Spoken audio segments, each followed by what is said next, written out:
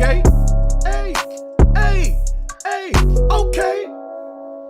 Hey, hater be mad. All of my hater be mad. I just be kicking their ass. Hey, nigga, you hearing me rapping off top of the dome, don't laugh, yeah. I just be kicking their ass. I just be kicking their ass. Got a whole damn foot in my enemy's ass. See, he on my path, I bet my enemies crash. Niggas see me rising, I got Ninas on they head. Play a move, nigga, false move. Bet that I be dead, I spray lead. That's a headshot. Bury a nigga beneath bedrock. Yeah, when the lead pop. Already know, I'm the nigga that's gonna blow. Hell yeah, this is ooh, smoking that grade A. My shit be on the honor roll, yeah. Yeah.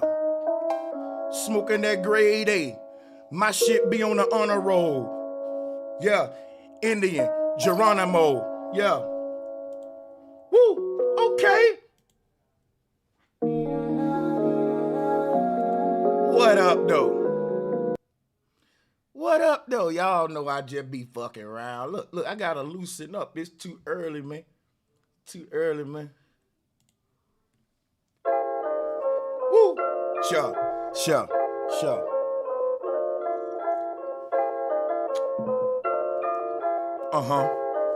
Show me them. Look.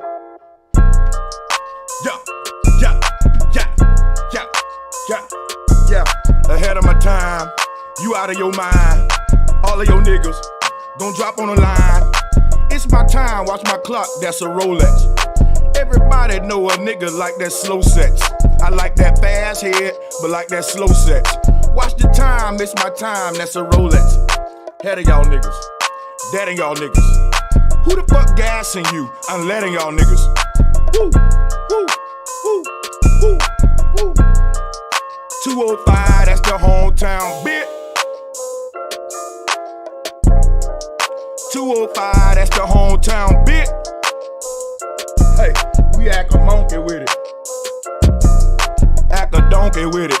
Act a monkey with it. Call it uncle, call it mama, call it daddy with it. I'm the motherfucking pappy in the whole city. Everybody know I like hoes with they toes pretty. Yeah, I'm on my Corona shit. Yeah, I see her, I like her, I got a boner, bitch. Yeah, sorta like a domino effect. I got these niggas on my nuts, you know they mama all wet. Yeah, sure. Woo. See, I'm a bad motherfucker, they be copying my swag. All these little niggas, they my sons, I'm they dad. Bad motherfucker, they be copying my swag. All of these little niggas, they my sons, I'm they daddy.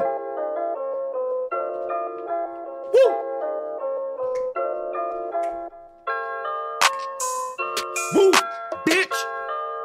Yeah, turn up. Sure,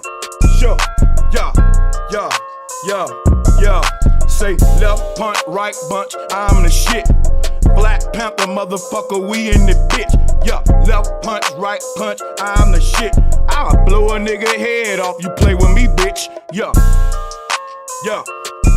I'll blow a little pussy head off, you play with me, bitch. Yeah. Cause we don't give a fuck where I'm from, lay you down, slick, yeah. Bama, 205 Bama, 205 Bama. I'm a bad member, jamba with a hammer. Put that shit to your head like a camera, okay. Woo, hey.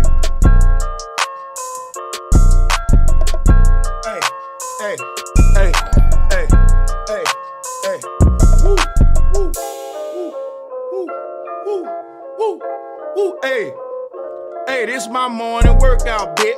Bama, yo, Bama, bitch, Bama, woo, yo. SVC, Sloth Village, bitch. Yeah, I'ma do y'all a little concert before we start this bitch, that's right.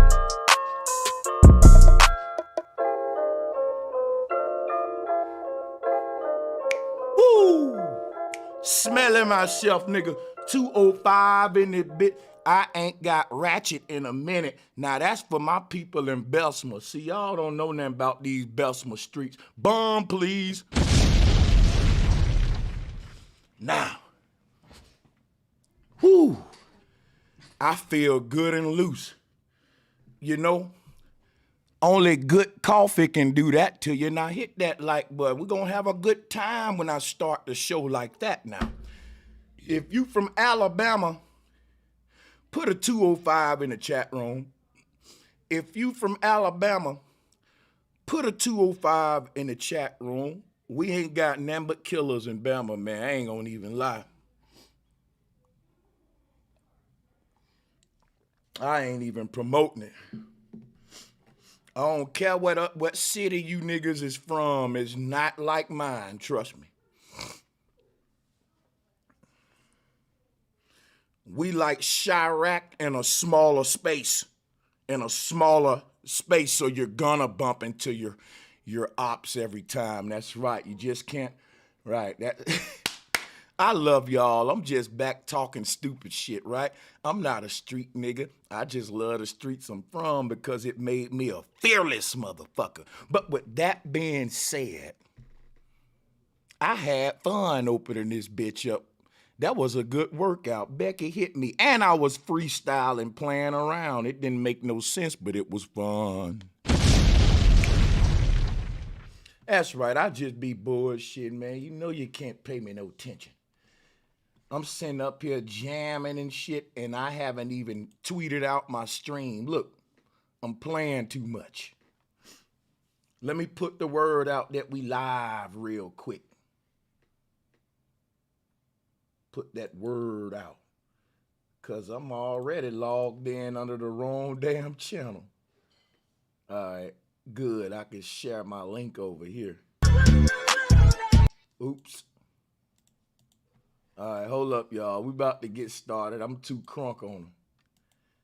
Hey, get my likes up, man. I'm playing too much. Come on with the likes, though.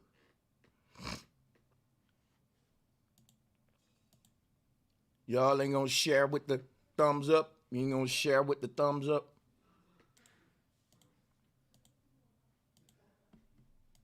Hold up a minute.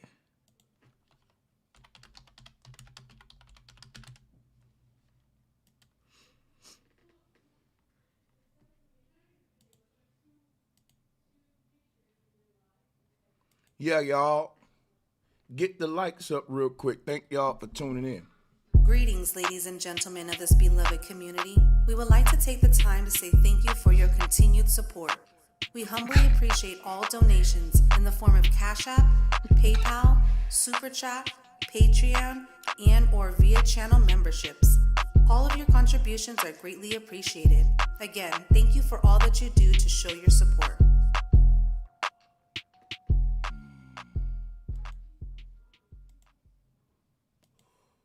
Woo!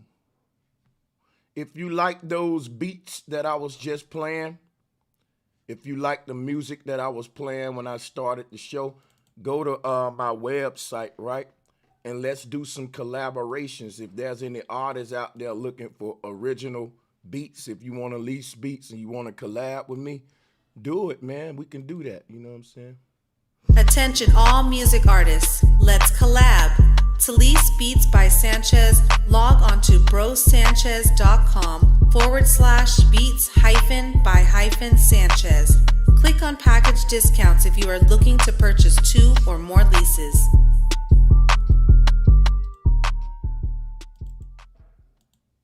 Attention all music artists, let's... All right, guys, I'm putting the link out there right now.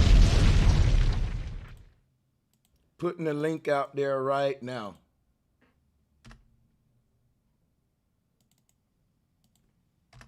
Yeah, yo, if we can get, let's see if, I want to know out of the first 114 people here, how many of them rock with me? Out of 113 people, is there 100 of y'all in that number that really like me?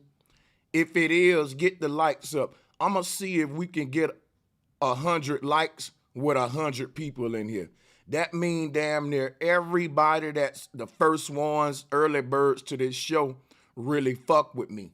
And I want to see if that's true. If you really rock with me and you're a Black Panther and you with this community, hit the like button. Let me see who we got in here with the numbers, how many enemies and allies we got, how many Panthers we got up in here, man.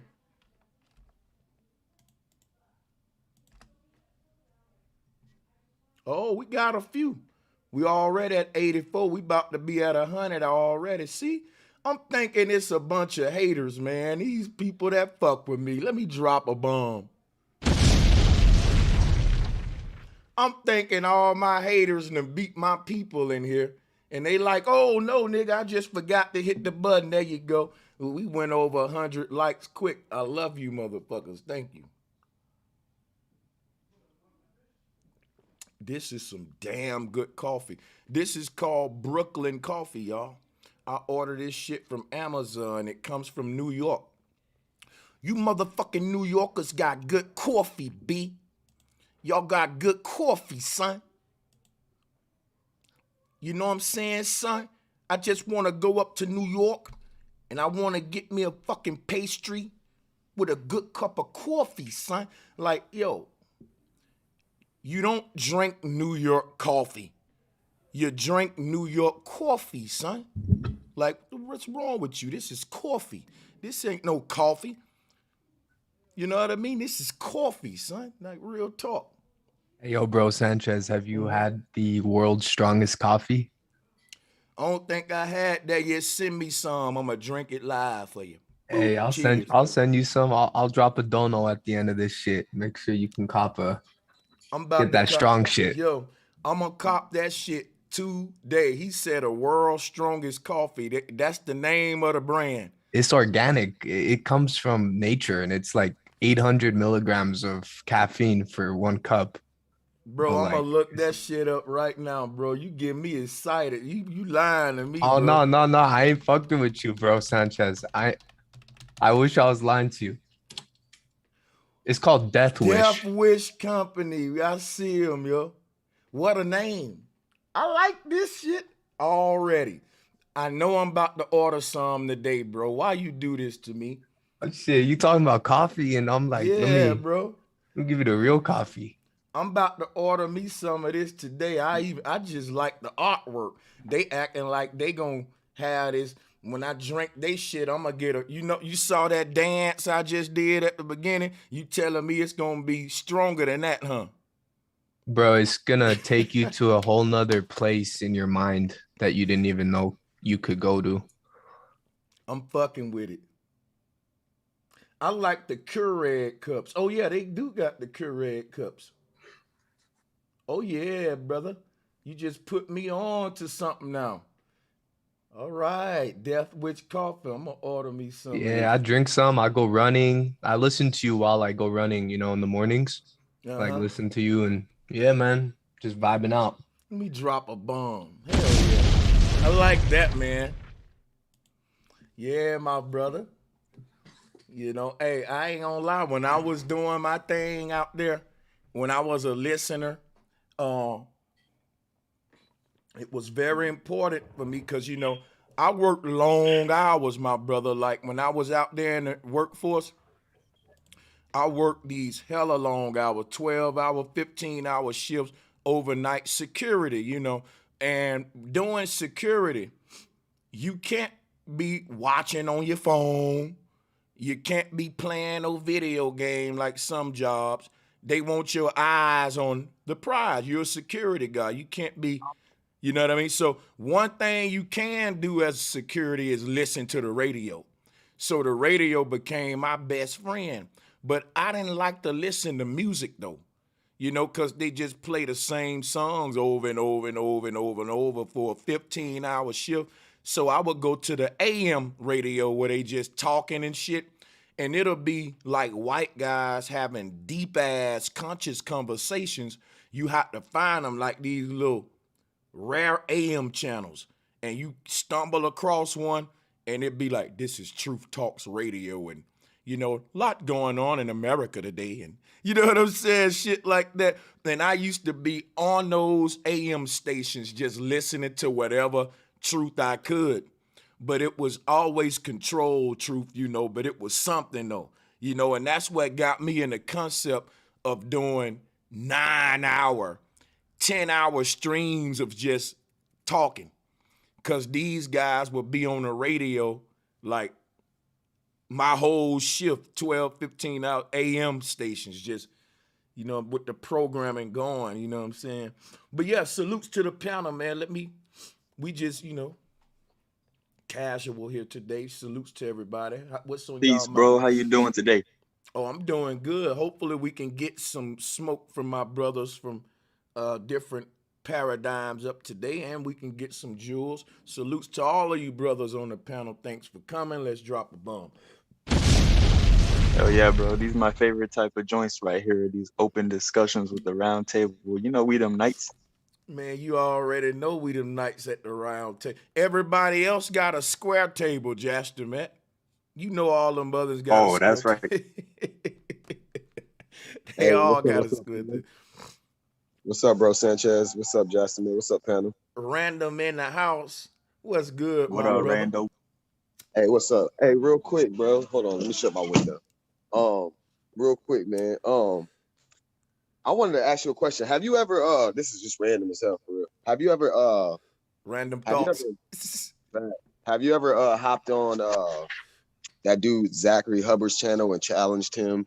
Because he talk a lot of mess about flat earth, bro. But the reason why I wanted to bring it up is though, because I listen to him, he do the whole gematria stuff and he be dropping some jewels, but he goes at the flat earth, but he always attacking the Christian side of it. You know what I'm saying? Which you also say the same thing, like they make it look bad or whatever. But he always just addresses them. But he says that, but then he says, you know, there's nobody, everybody has terrible arguments and nobody can come in. You know, I just wonder if you ever challenge that man or ever try to, and he just don't say it on his, you know what I mean, on his platform. Well, years ago when I first started YouTube, when Zachary Hubbard had another channel, and it was called Zachary K. Hubbard. It wasn't Gematria Effect. But during that time, matter of fact, you know what? I can show you better than I can tell you. Hold on a second. I'm going to answer you right now, but I'm going to show y'all something a lot of people don't know. Watch this. Just bear with me. I'm going to have to screen share. Take your time, bro. And I'm about to blow y'all away. Because you'll be surprised who Brother Sanchez. Watch this. Oh, I remember. Watch this. Okay, so let me go to this. I don't know if that shit, hold on. Okay, yeah. Got you. I got you. Hold up.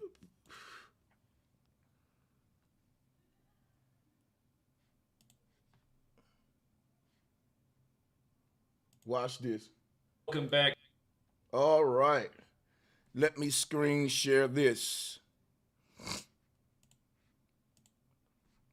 Now, here's what happened between me and Zachary Hubbard, Gematria Effect News.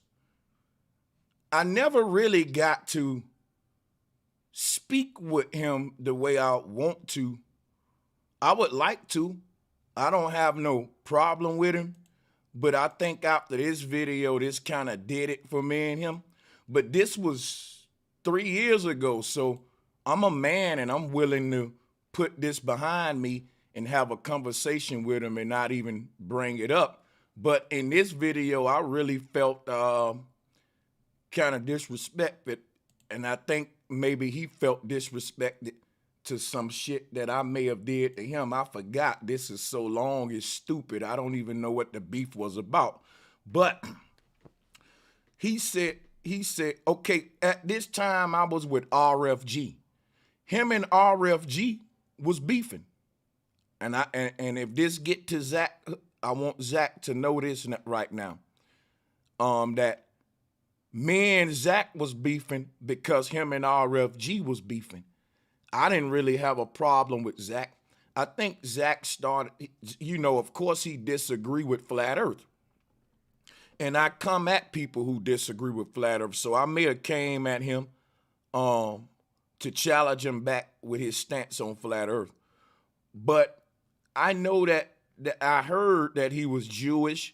So I think I'm trying to remember what was my part in this thing. And I think I was calling him a Jew and all like that. But he came out with this video and it say why I stick up for black people and state they're the real Jews. And in this video, he basically called me a Uncle Tom type nigga and basically was saying like how he do more for black people than me because I'm on here basically cooning and he's telling the black people that they the real Jews. But when you tell black people they the real Jews, that's just indoctrinating them. That's how you get the Hebrew Israelites. Like he think that's a good thing and blacks think that's a good thing, but that's just again, Jewish sleight of hand where you think he's doing more for you by indoctrinating you and you think I'm the enemy because I'm giving you the truth and it hurt. So they see me as this black dude that keep talking shit to black people, hurting black people, how I'm hurting them because the truth hurt. And then you got some of these guys that are consoled with black people, tell them you're gods, you're the real Jews and stroke their ego. I'm not going to do that because I am black. I'm not seeking the approval of black people. I don't give a fuck. They my family. They my brothers and sisters. I'm not culture shocked. Like if I was some white dude trying to get kudos from black folks, I'll stroke your ego. I'll do the shit that a lot of these guys do. We the original man. We the real Hebrews. We the kings and queens. Like I don't gotta do all that. I can keep it real with my people because I'm one of them. And they can be mad at me all they want, but I'm black. They can't do nothing about it. So I get to tell them the truth and they can't disown me. They just gotta listen. See other folks trying, you see what I'm saying here? But anyway, that's kind of how the shit happened between me and Zach. But I'll say to this day, I don't have no bad energy for Zach, man. I just, I think it was a misunderstanding that could be fixed today because I'm a man. I don't hold no grudges. And if there was an opportunity to sit down with him, I would. And I would put this behind us and we would have a beneficial bill for the people. Well, I think that you should. I got a few things to say about that because I think that you should try to reach back out. The reason why I say that is because I listen to his channel and there's a lot of people that he calls it trolls him about flat Earth, and but he has a pretty solid following, even though that he says that his channel keeps getting taken down. So he has like 22 different channels. This is 22nd channel or whatever, but he has a pretty decent following. I think it would just help to have somebody representing the flat power that's actually going to come with solid arguments, or at least challenge him on a platform, because I think that a lot of people watch both of you guys. And I think it would just be good for you to put it out there that you are willing to, you know what I mean? Because like I said, man, he really talks a lot about, nobody wants to come up here and, challenge me, and all these guys they promote. Basically, he's saying it's a psyop, you know what I mean? That the whole flat Earth thing is a distraction. And I just wanted to bring it up because like I was listening to him earlier today, and there's something about how hard that he goes at it that is that's strange to me because He too smart. Yeah, I was just about to say that on a certain level of intelligence, it's like I tell people about like pastors and stuff. When you get a certain amount of information, you are aware at least of the arguments. Like the thing that got under my skin, like the last couple times he's talked about it, is that he says like, there's no solid arguments. It makes zero logical sense. You know what I mean? And just stuff like that kind of just makes me. Hey, yo, Randall. You know what, Randall? You might actually like this. There was actually a stream that bro did forever ago. I'm pretty sure bro remember where Zach Hubbard came on and it was an open panel. And we was chopping it up with him about the flat Earth, and we was challenging them, putting them in the corner and all this stuff. And he ended up being like, all right, I got to go, man. I got to do something. I don't know if you remember that, bro, but that's probably what you're looking for. You just reminded me of that. I actually forgot about that to you. You fucking right, bro. You're fucking right, Justin. God damn it, bro. I wish I can find that. And I wish I was on that panel, bro. Bro, Sanchez. Mm-hmm. Hey, could you bring on Santos one day? possible? I've done a lot of bills with Santos. Oh, I know, bro. I tuned in because you remember. I don't know if you Those are remember the the golden days. conversation, but we were talking about Idrisil and how it relates to the chakras, and you were on that same panel with him talking about that. You know what? I'm gonna say this. What's up? I would build with Santos, but I don't know if he would build with me.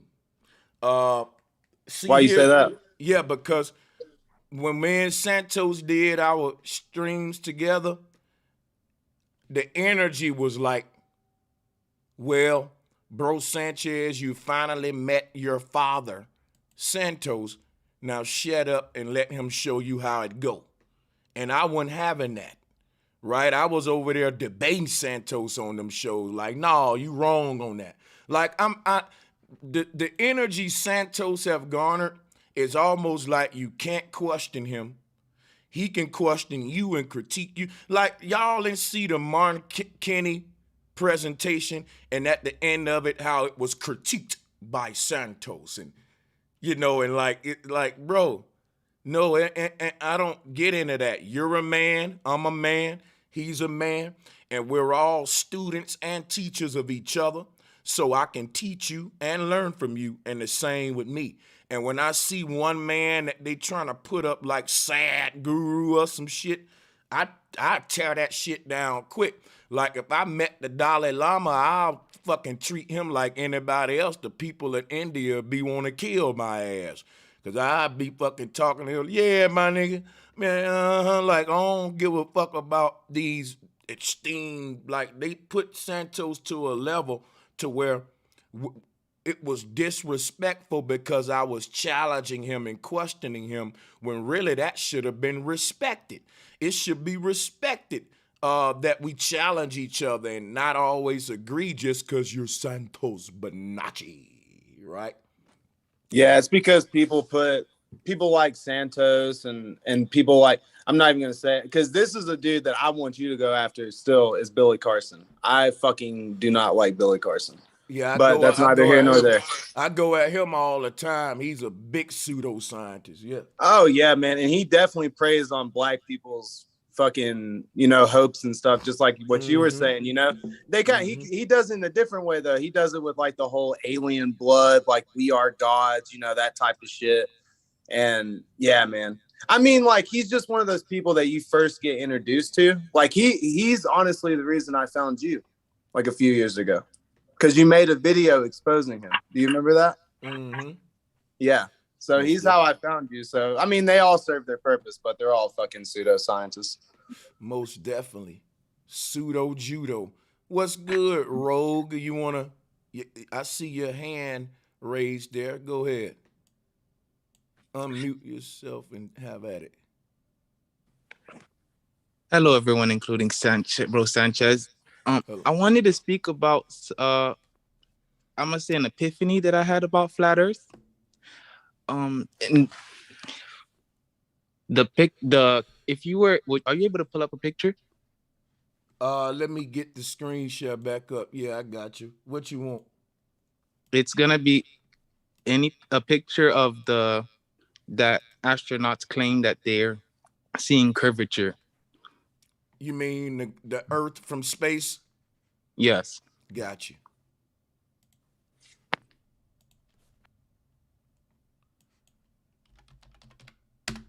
All right.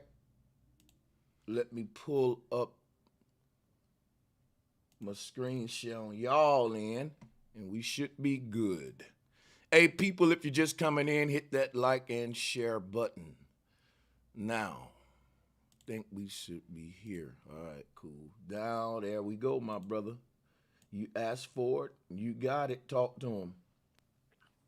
Okay, so it would not necessarily those pictures. It'd be like the pictures of the astronauts claiming that they're actually seeing curvature, like the pictures through a window of one of their spaceships or whatnot. Now, the point I wanted to make with that is when we see those pictures, I'm taking the stance that we should be seeing curvature and we should not be seeing a straight line. like that. So when they show like that astronaut right there, You know the questions that we should. Let me share some with you, because I've been debating flat Earth a while, right? And I want you to understand something real quick. Say, for example, an image like this, right? All right. Now watch what I do, right? So when you dealing with globalists, my brother, and you pull up images like this, I wouldn't even make a curvature argument. You know what kind of argument I'll make in this right here will make a globalist start shitting bricks. Watch this. I'm going to ask Google, how fast is the ISS moving?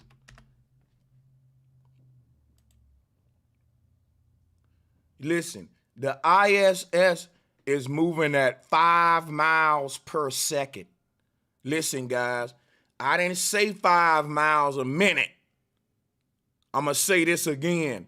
The ISS is moving bullet speed, 5 miles every second.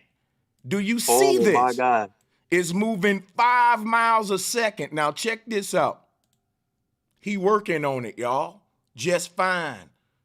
Yo, how can you work on some shit moving that fast, and why you ain't moving that fast if you attached to it and working on it? Now, when you deal with them from this angle, they gonna look stupid trying to explain that. They gonna look stupid. Like, bro, how is he riding on a bullet and working on it? Like, you don't think this is ridiculous speed? And the globalist gonna be like, no, see, I'm gonna be like, yo, at what point, if the earth is spinning 1,000 miles per hour and the ISS is moving 5 miles per second, that's a drastic speed change there from him leaving one going to a other. And we know what happened when you have these drastic speed changes, man. All right, if you in a car going 80 miles per hour and the ground outside ain't moving and you hop out that car, what happens because of that drastic change of speed? Nigga, your ass gonna be looking like Pink Panther. That's what happened. Man, that dude ain't got no tether too. As soon as you step out that bitch, that thing gone. Like think about it. If a window break on an airplane, it creates a suction so powerful that everybody in the fucking plane can get sucked out. And listen, how is he moving on something faster than the airplane with no turbulence, no type of suction? No, this man basically working on a bullet. He basically working on a flying bullet, 5 miles a second, and he able to work on it just fine. Like, and globalists believe this stuff. You know, they Hey, don't. bro, Sanchez. Yeah, they don't ask the right questions. Whenever you tell the globalists that, they're just gonna say, "Oh, the astronaut is also moving at that speed with the bullet." So that's why. Can't no human survive at them speeds. Our bodies can't survive at them speeds. Yeah, you can't survive sticking your head out a car window at that speed. Damn right. Damn near can barely survive out a car window. You right. Real shit. But you know, they just gonna say ain't no air in space though. But see, that wouldn't even really take away from the fact that you still say you moving 5 miles a second. That's crazy. Like, if anything, it'd be worse because that shit's some cold shit now. Mm-hmm. So you moving 5 miles per second through the coldness of, oh, this is crazy, man. This is fucking crazy. You telling me it's cold out there and it ain't no frost building up on that motherfucking astronaut helmet? This is crazy. Hey, if globalists want to believe that this nigga right here is working on that shit while it's moving 5 miles per second, your ass is, you can get a crazy chick for real. Like, this the kind of science right here that just insults your fucking intelligence. Yeah, hey, you're right, Sanchez. That 5 miles a second thing is a big bomb. I ain't even know that one. That was right. That's what I'm giving y'all the bump. Hey, when y'all fucking with me, when you go and debate a globalist, you gonna put some fire up on their rear end, cause I'm gonna give your ass some tools and some weapons Artillery. to bring out. Yeah, I'm gonna load y'all ass up over here, flat power. I'm gonna show you what to ask them to where you can never lose no debate. And you can be cocky and confident with this shit. Like, you can drop your nuts on them because you know ain't no way around this. So you see how cocky I be. This is why. Because the kind of argument I'm going to make, I know there's no way you can. You know what I'm saying? Hey, mama, son. Yeah, salutes my brother AK. Was good, bro. Hey, bro, that is a big bomb you just dropped there, you know, my brother. I didn't even take that into consideration. That is crazy. Facts. Hey, I got another one for you. Check it out. They say space is negative 455, right? When you in a walk-in freezer, they get up to like negative 10. But if your ass in there for more than like a few minutes, you can't even move your finger. That's a drastic difference. At that temperature, wouldn't it cause instant freeze of anything that was to enter that area? Exactly. Yeah, we you will beat get this thing up and down all day. And you will shit get like quick as fuck. Oh my God, y'all! I just looked at this. Whoa, people! Wait a minute. Look at this one. Look at this one. Damn, yo, that is so Oh clean. yeah, oh yeah, they tripping. Bro, this is bro. Hold up. Yo, like a helicopter. They hanging out it like it's a helicopter, bro. Bro, how did this one even make it out? They should have been like, "No, this one looked too fake. Put that one back." Bro, they know these folks that dumb now. See strings. Can I not? Are those strings? That's bro, straight you Photoshop. can see the strings. Hey, is this real? Oh hell no. It was it's fake. This guy looked like he's standing on the floor. And they just green screen that shit in, bro. Oh, okay. That don't look real in the background. It's gotta be a simulation, bro. The string, but look, the strings is for the equipment because the equipment is attached to the ship. And so when you through with it, it'll just reel it back in and your equipment just won't float off into space, so they saying, right? But don't you think that view is way too close to the Earth? That's what whoever said that, that's the first thing I thought about when I put this up. The proportion. It's way too close, bro. Like, and what the hell continent is that? I don't know. I guess Eurasia. I don't know. Look, I'm gonna show you right now. I'm gonna show y'all why this is bullshit. This is facts, right? I just took a trip to Bama a few months ago, and I'm telling you facts. When I was in an airplane, when we got up in the sky, I can see when we got over the Nevada mountains, they got these little dirt roads in the suburban in the mountains when you leave in Vegas.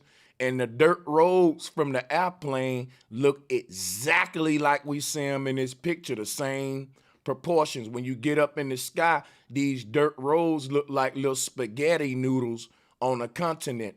My thing is, they shouldn't have the same view that I had from an airplane if they're in space. This shouldn't even be, you shouldn't even be able to make out no damn road, man, from space. Pull up another photo, Sanchez. That's facts right there. Ain't no way you can see a road from space. Nah, there's hell no. Look, and I'm gonna show you why. Because these the same people that say the Great Wall of China is so big that it's visible from space, but it's so fucking barely visible, you damn near gotta squint, right? And we talking the Great Wall of China. This is a little highway. And you telling me I can see it better than the Great Wall? Hey, what if that is the Great Wall? That's fact. The brother did say it looked like Eurasia, but still, like, a motherfucker can't be up there and be like, hey, yeah, man, that's Geary Avenue right there. Hey, fellas, I want to share. yeah. That goes Slauson. Yeah, that go Crenshaw right there. Yeah. For motherfucking space. Facts, man. I wanna bring up something that I pointed out. I want you to tell me what you think about this. basically, I would show it on camera, but I think I'll be pretty good describing it. And if not, then I'll show it on camera. But I always use like a light bulb as representing the sun. And then I'll take a ping pong ball to represent the earth. And basically, I try to explain to people that if we're rotating around the sun, which is once a year, which is what makes it 365 days, that will mean that every 3 months we're on a quarter angle of the moon, of the sun. Now, if when we face the sun during the daytime, that's why we can't see the stars, because the sun is blocking the stars that will be in space behind the sun. Then technically, 4 times out of the year, we should be seeing a different side of space, and we should be seeing different astrological signs at minimum, at least twice a year, because we should be on the other side of the sun in June than we are in January. In June than we are in January. So when it gets dark and we face away from the sun, we should be looking at 2 opposite sides of the universe. Mm-hmm. So the same stars in the sky for thousands of years shows that we're not spinning around any sun, because that would be impossible. And you know what's crazy? To this day, we only have one picture of the backside of the moon, only one. And if I show it to you, it's even laughable. Hold on, let me put on. Because this goes into what you just said. We won't get the other side of the picture. See, listen. Let me show y'all something real quick. What Random just said real quick. Everybody, mute up for 1 second. Just because I get a little bitty scratching noise. I'm going to be quick. Watch this, right? You know why we only see the same side of face every time? Now, we've been studying space since the 50s. And we've been in the same picture of space. Andromeda, Orion. We know our little constellations. That's what we call space. Think about it. If space is 360 all around the earth, why would we define it by one side of it? Let me show y'all what he's saying. Listen, watch this. If we live on a globe, people at the bottom should have their own set of constellations. Look, basically every side face of this globe should have different constellations in their sky. Look at it. How can everybody on this globe look up and share the same constellations when we looking at a different part of space? How can we all look up and see the same face of the moon pointing us for millenniums, and we all should be getting different angles though? Think about this. No one has different angles of the moon face, no matter where they at on the earth. It's the same pattern. And the only picture they said, look, the backside of the moon image is so fake, I don't even got to go into it. Here go, they said the backside of the moon, y'all.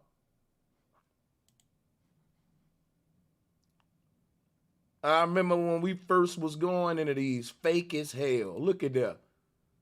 Think about, now here they said a front and back of the moon, but they ain't gonna give us the sides, y'all. But let's just talk about this, right?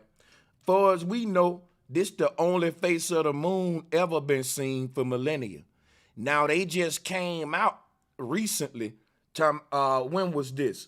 They sent they got a video of this, and the video is so fake. Let me show you some. Because this is image from a video. Backside of the... Yeah, go ahead. Anybody can speak. Yeah, sure. No, I just want to squeeze this in, because basically trying to shorten up what I was saying as I was thinking about it. In the summer nights, we should have a whole different constellation set than we should have in the winter nights. You know what I'm saying? Like a whole totally different, at minimum, 2 totally different skies. But what you just brought up about standing on the earth is even more powerful though, bro. So go ahead. Yeah, I'm gonna claim fair use real quick. Fair use. The information that I'm showing now. And you know what? Let me put... Yes, fuck. Look at that cartoon. That shit look like Star Wars. They said we looking at the backside of the moon, y'all. And this is supposed to be real footage. I'm not making it up. It say NASA shows far side of moon as never seen before. That is CGI. And they saying they sped it up. I'm not making it up, bro. This from the Wall Street Journal. This is literally real. If you actually believe that, then you are the most. But you know what? But you know what? It show you how lost we are, because globalists actually think this real footage, and like, bro, the new Madden look more real than that shit, for real. Right. They did a bad job, because if I showed that to my little sister, craters, but this one, it ain't got no pools. It's just they just try to sprinkle some craters on that motherfucker. Now they show an impact. That shit is unacceptable, man. I want my taxes back. I can't believe they zooming in on craters and it still looks so fake. People, man, people is just fucking lost. If you're looking at this shit. Crazy. I'm guessing that's true too. Man, that looked like a video game. No, it looks real, bro. Okay, bro, Sanchez. So, what is it? A physical object then? Like, so what is it then? It's not physical. It's nothing we could touch physically. Listen. You know why you can't see the backside of the moon? I want you to close your eyes and think about this. Let's say I got a flashlight on and I'm shining it in your eyes. Yeah. Will you be able to see the backside of the flashlight where I'm holding my hand and holding it at, pointing at you, if you focused on the light itself in your face? No. Yeah, the moon is the light that's being projected from a source, and seeing the backside of that is to see the source of that light, and it's to actually reveal a part of the creator. If the creator is the two-faced joker, sun and moon, seeing behind the moon is to see one side of the creator's face is revealed. This is why you can't see behind the sun either.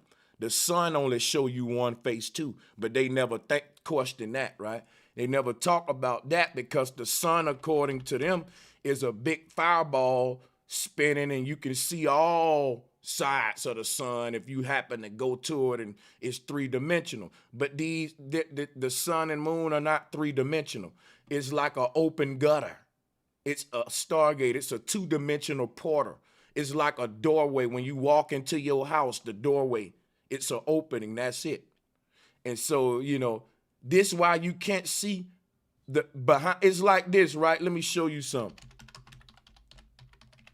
If I ask you, what's behind this doorway?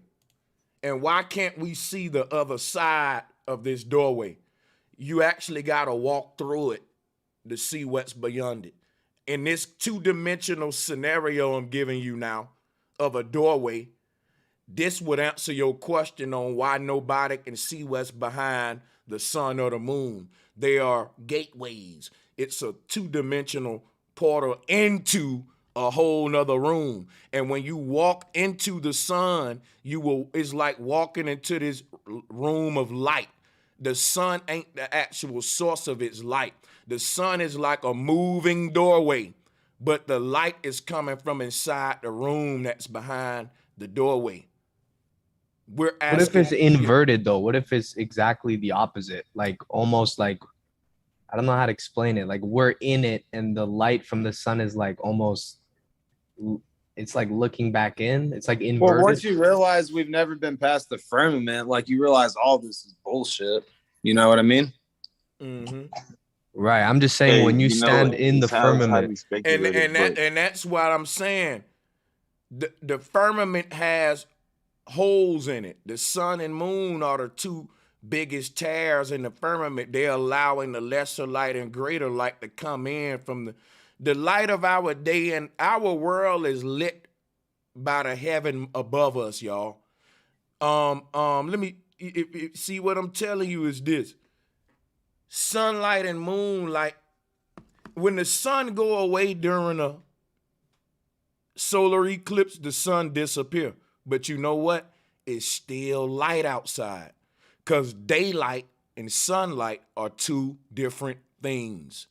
This world naturally produces its own holographic daylight, but the sunlight I'm is so different. glad you brought that up, Right. Sanchez. I was going to speak on that. Go ahead. The sunlight is the opening in the firmament dome. It's this yellowish orangish light that's coming from the ether above us. It's an opening, and the moon is an opening in that dome that's giving us the light from higher dimensions bleeding into our world. See, if you got rid of the moon at night, you would still have light. You would still have this light, just like when you get rid of the sun at day, you still have light, because night light and daylight is different than moonlight and sunlight. Hey, and that's right. I mean, I actually subscribe to that, you know what I'm saying? Because I do believe also that if we're in this sort of a simulation, that sun and moon we talking about is really like a health bar on the HUD of the screen, you know what I'm saying? You can walk towards it all you want, but it's gonna stay at the same distance away from you because you're actually visualizing it from the main screen. You see what I'm saying? It's an overlay. Yep. Yeah, I think that's the health bar, man. Show me a video game where you ain't got no health bar or no nothing like that. You know what I'm saying? But this is a good bill. I'm dropping above, man. Hey, I'll squeeze in one more thing about that moon, since we know it's dynamic. But if this is an experiment y'all can do, see how your week is. How your half a week is during the moon's waning cycle versus its waxing cycle, and let me know if during the waxing cycle, if things is like going smooth. You know what I'm saying? Everything's chill. You feeling good? Something good happened. And if during the waning cycle, shit's a little harder, shit's a little more inconvenient, something annoying be happening, let me know what you think. I wanna know. I want you to go more in depth about the health bar though. You know what? Let me cook on it with I it. just did. Cause look, when he say, let me show you some. Watch this. Grand Theft Auto in-game play photo. Now let's look at this, cause we in a simulation, right? Now when he talk about the health bar, now remember I told y'all the sun and moon are 2-dimensional. Our world is 3-dimensional. Why is that? And I'm gonna give you my reason why I think it's like that. Why I told Jastamet similar to an overlay. Now watch this, right? Let me pull, for example, up. Let's pull up this here. And let's go with this one here. Let me show you something about the simulation we in. So our world is 3D, just like this dude here running around in a 3D world. But the information that connects the gamer that's outside of the TV to the character inside the TV in the game, the information that connects the character in the game to the gamer is this 2-dimensional shit called a map, a health bar. This lets you know how many police after you, how much money you got. Now listen, that only is there for the dude playing the game. The character in the game don't need none of that 2-dimensional stuff there. You know why? Because he's literally going to an ATM checking his in-game balance. He literally got police in front of him. He don't need to know exactly how many. Like, you get what I'm saying? This is the knowledge right here. This 2-dimensional knowledge is for the gamer and not the dude in the game, the character. But here's where I'm going with this. Think different about this. Let's say this is the sun and this is the moon. Fuck the information you see. Just think about the sun and moon are 2-dimensional, right? But we in a 3-dimensional world. Now think about this. What if the character in this game started looking at this information on the screen? We would say, damn, that's kind of spooky and weird. the character in the game shouldn't even be aware of this information that's two-dimensional that the gamer use. It's invisible to him in the game, right? But think about. Can I say something real quick? You know what's deep about that, bro, Sanchez? Just real quick. This is also called, what you're talking about is called a HUD when it comes to video games. And I just looked it up because I didn't know what it stood for, but it stands for heads up display. So it's exactly talking about, you know, a warning or like a, you know, something of caution.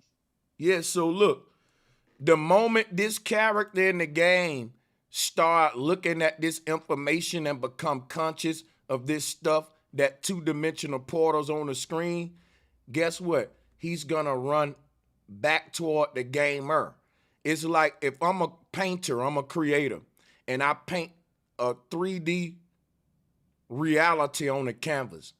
If the humans in that painting started looking out the damn painting at me, I'm gonna be like, damn, this some spooky shit. I'm just saying, like, if just say that painting was alive, but the characters in that painting don't know that they painted. So they never looking out the canvas. Like they just looking down in a world, walking around. But then something happened in that painting one day where let me show you what I mean, right? Well, they kind of show it to you in Harry Potter. Yeah, let me see if I can explain this. Like you got these creator painted this world, right, on a canvas, and it's a living world. But the people in the world don't know they painted. So they just walking around, minding their business. Now the creator put little clues in the world to make them figure out that they're painting, that they're painted, right? And the people start figuring out them clues, and they start developing something called spirituality. Now, this spirituality starts to make these people look up more. Why are they looking up? Because they're acknowledging the creator who's on the other side of the canvas. At first, when they weren't aware of the skies, they just walked around their little painted world. But now they like, wait a minute, some painted us. And now they looking out at they're eye to eye looking out of their world. When these people look up at the sky, they're actually looking out of the canvas back at the creator that painted them. So when we looking up at the sky, that's what we doing. And the creator know, okay, we're running back toward the source, which this image will show you how that will look. Now, what if this dude got bigger and bigger and he just bust through your TV and was in your living room with you? That's called homecoming. This is literally what we're doing when we leave the Truman Show, when we die, going back to the source. Now check this out, the one that's controlling his avatar. But to get to the sun and moon part, when we look up in the sky, we don't understand really the stars. There's a mystery to it, but it still talks to us subconsciously, and we get information we need from it. You know why? It's like this dude right here looking at this information on the screen now because he's now aware of the gamer. He going back to the source, and he's now looking at this two-dimensional information, but it's backwards to him. And in order for him to make the knowledge of this information, that's because this screen represents the firmament dome, the plasma. This is the barrier between the gamer and the character in the game, which is the body and the soul, right? So hold on a second. I'm about to show you something. Hey, this going crazy right now, bro. Wow. Yes. Yeah, he said homecoming. Yeah, so check this out, right? Think about this. When you look up at the moon and all that, let me put it up here again. Look at that. Now just say we inside of a video game, and instead of us having like American words like with money and stars like Grand Theft Auto, we're some sort of advanced beings, and we speak in sacred geometry.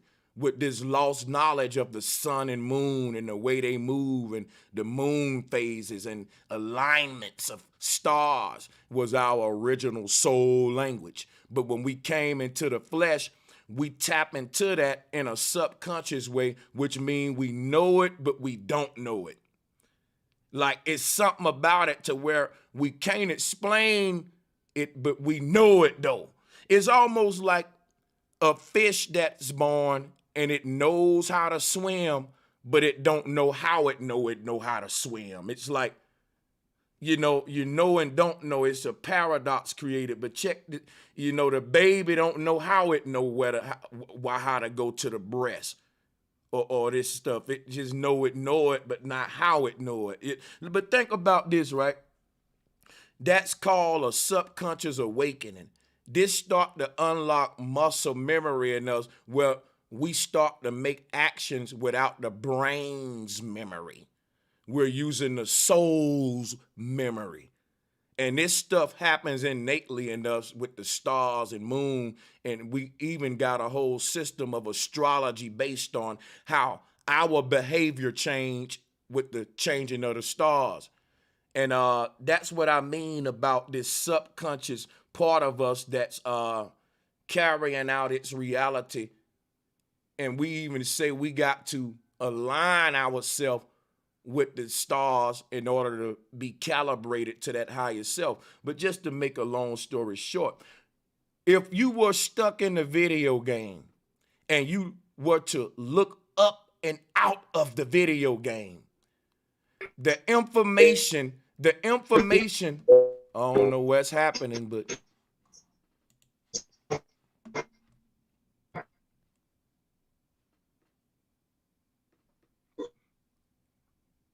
Mute your mics, yo.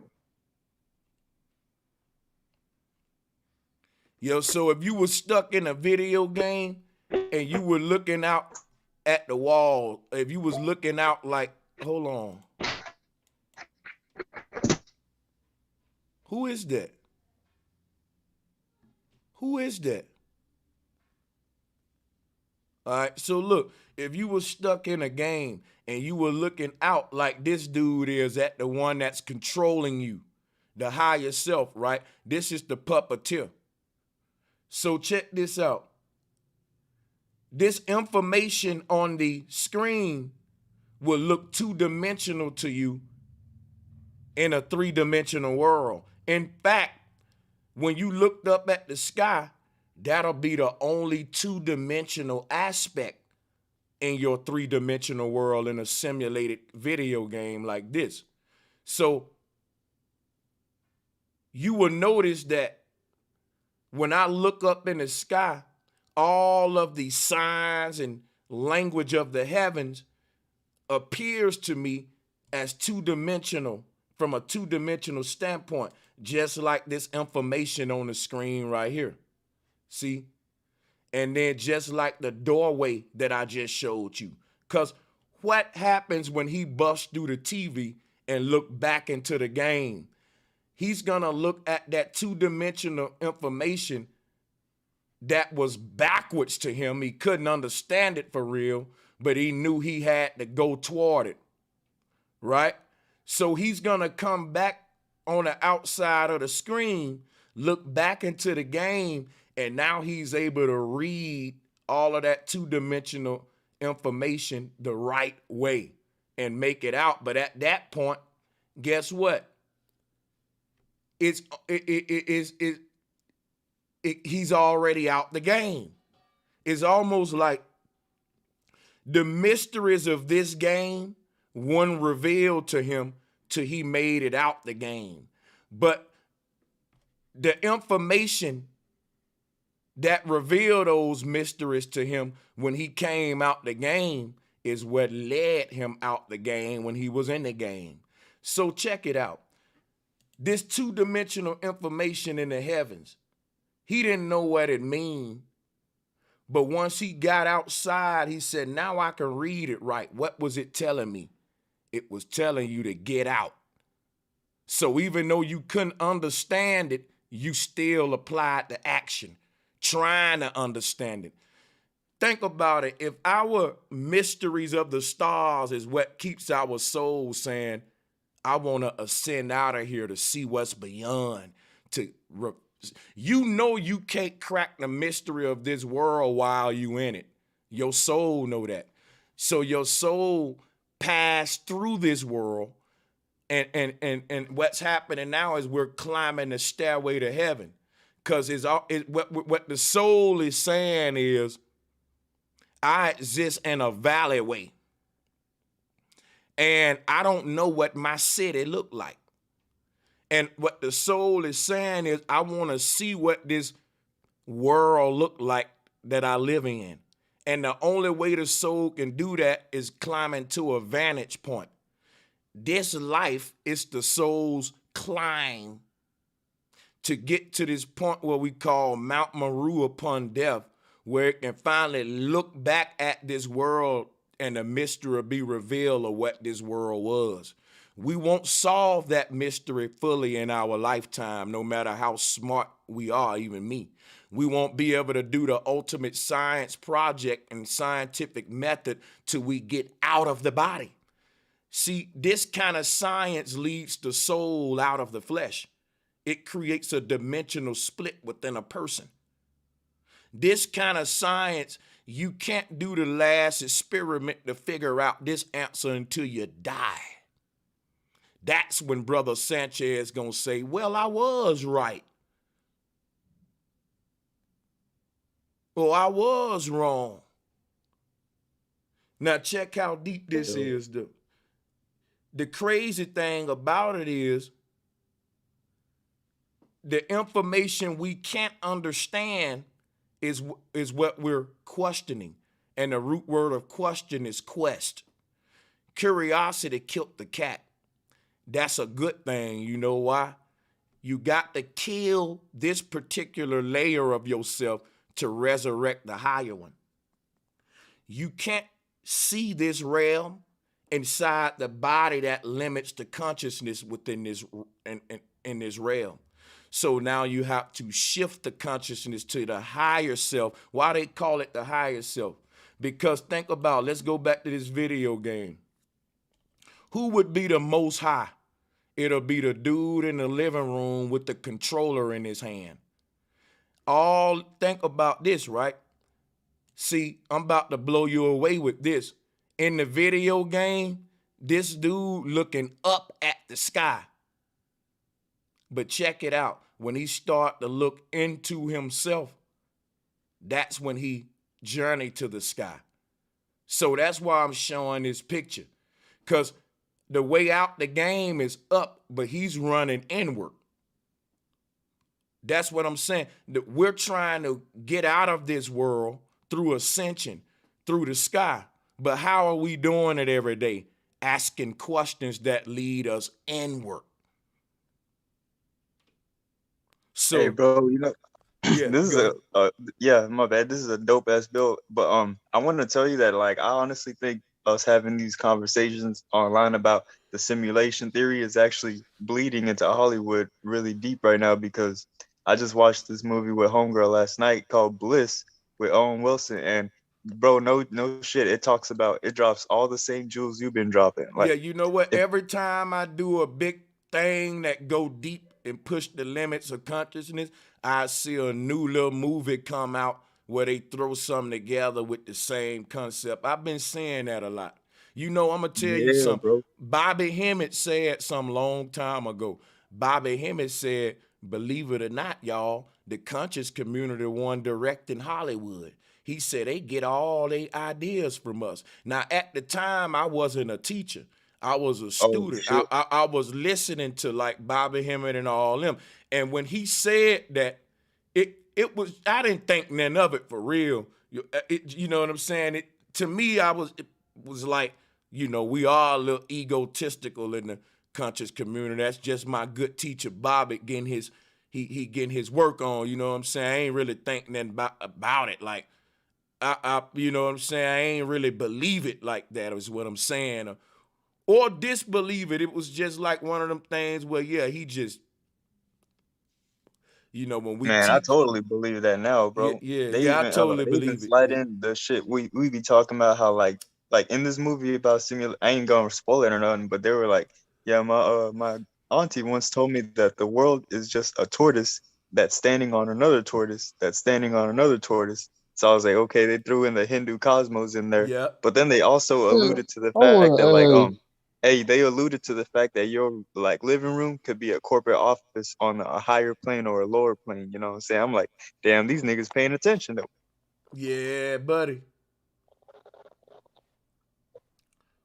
Hey, bro, Salutes to the Sanchez, salute. I got a mega jewel real quick to add to what you were saying. Could you pull up that picture again one more time Which one? with the guy running in the video game? There you go. There you go. Hold up, I don't know if I see it, but I was gonna say, what if like instead of that character when his body go, instead of him going through a coffin, what if like when his time is up, he like dropped himself up at the North Pole and like that's how his body go.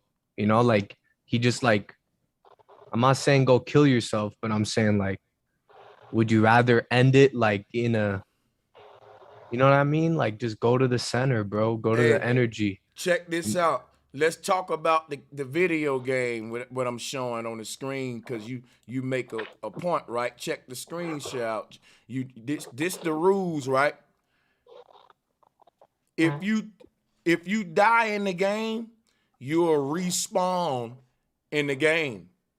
That's another way of saying where your consciousness is, not exactly where he located. That mean like if this dude right here die thinking that he's the game version, he'll respawn as another life in the game and be able to try it again. Now let me show you the trick of Saturn real quick. They got a movie like this. In the movie, this dude is stuck in a time matrix where they kind of harvesting his soul to where every time he die, they make him die the same way. And he keep doing the shit like Saturn trick, repetition. I forgot the name of that movie. But the key to the movie was him waking up his subconscious to realize, yo, I'm in a fucking time trick repetition to where he got to become lucid, right? They've been making him reenact this life and death thing for so many thousands of years. And one day he remember, wait a minute, I keep doing this. And he changes the repetition and defeats Saturn. So what I'm telling you is, what if this life you living, you lived it the exact same way for millions of years? What if every time you die, you're smacked on the butt again in the same hospital on the same date, and you start the same first day of school, same way, same everything, but you never been questioning it? And what if that's what we've been doing here? And what if what's happening right now, we start to say, wait a minute, this world seems old. Like we can't say we've been here before, but it feel like it. It's like it's time to go. It seemed old and repetitive, but why if it's new? Could we be stuck in a time matrix? Watch this. I'm gonna show you something. In this video game, if let's talk consciousness. Let's talk virtual gaming. Let's say you don't got a controller. Let's say we in the future now, and you get to upload your consciousness inside a Grand Theft Auto. Now, let's say you upload your consciousness in Grand Theft Auto, and you forget you in a game. You fall asleep. You start to think Grand Theft Auto is the real world, right? You go into your little house every day, and now in this game, you keep waking up having a shootout with the police, and that's how you die every time. You're born, you grow up as a gangster, and you have a shootout with the police, 4 stars, and you die. Now you keep on dying the same way for millions of years in this game until one day something happened in this game. You realize, wait a minute, I'm in a game. I forgot, man. I uploaded it Grand Theft Auto and fell asleep. Nigga, let me get the hell out of here. Now listen, the moment you have that thought, 5 stars pop up on your screen and you didn't even do nothing. And all the fucking agents in the game start chasing you out. That's what's happening now with the truthers. They changing the law to smoke you out of here. If you basically got the mindset we got, life gonna be hell for you, but everybody indoctrinated, it's gonna be easy. It's our time to get out the game. And the reason they chasing us out, because we can wake everybody else up. They protecting their dimension. So if you think about it, we fell asleep in a simulation. And all the woke folks now, that's where we get the term woke at. Because we realize, oh shit, man, we in a simulation. But the realization leads us to take subconscious actions. What are those? It's to feed the soul everything it needs to ascend out of here. The information we intaking that's enlightening us and making our hair stand up on our skin, it literally moves the soul. Your body's sitting in the chair when you taking in the information, but your soul is expanding and thus seeing other parts of the ethereal spaces around it. It's starting to, so when you get out the body and you're in your auric body, you're gonna think about this, right? The dumbest people in this world are the smartest souls. Like if you talking about chakras, flat earth, and all that, they consider you a fucking retard moron in this world. But these are the smartest souls outside the world. So think about the paradox. The people who play the dumbest in this game are the richest and smartest. But the people who really got the knowledge of this realm and how to get out the game are targeted and called a threat to science. The agents come after you. You're a threat because you indoctrinate. We got to do to take your video down, censor you. People, we in a simulation and they're protecting it.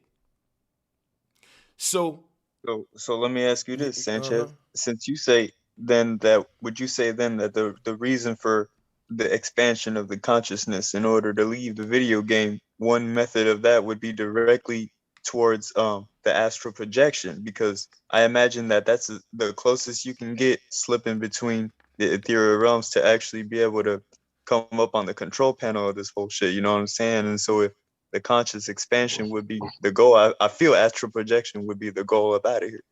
This song sound like fantasy to me. But yeah, who said it sound like fantasy? Let's talk to the guy who's, y'all mind if I deal with the guy who said hey, like answer me first though before you deal with him if you can, because that was a good question. All right, what you need? Go ahead. I said, do you think the goal of the conscious expansion would be ultimately astral projection as the means of getting up out of here? Most definitely. Okay. See, check this out. This game picture that I'm showing you, he's gonna die. He's not gonna win in this game. You can't there's no winning with the 5 stars on you. But the thing is, he won because he broke the repetition of Saturn. Think about what I told you, Justin, Matt. In the game, they want him to be born and die the same way every time. Saturn trick is repetition, because in that state, he don't know he in a game every time he respawn in the game. So you see what I'm saying? So it ain't that he dying in the game over and over. It's how he died. He died in a awakened state this time, to where he broke the repetition, and it fucked up the whole game. Like, wait a minute, it's a glitch now. You see what I'm saying, Justin?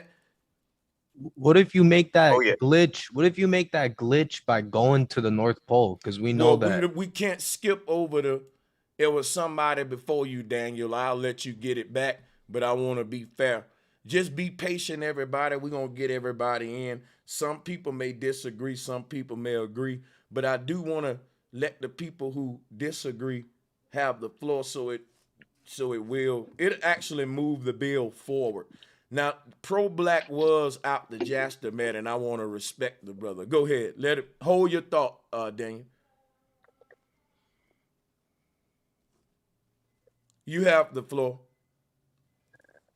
Pro-black, you have the floor.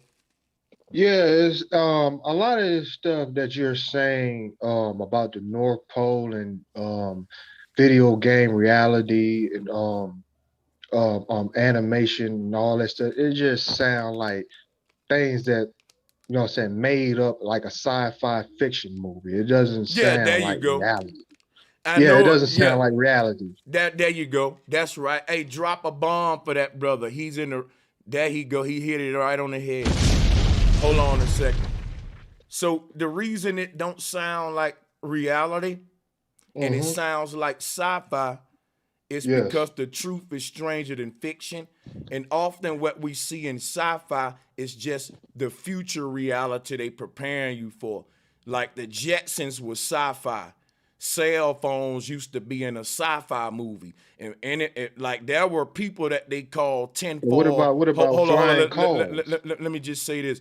There were people that they called 10-4 hatters back in the day, my brother, who was saying, man, in the future we gonna have those phones that you see in the Jetsons, and people was laughing at them, saying you watch too much sci-fi. Now we in the future and we got the phones that we saw in the Jetsons. These little truth groups that get laughed at always be right with their little fantasy talks and stuff. Bro, that's speculation. I mean, the human mind has many possible things. Let me show you something real quick. When you say it's speculate. Yeah, let me show you something. Go and look up what I'm gonna show you. The synonym for speculate is to critical think.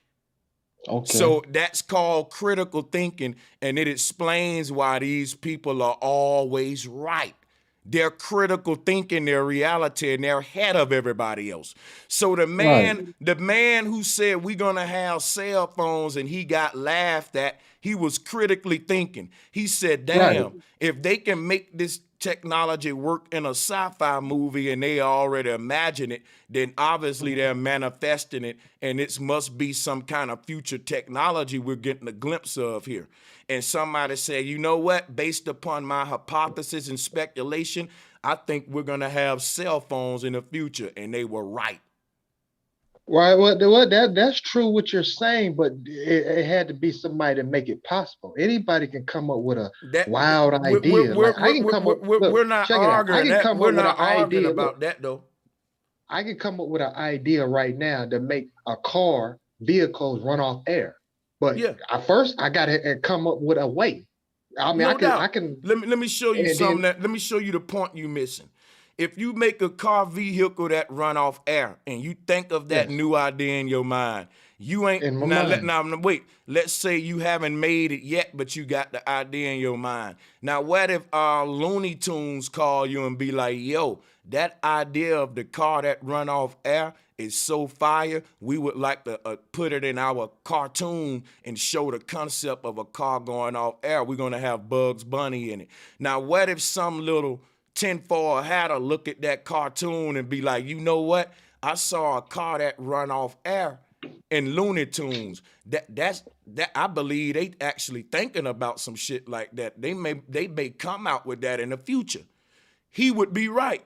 That in order for you to have that idea in a movie or conceive it in a cartoon, it must be somewhere on the ground in the works. That's how science. Well, you got to understand. Well, you got to understand. Everything is possible. Anything is possible. That's right. That's why anything is possible. Which is why we can make these speculations and be right, because we can narrow the possibilities down. But that don't mean they fact. They speculation, because they not facts yet. Because they haven't happened. Listen, brother. Once it become proven, it's a fact. So the man who speculated that the cell phone would exist in the future, you're right, it was a theory at that point. But now that the cell phone here, he's saying, I told y'all I was right. It's a fact now. So the stuff, right now, the stuff that I speak about as far as what happens after death, I just literally said a minute ago, I will never be able to prove it at the fullest point till I die. Now I want people on to unmute on the panel who heard me say that and verify that I just said that a minute ago, that I will have to wait till it happened to verify this part of my knowledge. When Brother Sanchez died, I'm going to say, yo, I was right or I was wrong. Who just heard me say that? It wasn't even that long ago. Well, what if you die? What if Wait, you... no. I'm asking a question. Yeah, you said it. Yeah, you said it. You said it. Hey, bro. So when you die, hey, bro, you you gonna broke out verify for a it. second. So did I not say that, guys? I want to Yes. hear it. Yes. You did, All bro. right, But listen, so- bro. Cool. You bogged out. You bogged out, bro. Hold on, let me reset the interface. Hold on a second, guys.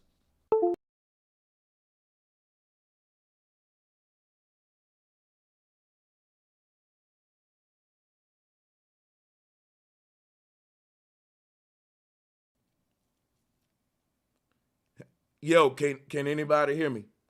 Yeah. Right. So yeah, so the brother coming up here saying what you speaking, basically, Brother Sanchez, what you speaking about as far as the afterlife is still theoretical. And I'm Yes, saying, it is. and listen, and I'm saying, you're right, brother. Everybody know that. Now I'm gonna prove it to this brother out of respect. I'm gonna show him. If you're on a panel now, and you know that when Brother Sanchez speak about the afterlife and all that, am I hiding it from y'all that I'm giving my beliefs about the afterlife? I always say, look, this part is my belief. We theorizing now. Don't I admit, or do I try to pass it off as fact? I just need somebody else to back me up. Without this ain't no yes man, and just we need to know honesty though. Bro, you always do. You always That's all do, you bro. can do though.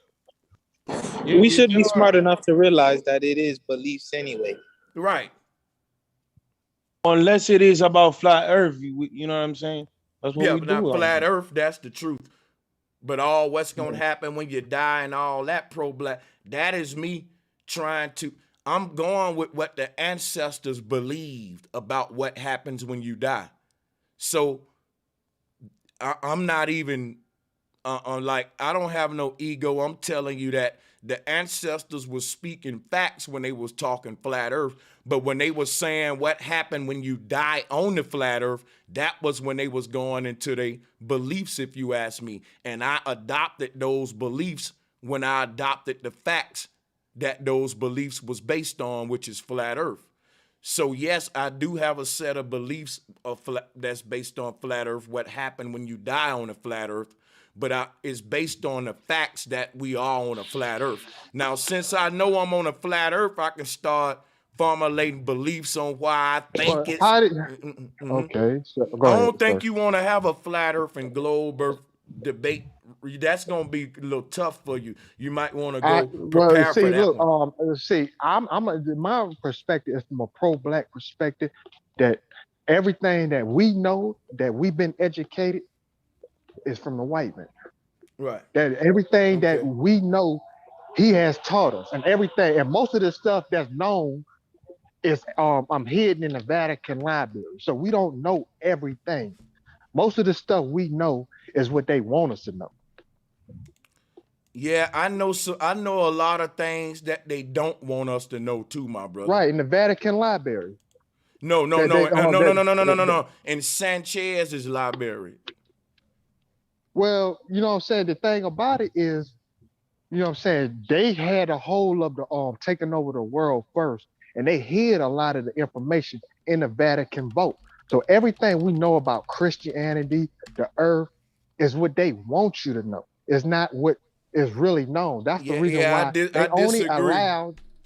That's the only reason why this is the reason why they only allow certain people to go into them Vatican vaults. Until we open them Vatican vaults, we don't know the truth. Listen, brother. Everything is speculation. Listen, brother. It's bigger than the Vatican vault. I'm gonna say this one time to my panelists, because I like my show to be organized. Pro-black bringing smoke to me. Let me and him do our thing first, and I swear I'll share the mic and let y'all talk to him too. Now, brother, you talking about until we open up some Vatican vaults, we don't know nothing. Let me share some with you.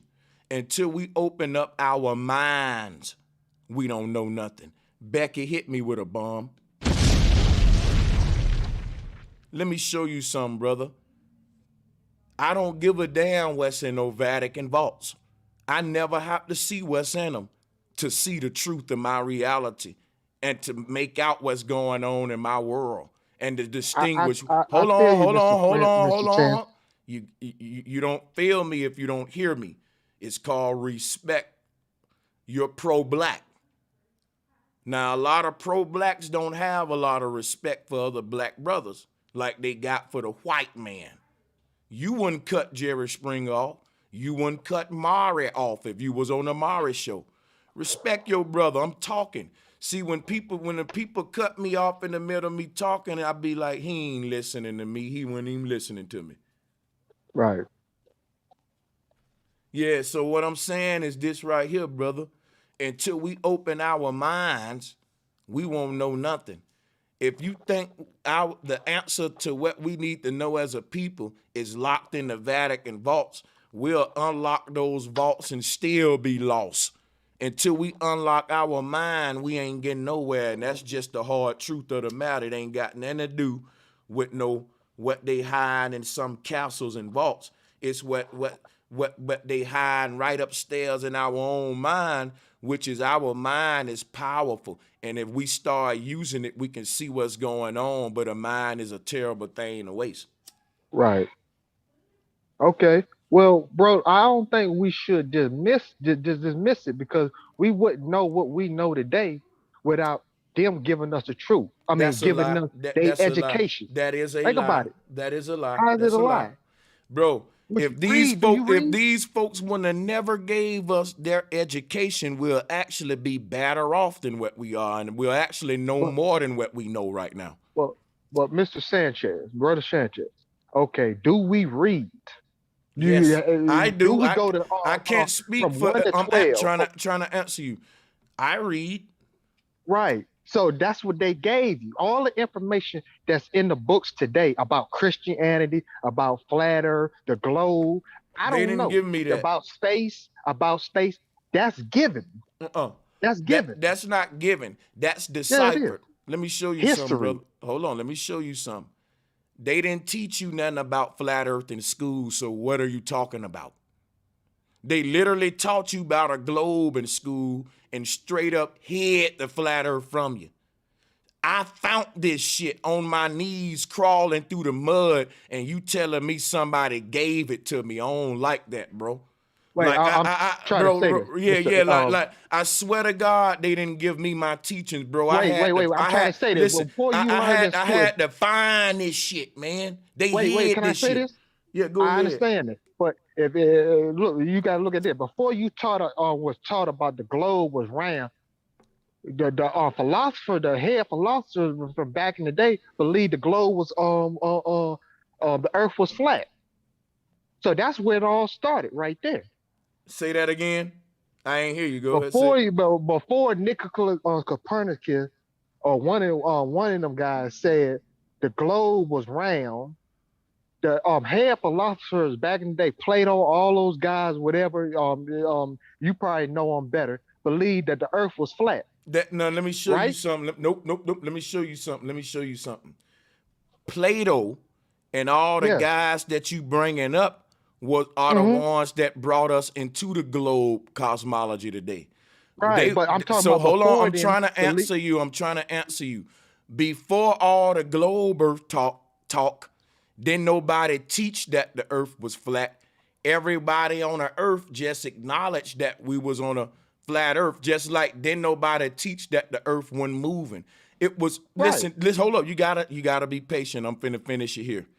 No one had to go around teaching that the earth ain't moving and it's flat until they went around teaching that it is moving and it's a globe.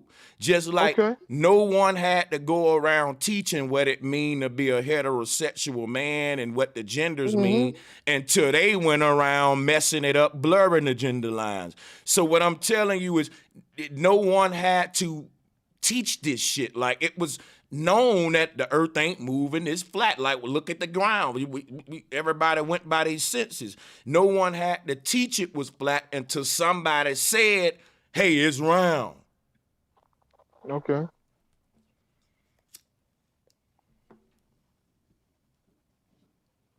Okay.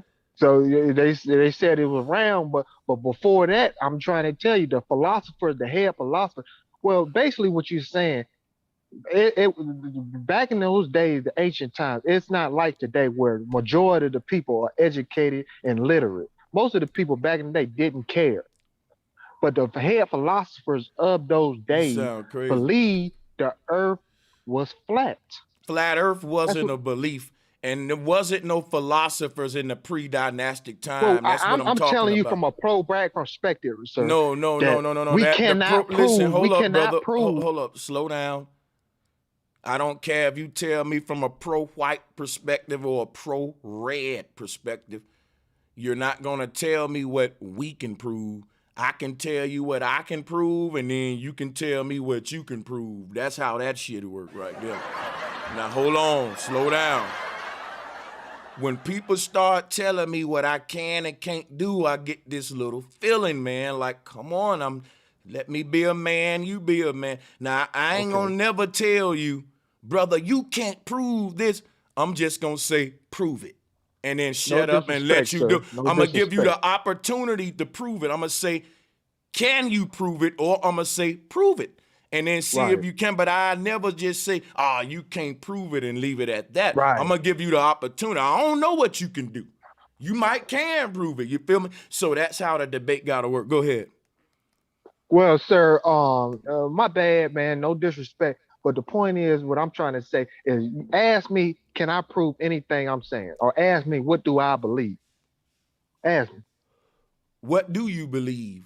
What do you believe about? Do you want me to be specific? Because I don't gotta be general. Yes, be specific. I'm from a pro-black perspective, so I'm talking from a pro-black perspective. So yeah, ask me. What do I believe? So let me salute to you, my brother. And now you're gonna allow me to interview you real quick. That's what's up. All right.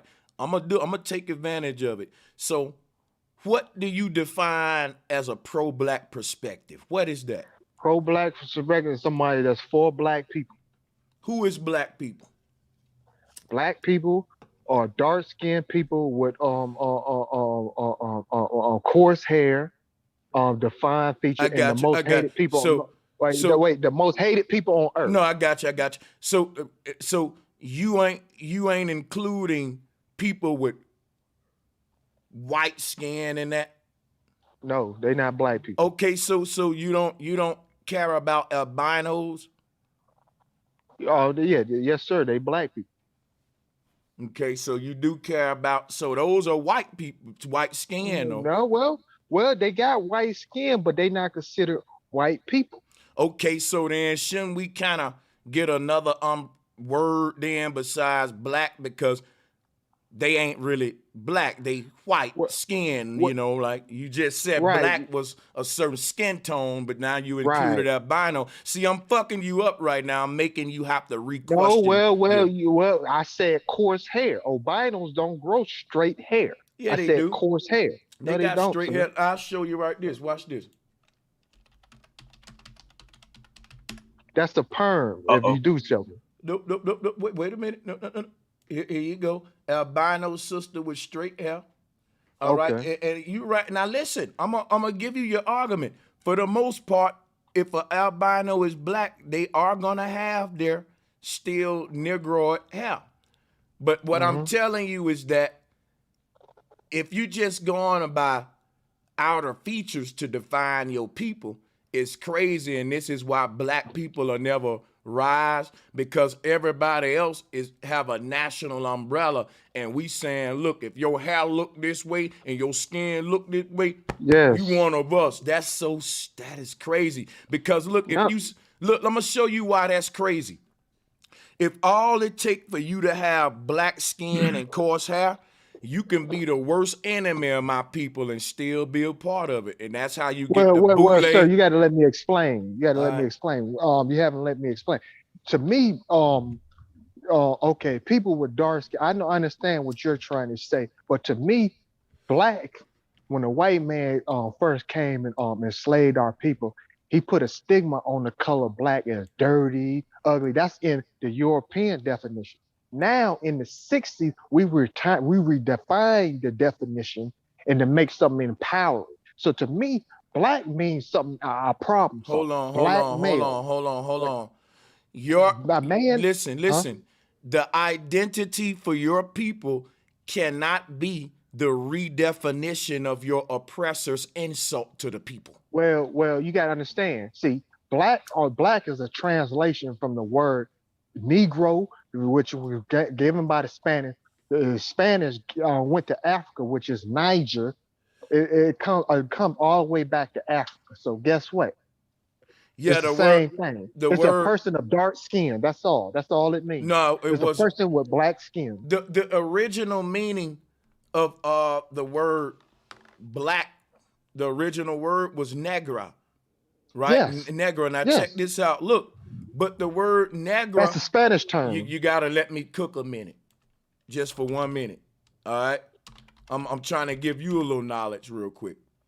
Okay. The word black comes from the Spanish word negra, but the Spanish word negra come from the Hindu word naga, which is the word nigga and all that. They called us the serpent people because of the word naga that I'm showing you here. Naga, it's the word nigga. Here is the black Buddha. This is in Southeast Asia. Hello? Yeah, you don't hear me, brother? Can anybody else hear me? Yeah, we hear you, bro. Yeah, hello? Yeah, pro-black, can you hear me? Yeah, I hear you. All right, listen up. I'm screen sharing. Look at the screen. This is in Southeast Asia. This is the black Buddha. They call him the Naga.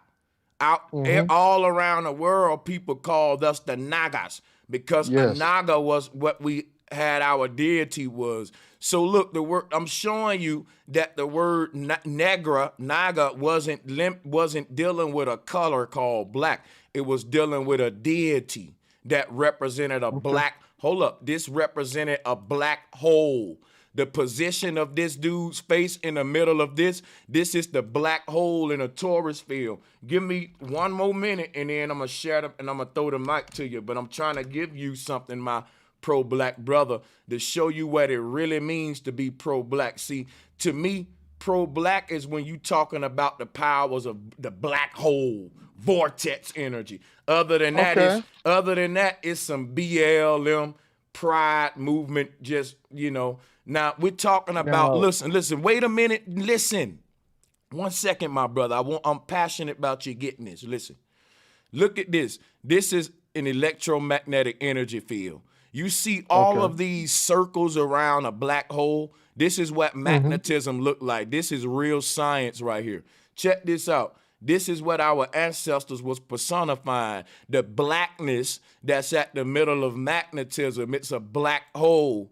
Their god was literally a Nagini. This little black hole that you see here with the tail wrapped around it, going all around it, they turned this into a god. So it's not talking about the black man or black skin tone. It's talking about black energy, what science called dark matter. It's talking about vortex energy. It's talking about the eye inside of a tornado. It's talking about the 0 point. It's talking about the climax point for magnetism within a torus field. We're dealing with science and not racism and division. They took this science right here and got people divided with it, talking about black power, when literally black power is energy, because energy is created from a black hole. It's powered by the blackness. It's literally black power. But they turned that into RBG, Black Lives Matter, to keep us away from tapping into the real secrets of it. They rather stroke one people's ego and give them the whole terminology of black power so that we don't really research the real meaning of what black power really means. And when you talk to these people who talking about black power, they talking about, see, we the ethereal beings of the universe that represent the stars and the cosmos and all that, and they don't know they're dealing with magnetism and black hole knowledge, but in the form of mysticism and pseudoscience, George Soros, gay pride, black pride, and just stroking your fucking ego, clenching your butt cheeks together, and goddamn getting sweaty, protesting, yelling and shit, but not knowing a goddamn thing. Ignorant as hell, but loud than a motherfucker. When the people that's ruling our world and tapped into some real science that's governing your technology, shaping the future for your goddamn children, and the best we can do is orchestrate a protest and ball our fists up with no money in it and go back home bitching and complaining. I'm tired of that kind of black power. I want the kind of black power that literally reconnects me back with the darkness behind the stars, and not the nigga on the protest telling me he'll hold this sign and scream on the count of 3.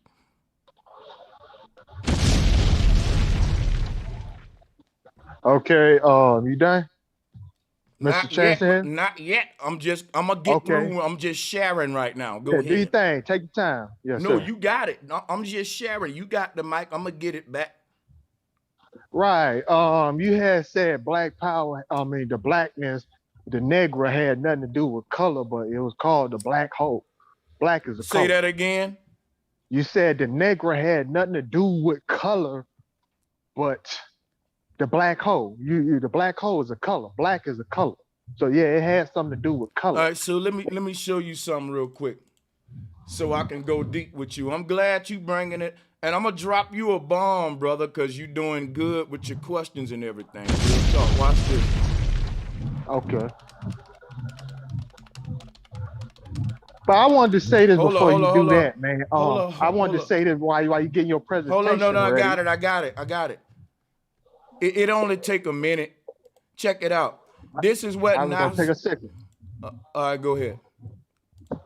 Yeah, I wanted to say, see, being black has nothing to do with. Well, hold on. If you, I tell you what, I'll make a deal with you. If you give me a quick 30 seconds to a minute, I'll give you 5 minutes right after this to go into that. Okay, do your thing. Check this out, right? NASA give us this to explain how light is born from a black hole, but this was turned into the sun, Jesus being the light that's born out of Virgin Mary, the dark womb, right? But here is the original story, the sun being born out of the darkness. But this ain't talking about the sun in the sky. It's talking about the ethereal light of reality. Even in the Bible, the sun was created later. But you can see what NASA gives you with this artwork comes from our ancestors right here, brother. That's why I'm passionate about showing you this. When you say black is a color, you're right, but darkness isn't. And I will admit to you that I used the word black, but I shouldn't have used the word black. And NASA shouldn't be using the word black either. It should be called a dark hole, because what's giving birth to is light. It's not black people giving birth to white people. It's darkness giving birth to light. It's an idea coming on in the dark, basically. And this is how all of our thoughts is a ripple effect. So, but I don't want to go too deep into that, because I promised 30 seconds or a minute, and I'm going to keep it brief and keep my word. Go ahead, brother. But it's darkness and light. Those ain't colors. Right. I understand what you're saying, Mr. Sanchez, about darkness and light. But at the same time, man, when the Europeans, they came and they created this system based on race, it was based on light and dark. That's how it first started. And then it went to it started. White. I thought I was going to have a 5 minutes. It didn't start by the Europeans. It started by Egyptians. You got to go back, though. Go ahead. Go back, though. Right. But the Egyptians were black people.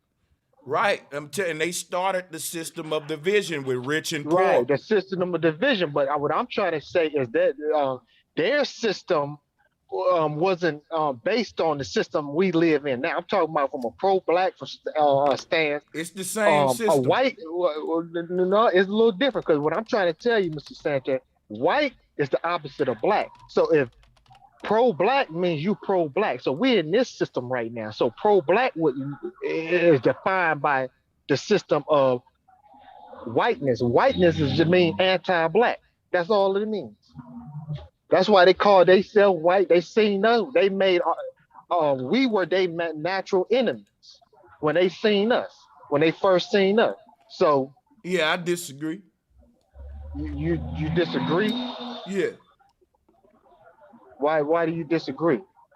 Because the people you calling whites always had colored people among them helping them do their deeds. Well, when I say white, let me define my term white. When I say white, anything that's not black.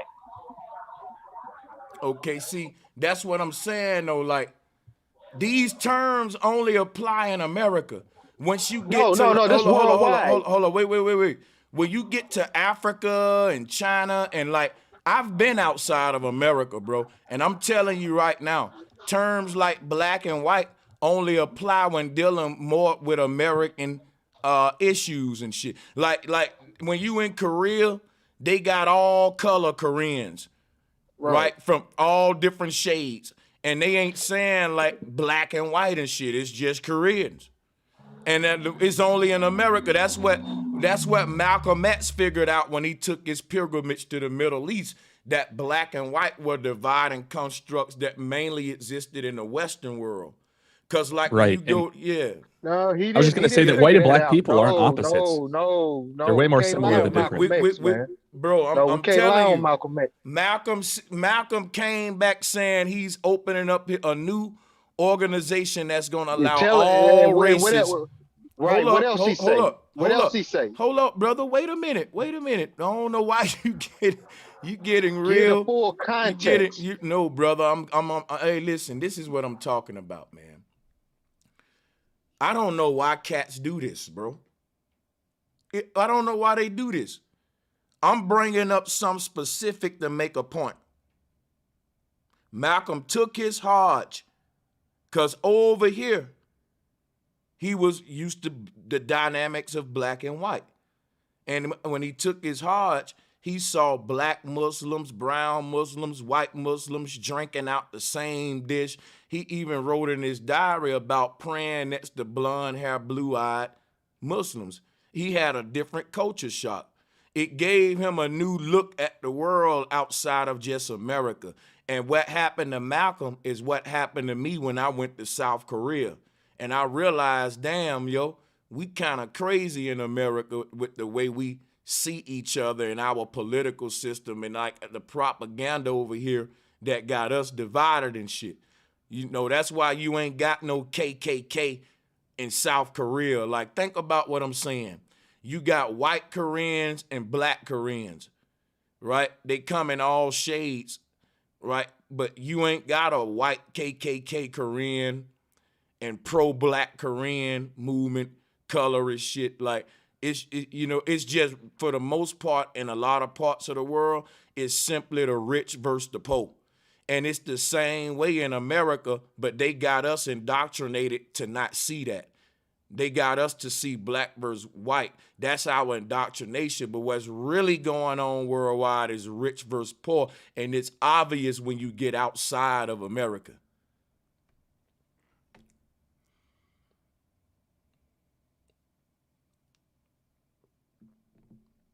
$100%. What matters is good versus evil. Most definitely.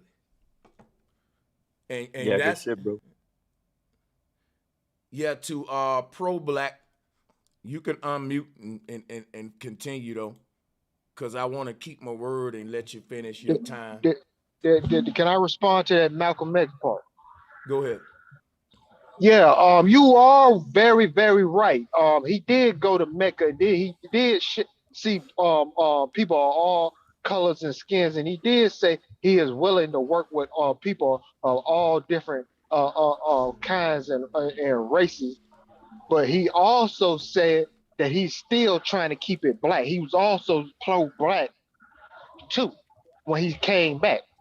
They say we got that from the Spike Lee movie, what he said when he was coming back from Mecca, and he was willing to work with all different type of races. But he also said he was willing to work with civil rights movement, black races too. But he also said that he was gonna keep it black too, and keep the same subject matter and still fight for the rights of the Negro. During that time they were called Negro, but we were still, but before we were called black. What Malcolm's movement was, and I'm gonna cut the screen share off for a second. Hold on, let me get this off of here so they can see the panel. Yeah, what Malcolm basically came back saying was all oppressed people, there are oppressed people in America of all colors. And if some of those oppressed brothers and sisters wanted to take on a fight with Malcolm, you can, because this fight is beneficial to all colors, is what Malcolm was saying. Malcolm saying that black people are gonna benefit from the work of this movement because I'm a black man and this is a black-owned movement. It ain't started by other races. We're allowing other races into it after the fact, so we want to maintain ownership of this movement, right? That's what Malcolm was saying. But Malcolm also was saying, however, all races will benefit from our movement and not just black people, because Malcolm said if no matter what color, Malcolm was basically saying no matter what color you are in America, he started to open up his eyes to the oppression that was taking place on a massive scale. And Malcolm was starting to see that there was a lot of uppity, rich, bougie Negroes who were sellouts working with the same beast that they was pledging with him to go against, which is why he made his own organization in the first place. He didn't know who to trust. Malcolm said, damn, I've been in this organization with these niggas who've been saying they my brothers, and they tried to take my life 2 times and burnt the house down when my family was at home. A white man ain't never done that to me. White people trying to come up to me and help and shit. I done prayed with blonde hair, blue-eyed Muslims in Mecca, and black niggas trying to assassinate me. So Mecca had a different approach. He started to say, you know what? Not all skin folk is kinfolk. If you with my agenda, I'm fucking with you. It ain't just about skin, because I can't even trust black people like that. But the whole pro-black aspect of what Malcolm was saying was, this organization that I'm building is black owned, and that need to go on a record that if it makes any positive change in society, you could say that it was a black organization did it, even though we had all groups in it. Just like the Nation of Islam is a black group, but it has different skin tones in it.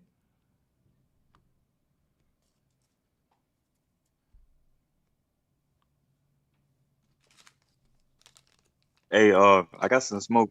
After you guys are done with your thing. Yeah, anybody can unmute and grab the mic. If Pro Black want to go ahead, he got the floor. Yeah. See, the thing about it is you got to understand. I understand what you're talking about. The Nation of Islam. You got to understand that wasn't the Nation of Islam that did that to Malcolm. Those were federal agents under the direction of the FBI. It was who was head Hoover. You got to remember that. Like remember that. You referred to Spike Lee movie. And those were FBI agents. Then you reference Spike Lee movie. Say that again? Didn't you reference Spike Lee movie a minute ago? I can hear you. Didn't you reference Spike Lee movie a minute ago? Yes, but I was talking about So in the movie, yes, I did. It was the FBI working with the NOI. So let's keep that reference going. We don't want to change the movie. No, it wasn't the FBI working with the NOI. It was the FBI. No, it was the FBI working with FBI just to infiltrate the movement. It was the agents. The NOI has nothing to do. Elijah Muhammad said, leave Malcolm alone. He commanded that. Yes. No, it was They the tried to burn the FBI man under J. house Edgar up. Hoover. Never forget that. Wow. The agents, just like they did Fred Hampton, just like they did Fred Hampton. Denial. It was FBI. Who was William O'Neill? Who was William O'Neill, sir? Denial. He was the FBI agent under. You said what? Like you just gonna no, that's not denial. You're gonna man, just you're gonna just say so the NOI had. No, I'm not. I'm saying they both did it together. I ain't no, they nobody, didn't both do it. Elijah Muhammad said. No, Elijah Muhammad said, "Look, if Elijah Muhammad." I didn't want to interrupt, brother Sanchez. I want to say this. I want to say this, sir. If Elijah Muhammad had anything to do with that, do you think they would have locked him up?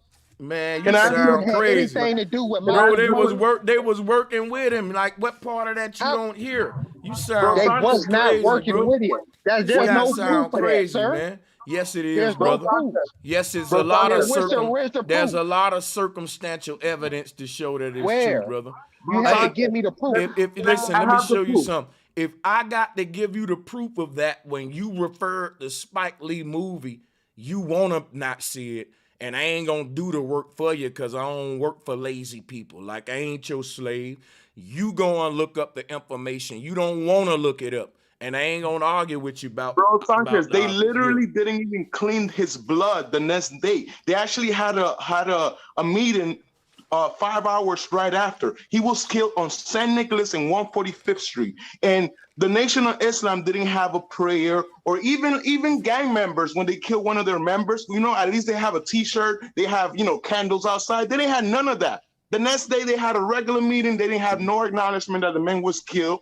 So for you to say, yeah, the FBI was infiltrated. Yeah, we know J. Edgar Hoover was all over every type of politician and every type of black leader, but do not try to clean the blood of the Nation of Islam, the NOI, all of those conscious leaders. They know they basically sacrifice their own. I'm from Harlem. I grew up in New York City. So stop trying to hide the sun with one finger, because it's not gonna work here. Sorry. What did Neely Fuller say? If you don't understand white supremacy, everything you understand will confuse you. That's the case. No, because what you're really doing is you're actually just blaming white people, and we're not finding a solution by just that victim blaming mentality. That's the solution. That's the solution right there. I'm giving you the solution, sir. If you know your enemy, then you don't have to mess with your enemy. Think about it. Are you saying blame white people? You ain't got to go over there messing with them. Yes, sir. Yes, that's what. Yes, sir. Yes, if you understand your enemy, like a wolf. If you see a pet bull, some dogs are nice, some dogs are mean. I mean, if you understand, you know what I'm saying? If you go over there petting a dog, okay, that'll be okay. Some dogs are nice. But if you go over there petting the wrong dog, then you're going to get the wrong consequences. That's what I'm trying to tell you, man. Why would I blame only white people when it's black people fucking us up right now, too? Selling us out. Black people? You have to name these. You have to give me examples, sir. Like, there are police chiefs. Neil deGrasse Tyson. There are police chiefs in the Fraternal Order of Police that are black, and they do not give a fuck about us. In fact, they work with every hip hop artist. How about that one? Sir, hip hop is ran by white corporations. Y'all, let me show y'all what's happening right here. This brother don't want to take no responsibility. He don't want to, what you call it? What's the word? It start with an A, right? We don't want to have no ownership, like accountability. Accountability, my bad. Yeah. Check it out, brother. Accountability, man. Like, I'm willing to acknowledge with you, my brother, pro-black, about this white man doing devilish shit. I'm with you on that. That white man ain't off the hook. You right. But you got to acknowledge with me too that as long as this white man been the devil, he had black devils working against their own people right there with him. You ain't gonna take accountability to that? Pro-black. Sir, what I'm trying to tell you is it called power. See, when they Hold came on, wait, over, no, I don't want that. Can I talk? No, Can I talk? you can't, because I'm not going to let you disrespect my question. I'll let you teach whatever you want to teach after you answer my question. After you answer my question, you can take long as you want and teach what you want to teach. Yes. Right. He always had black guys right there willing to. Yes. Right. Cool. You got it. You got it. You got it now. You got it. Okay. But let me put some context to it. Okay. So, yeah, they had black folks always, just like they had the crack era. People, think about it. Crack. C-R-A-C-K. It killed black folk. Cracker. C-R-A-C-K. Now put the E-R. Now put the E-R. God. Hold up. Put the E-R at the end of the K. Cracker. That's that white rock or that yellow rock. Guess what? Decimated black community. What I'm trying to tell you is black people, because of our powerless position and chasing money, let me go back to what you were talking about. You were talking about it's about rich and versus poor. It's not about money, sir. It's not about money. The money is what keep us blind to the fact. That's how it is about. You just said it's about money, though. You said chasing money. No, I said we're chasing money. We're chasing money, but it's not about money, because guess what? They can change the money at any day, sir. They could change. Back in the day, the monetary the monetary system was shales in Africa, and other times it was silk. Do me a favor real quick. Hold up. Hey, what was your point again? And before he ain't making a point. He's making excuses. He don't want to take real accountability. I'm trying to say. Yeah, that's not a good strategy. I'm trying to say that money. You're talking about the green dollar. Money before the green. Bro. Wait, can I finish? Can I please finish? Right. Before the green dollar, the monetary system was whatever it was. Sometimes it was plants, like me and you. If I have a plot of land and you have cows over there, we'll trade whatever we had. The world government made the green dollar, and they put the. Guess what? Let me tell you something, man. When you I'm gonna tell anybody out here that's listening on this panel, when you take the cash out your pocket, what color is it? Monopoly money colors. Depending on the country. Have you guys seen that meme where they put up the Monopoly money next to the United States currency, and the denominations have the same colors, like the 1, 5, 10, 20? They're the same Monopoly money colors. I mean, what color is it? They're laughing at us. Is it green? Money of what country? Bro, which country? If it's U.S., it's mostly green. You're trying to talk about mostly money, green. but you don't really know about money. Do you know what pancake swap is? If you don't know what pancake swap is, you don't know about money. Sir, can I finish? I'm just trying to make a point. Okay, when you take out the money in your pocket right now, what color is it? I just want to ask a simple question. It could be blue. It could be yellow. It's it blue could right be now. green. Right. It could. Wait. Let me finish. I see. I'm trying to walk you through this, man. You got to let me finish. Okay, the money blue. It could be green. Sometimes it's white. It may be yellow one day. It may be black one day. But guess what? Who is the man always on what color? What is his race on the color of the money? Come on. That's in your pocket. How do you answer the question, fiction, bro. Hold on, wait. I answer him. I give him the answer he want. A white man. Yes, what's sir. the point? Right. So guess what? Point? That's the man you depend. That's a subliminal signal in your mind, body, and soul. That's the man that you depend on when you eat, when you need to eat, when you need to buy something, when you need to make a move. You can't do nothing without that man in your pocket, subliminally and what's the point? We know that. What's the point? That's the point. That's the point. But that's not true for everybody, though. Damn, that's the point. Yeah, that's true. Hold on. So I got a question then. So what about like the black like the currency that has so-called black people on the currency? Like, is it the same rule? I mean, they have coins. Currency? Look it up, bro. It's coins like from ancient history, like the Bayesian. It's a coin called black coin. I bet you ain't know about it, even though you call yourself pro-black. Look at the Bayesian money. The Bayesian money traditionally. Was that before the system of white supremacy?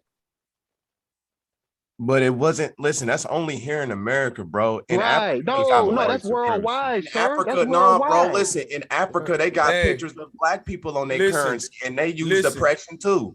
On Wait, their I own. want to answer this. I want to Listen, answer hold no. Wait. Yeah, he said in Africa they got pictures of black people on their currency, and they oppressing black, and their leaders are oppressing their own black people. True. Now listen, but where was those? I'm listen. I gotta answer that. No, that wasn't a question. You need to listen right now, brother, because you think white people run the world. White people is one group that's part of a worldwide union of families that run this shit, of all colors, bro. And each of these families run their own land, but they part of the union. From China to Africa and all that, they connected. They call them the Merovingians in religious term. We can talk about this shit later, but it ain't no one race running the world. It's a unified cabal of all races, bro. That's the truth. Now check this out. What you calling white supremacy may be is exclusive to American politics over here, but check it out. That's just one aspect of world supremacy, which white people is just a percentage of that. And that can be summed up as the European Union. But besides the European Union, look at all them other nations around the world that you got that go from yellow people to brown people, red people to dark black. That's part of this same union. So it's the royal rich versus the poor, and they all unified and got us divided. And if you can't acknowledge that, it just ain't no hope for us, man.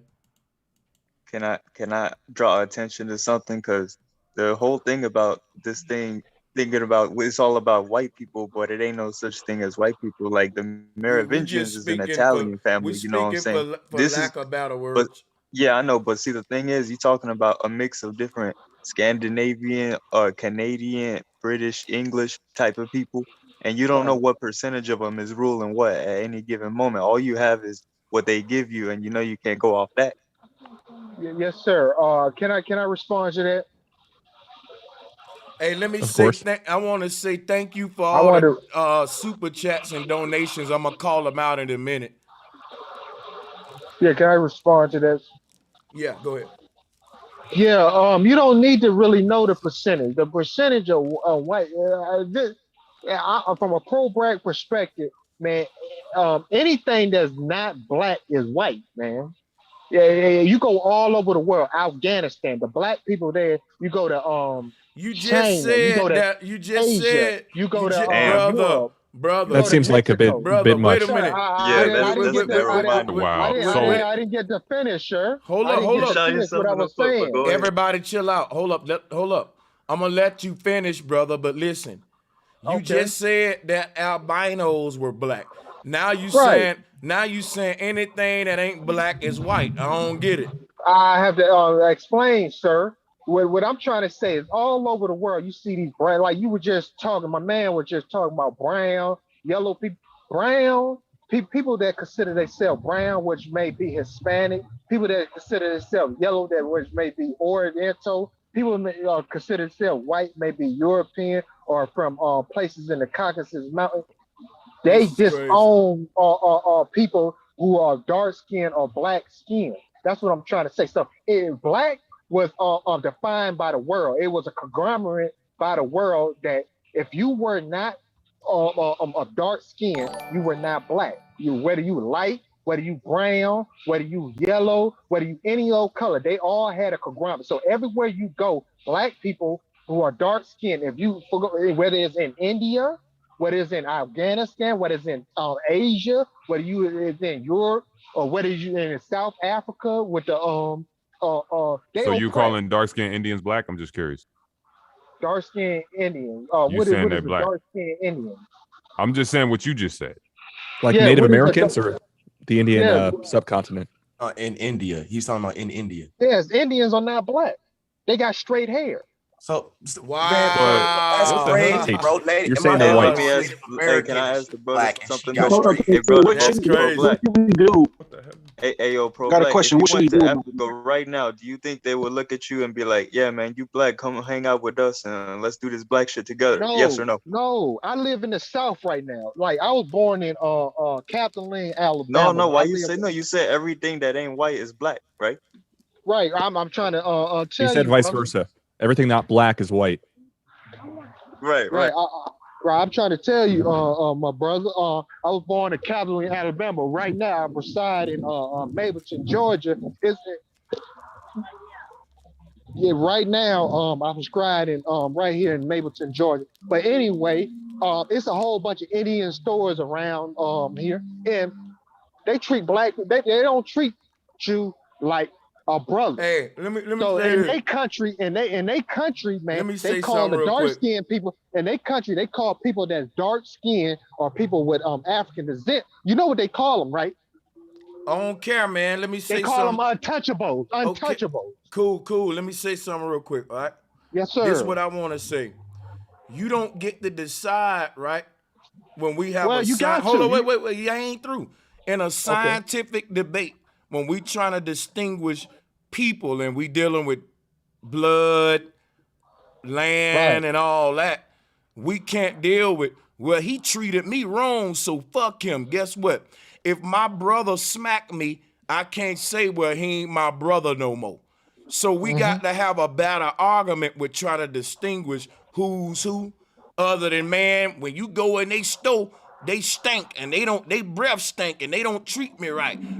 Your brother breath might stink. Your brother may have bullied you. It's still your brother. So we got to put our childish ego aside and have a scientific debate is what I'm pushing you to do right now. Go ahead. Well, brother, I was going back to Mr. Sanchez to respond to that. I think he's not really from Alabama because he just mentioned the caste system.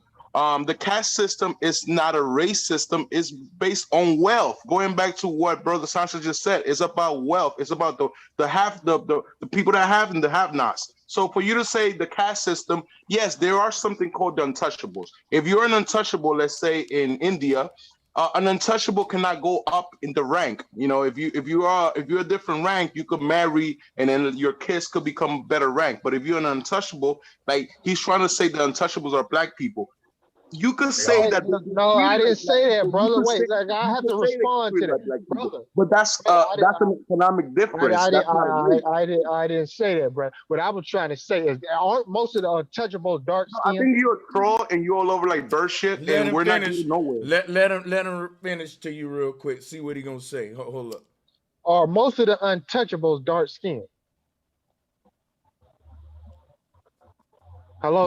Them high school facts. But what do you mean? I mean, I'm just asking. Yes or no.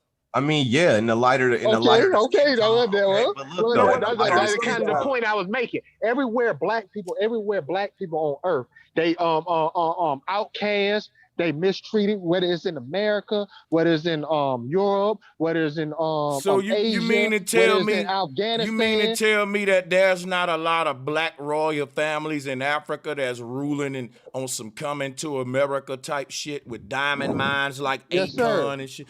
All right, so we can't we can't put them under that umbrella. We gotta count them over there with the enemy side. No.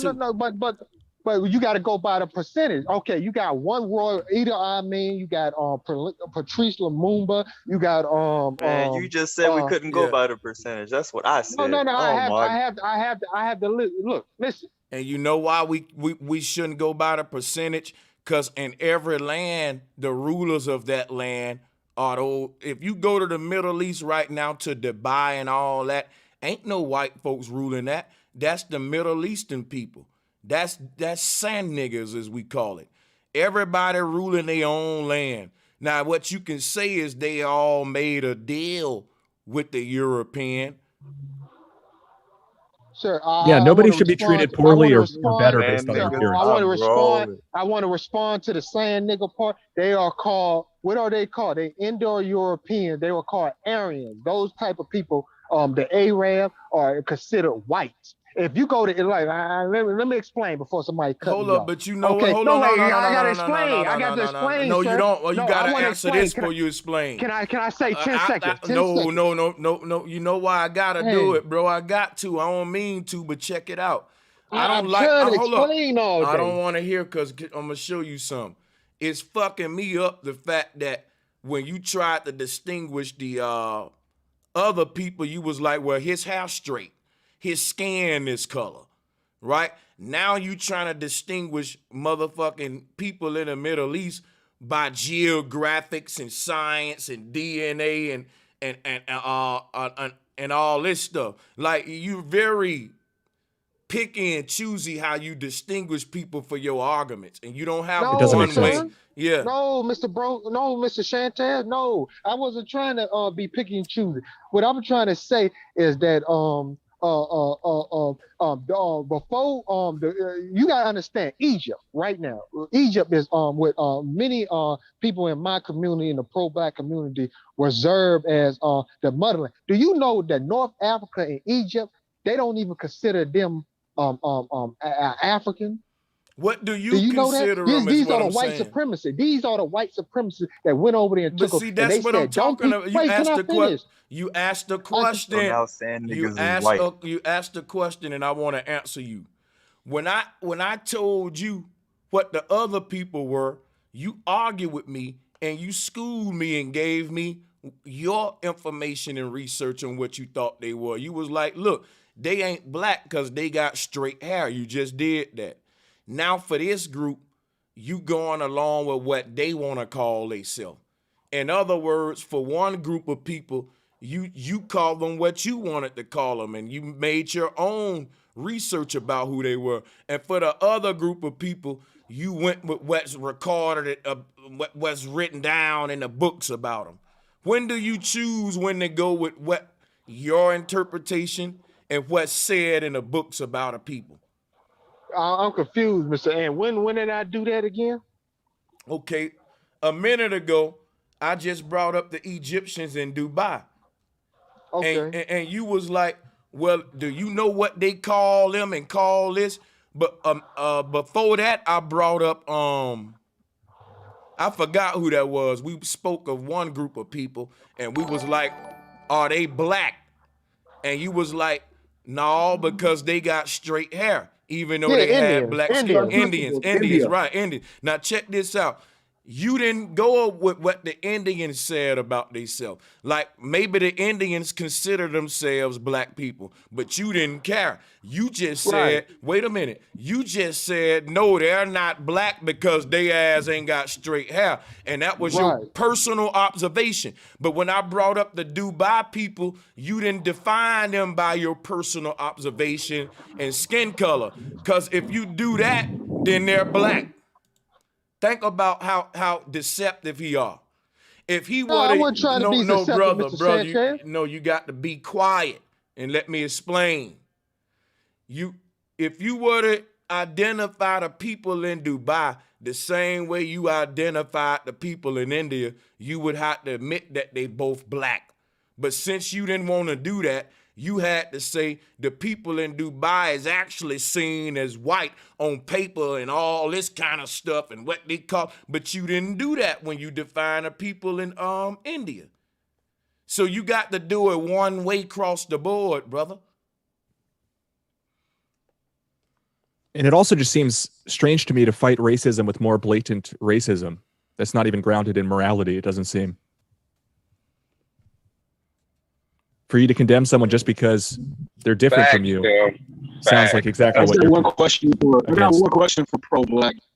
It's just, what do you suggest that we do with whitey? Everyone you consider who's whitey. Your mic is very static too, Captain. Your mic is very... Oh, okay. But I'm just letting you know. Is it clear yet? Yes, I hear the mic. My speaker's kind of static. We can hear you, but it's... All right, let me try to come back in. Go ahead and... Did you hear the question? Yeah, we heard the question. I'll relay it. He was asking, what would you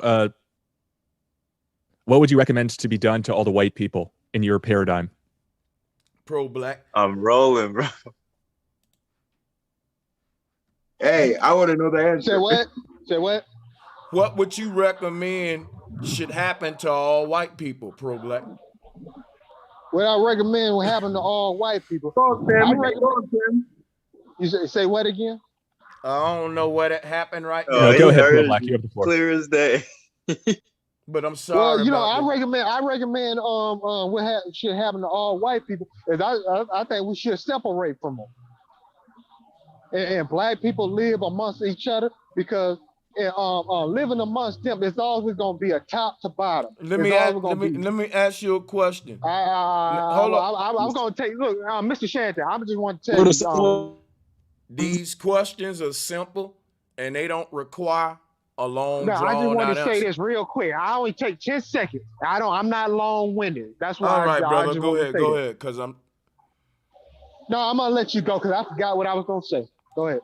Right, man. Just we got a lot of people. We got more than one question for you, so we don't need like 10 minutes on each one. That was a simple question. What do you recommend should happen to white people? You said we should separate from them. Cool. That's all I need. Can everyone else be muted for just 1 second, please? I beg of y'all. Now, pro-black, unmute. I want to ask you a question. Captain, you need to hop off and hop on, brother. Captain, your mic is very staticky, man. Hop on, hop off. I got you. I'm going to let you back in. Now, pro-black, think about this question here. I want to ask you a question. You said we should separate from whites. Now, remember, short answers here, man, because I'm trying to get somewhere. Where do you live at? I live in Georgia. Have you separated from white people? No, sir, not yet. What you waiting on, everybody else? Sir, I have to get, when I say to separate from white, I mean for the beneficial of black people. In the system right now, we getting killed. I got it. Wait. So you saying we should go somewhere else and just leave here and do our thing? So yes. Well, shouldn't you be? Why haven't you left? Is what I'm saying. Well, you had to get in preparation to do it because let me get 10 seconds to answer that question. Right now, man, we have been undeveloped. We don't know how to farm. We don't know how to build our own houses, electricity. Do you know how to do it? No, sir. That's why I have to learn. And when you learn it, you're gonna move away from whites, right? Yes. There because you're gonna be self-sufficient. Okay. Hey, self-sufficient. why not instead of moving away, just like hold on. Can I say this? Yeah, just like Marcus Garvey, just like Booker T. Washington had the Tuskegee school to be self-sufficient and learn how to farm, to build your own houses, and then Marcus Garvey took that farther and took what Booker T. Washington was doing and took it. Okay, instead of doing all that in America where they could just tear it on down, won't we take the skills, the woodworking skills, the wood? That sounds so cute, but let me ask you one thing. I didn't even finish, sir. Have you ever heard of the let me ask you, have you ever heard of the American Colonization Society? Yes, sir. Yes, I heard of it. Back in 1822, African Americans were actually sent to Liberia to colonize Liberia. They managed to colonize Liberia for a few decades. But guess what? When we went there, do you think the Africans came and basically received African Americans with a big, what? No, the tribes were fighting us back. So there was a moment in time that, we try to segregate from American society. They even funnel money into African Americans so they could have weapons, so they could build houses, schools, etc. But at the same time, I get your point. There's been places like Tulsa, Oklahoma, that they burned the place down. I know everything you're gonna say, because the way you talk, I notice is you talk like when a person goes to jail and they speak to a kid in jail that haven't had a parent and they're easy to maneuver.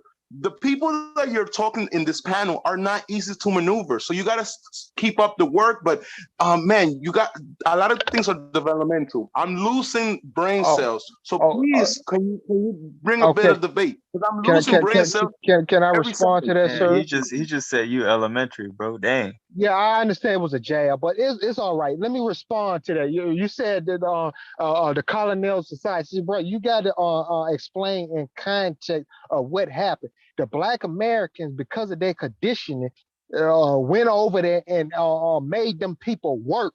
Come on, that's why the people didn't receive them. They took people from Jamaica.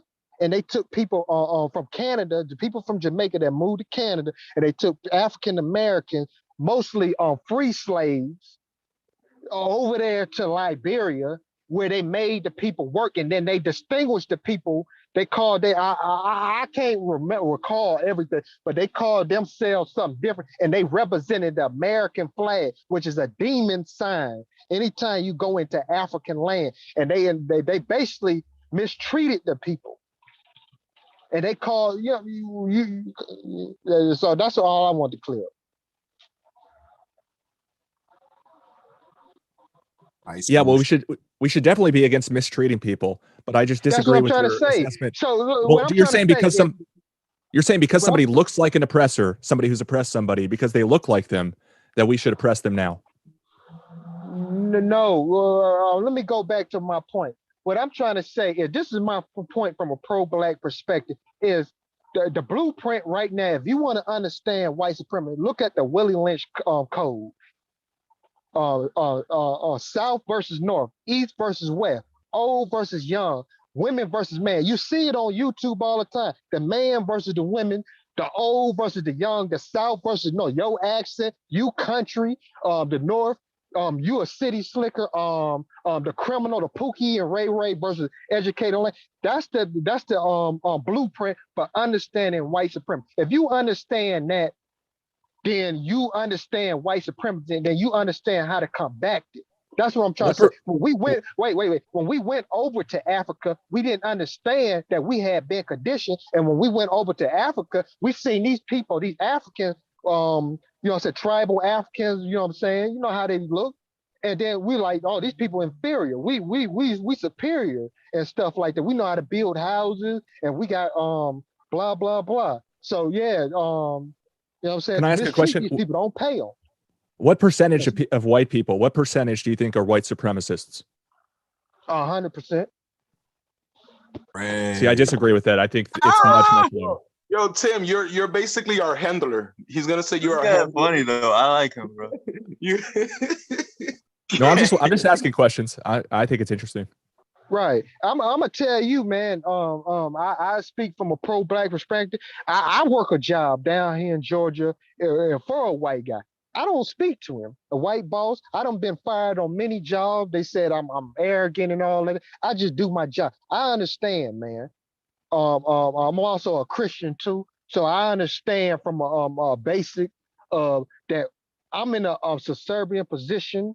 I ain't really got the power right now to express my view. So what I do is I stay away from them. I do my job. I go home. I don't be kicking with them. I don't be laughing. I don't try to understand them or nothing.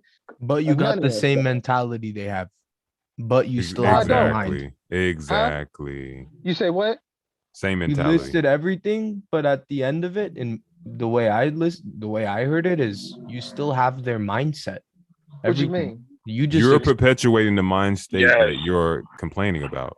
Like you're perpetuating it. You have the same mind state. That mind state is. Oh my God. You're saying that you speak like you are being oppressed right now. Yes.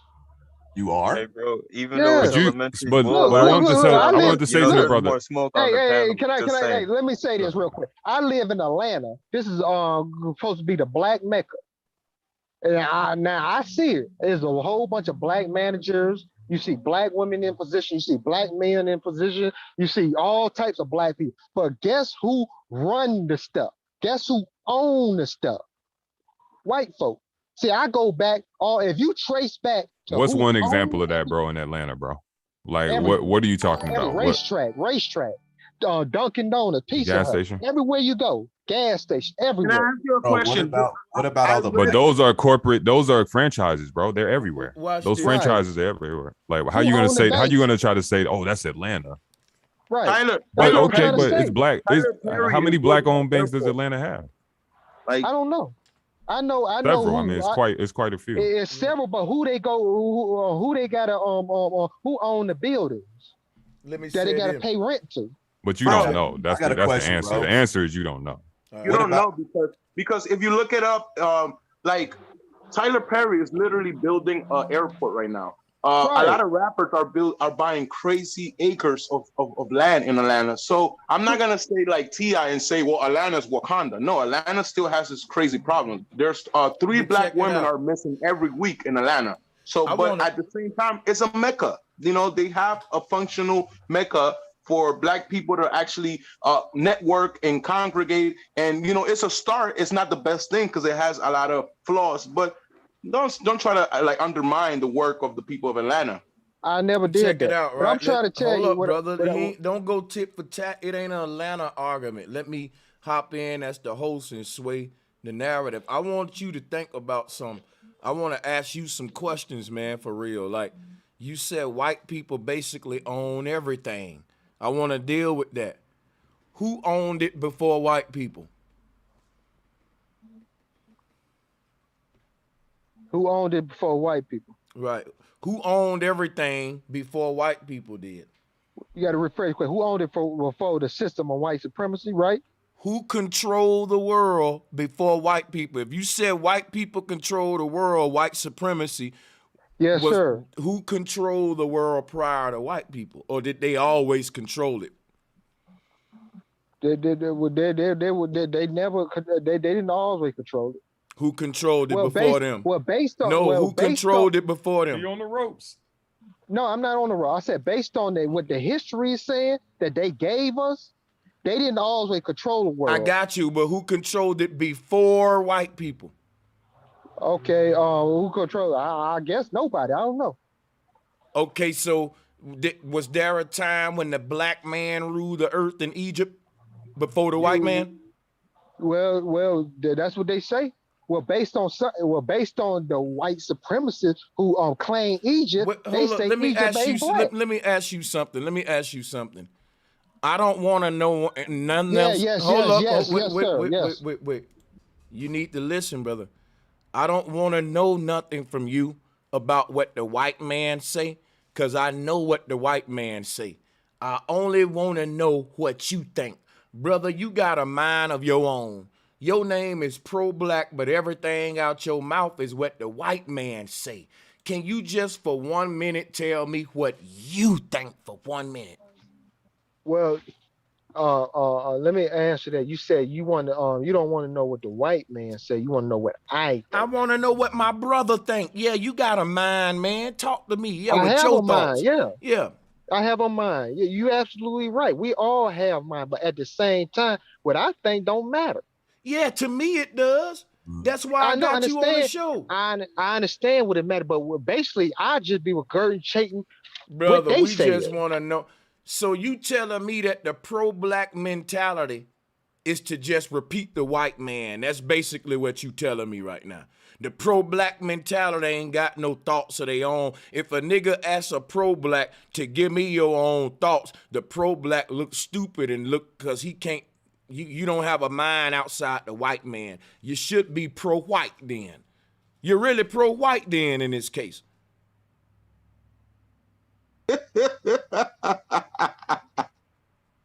Got him. Can I respond? Can I respond? If you got a mind of your own and it ain't the white man's mind, come on, your name pro-black. Yes, sir. To respond to that question, I'll be a hypocrite. To give you. Be a hypocrite. Be a hypocrite and speak your own mind. Damn it, then be a hypocrite then. I can't do that. Wow, y'all see this shit? Oh wow. No. Let me explain. Everybody else can speak their own. In my world, it's just the opposite. If I don't speak my own mind, I'm a hypocrite. You telling me if you do speak your own mind, you're a hypocrite. We in like two different worlds here. What about y'all? You have to let me explain. I like to explain things when I say things because you having a hard time doing so today, sir. But go ahead. Right. When I say I'll be a hypocrite because oftentimes black people, hey, we black people. You're a black person, right? We are all black people pretty much on this panel, I'm not right? black. I'm orange, man. If I'm Okay, orange, look at me. Right. Right, but anyway, we as black people, we didn't write the history. We didn't write the knowledge. Everything that was that we know, that we read in the English language, which was just a slave language that was given to us, forced on us by our ancestors to adopt, and then we learned to read. Everything that we know today was given to us, and half of that ain't the truth. The little stuff they get to us that we in our college, we so smart. I know this. This is 1.5 calculus all that. Most of the information in the world is hidden in the Vatican vault, so we can never make conclusions about what's the truth. Nobody knows the truth. Everybody that claiming that they know the truth about. Speak for yourself, man. No, that's the truth. Speak for yourself, bro. No, I'm trying to tell you that we don't know the truth. They haven't. You gotta speak for yourself, man. They got 1 million books and brother, archives. You don't know what everybody know, my brother. Come on, man. How do you know, sir? Brother, you said you pro-black. What do you think about the sister Frances Cress Wilson? Do you respect her? Yes, sir. Did she know the truth? Yes. Okay. Damn, you contradicting yourself. Oh, wow. How did I contradict myself? You just said we don't know the truth, but she know the truth. Well, you know what I'm saying. I'm giving Cress well. I ain't gonna disrespect Miss Frances See Cress what I'm Wilson. talking about, y'all. This is. You don't challenge nothing. You just take it with it. Hey, let me explain my premises, sir. Let me explain what I'm trying to tell you. Man, you just done took jabs left and right, and all you gotta say is let me explain. I just want to explain my premises. If you can give me maybe 10 seconds, or maybe 20 seconds. That's all. Just 20 seconds, man, and then I can let y'all go. Just 20 seconds. He sound like when a cracker's trying to ask you for like $1, but then he give you a full conversation. You don't gotta run. You just. I'm giving you props. You allowing yourself to be challenged. You never been in a space to have your ideology challenged like this. Yeah, I have. All the time. I like this space because usually I get kicked off. Hey, salutes to you. We gonna respect you, and we gonna pass the. Don't you go nowhere. But guys, we gonna share the flow with them as well. But go ahead. Salutes to Sister Bethy for joining as well, man. Salutes to the whole panel. Madon, I see you. Yeah, we gonna pass it around. I'm gonna fall back. And matter of fact, we got a bunch of people on the panel who would like to challenge your pro-black ideology, brother. Go ahead. And who got different smoke for Sanchez too, and everybody too. For sure. I got you then, pro-black, since the flow empty. Don't nobody want the mic. I grab it real quick, right? Let me do this. I'll take it after you, bro, Sanchez. Okay, for sure. So I'll take it after being respectful. You know what? Ladies first. You go ahead, Sister Bethy. I'm done with you, bro, Sanchez. Well, pro-black, I don't know, bruh. You said that. You blaming stuff on the white man that's not true. I'm serious. I'm keeping it real, bro. Oh, you don't think the white man is as bad as like I say, I go by the pretext that everything is hidden and we don't. The truth is what they know it. But I can go by with my eyes. See, a lot of things I go by with my eyes, and when my eyes say, when I see in this world, I see the white man, the white woman running stuff, the white standard of beauty. All over the world, I see white folks killing us. I'm gonna tell you this, and I'm gonna let you have it. Out of all races, the African is the best. You know why? Because you can go into a Hispanic store, get killed. You can go into an Asian store, get killed. You can go into a white store, get killed by a white person. But guess what? A Hispanic store and get killed by a Hispanic. But you ain't never ever heard of an African attacking a black person. Oh my God. They are best friends. Hey, that's super over dramatic though, bro. Wow. Okay, I ain't never heard that. You is funny as hell. Whoa. Oh my God. Also, I think I don't even know if I want to respond to him or if it's even really worth it. I think, Brother Sanchez, you want to go and I just wait and go after, because I want to make sure what I say comes out professionally. Hey, Sister Beth, do you mind if I chime in real quick? Please go right ahead. I'm muting. Hey, Pro Black. First of all, do you travel much? Yeah, I didn't hear you. Do you travel much? What trouble much? What does that mean? Travel. Oh, travel. Yes. No, well, not extensively, but yeah. Well, I'm in the Atlanta area. No, not that much. Have you ever been outside of the US? No. Okay, so when you're saying you see for your eyes, are you meaning that you see through the television? When I see from my eyes in the United States, it's a melting pot where you see all ethnicities and races across the world coming to combine. So when I have noticed many Black Americans, especially in the South, and I was born in Kathleen, Alabama, but I was raised up north, and then I spent some time in Georgia, and I'm in Georgia right now. But I have noticed that many Black people, not just in the South, in the West, in the North, all over, just Black people, whether they Caribbean or ever, like to denounce Africans. And I asked one older guy as a coworker one time, "Hey man, why you don't like them Africans?" And he said he just don't like them. I'm like, "Why you don't like the Africans? I mean, they don't never do nothing to you. They just stay by themselves. They just don't like us. What they don't like about it? I don't know." So what I'm trying to tell you is a lot of black people from a pro-black stance. I don't know what stance y'all stand on, but from a pro-black stance is stemming from a reason of self-hate. And we have more camaraderie. So you saying if a person, we have more camaraderie with the Indians, Native Americans, and the Hispanics and other races like Chinese and eating Chinese food. And we have with our own people that look like us. Yo, Africans I don't agree with that at all, man. They look just like us. Listen, I don't agree with that at all, brother. Think about it. If you really want to be truthful about this, the motherfucking NOI got more camaraderie with the Middle Eastern people's ideology than with a pro-black stance.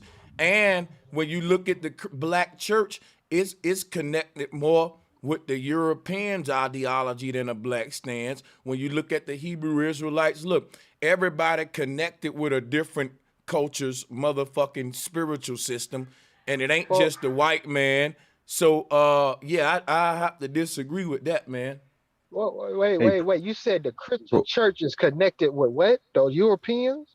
Yeah, you got black people in the church that will connect more with a European's understanding than with your pro-black philosophy. Yeah, but the Christianity started in Africa.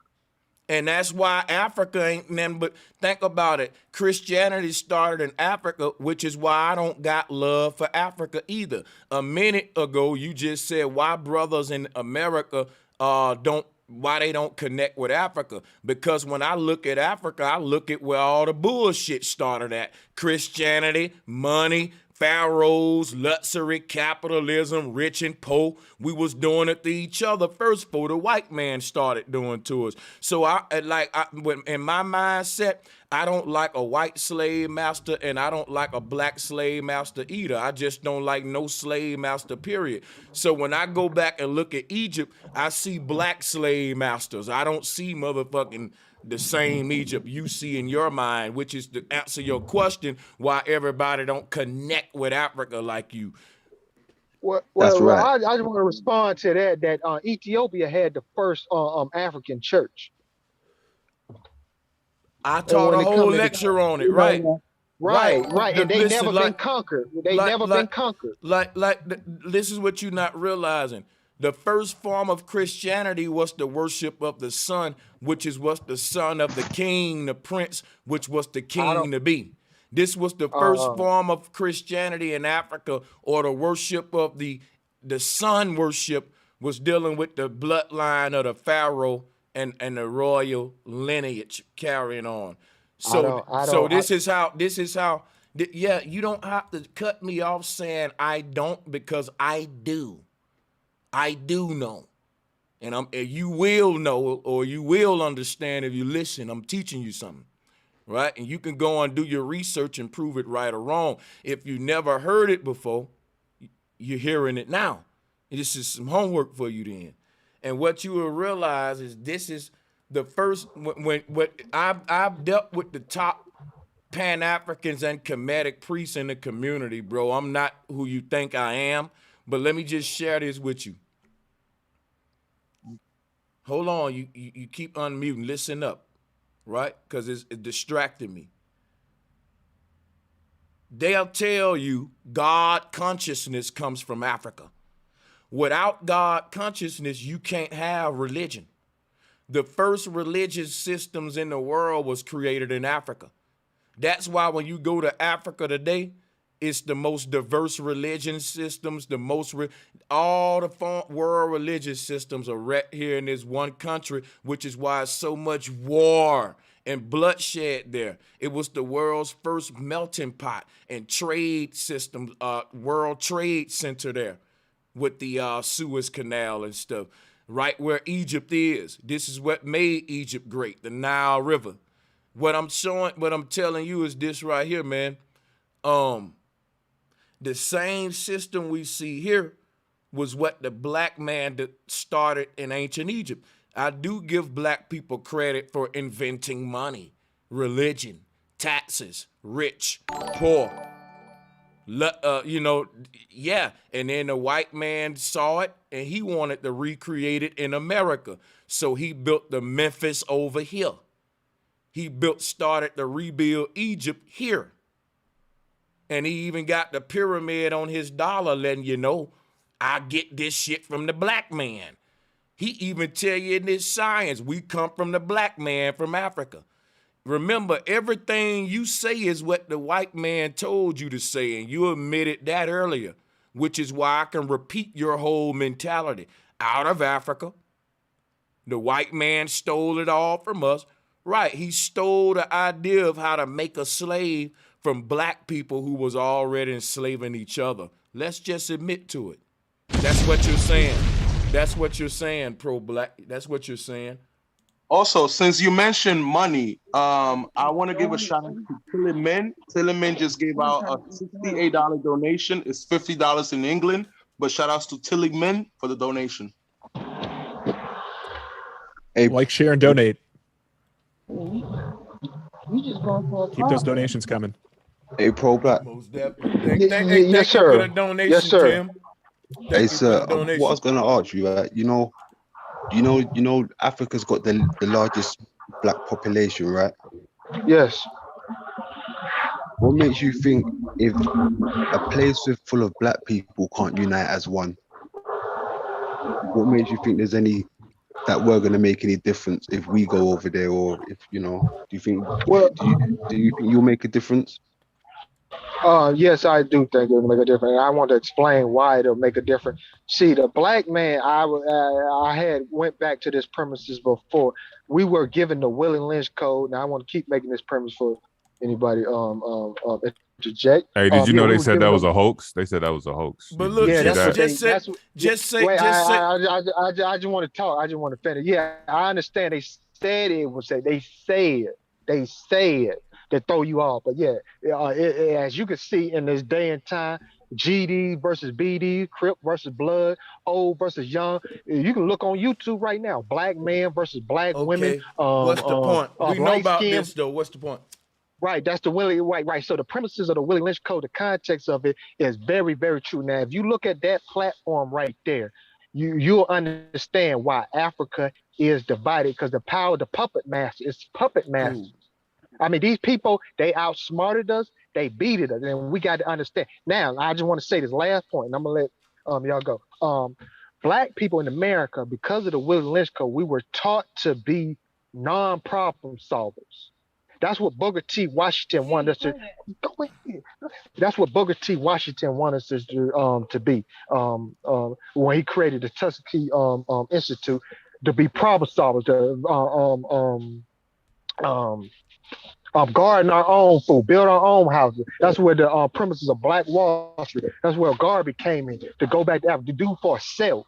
So Black people in America, to go back to Africa, the reason why the majority of Africans will not get along, to come to back to your question, is they will not get along because they've been trained not to. They've been trained to look at tribal differences, just like Black people in America, Black people in the Caribbean, Black people in England, or Black people wherever you find Black people. Go. All right, I'm done. Yo, thank y'all for the super chats. I'm going to call these super chats out, and we're going to drop some bombs. I appreciate the love. I just want to keep the show going for y'all, but appreciate the love. Yes, shout out to everybody in the chat room. Brother, before you go anywhere, right, do you realize that if you're saying that the white man gave us the Willie Lynch syndrome, now let me school y'all on something, right? The Willie Lynch chip is basically how to make a slave. It's a series of steps to follow to create a perpetual slave and to make them perpetuate their own slavery. But he's giving too much credit to the white man. He got to remember, it all started in Egypt. If the system of slavery started in Egypt, then Black people already Willie Lynched each other before Willie Lynch. The Pharaoh was dumbing a certain portion of society down to be the peasant class. The first class system in the world was created in Egypt, which means the separation between rich and poor existing before whites so-called being there, according to you. So that meant we started to divide amongst each other, man, and had the same system. And I'm gonna tell you something right now. It's my opinion right now that if we gave you your idea, if we said, look, y'all, we got a whole nother continent over there for Black people, and we're gonna do what the brother pro-Black said, and we're gonna let all Black people separate on that continent. When I come to that continent in 100 years, guess what I'm gonna see? Homeless people and rich people. And it's gonna be an all Black continent. But even in that all Black continent, it's gonna be some niggas at the top and some at the bottom. And niggas gonna do to theyself what they saying the white man doing to them.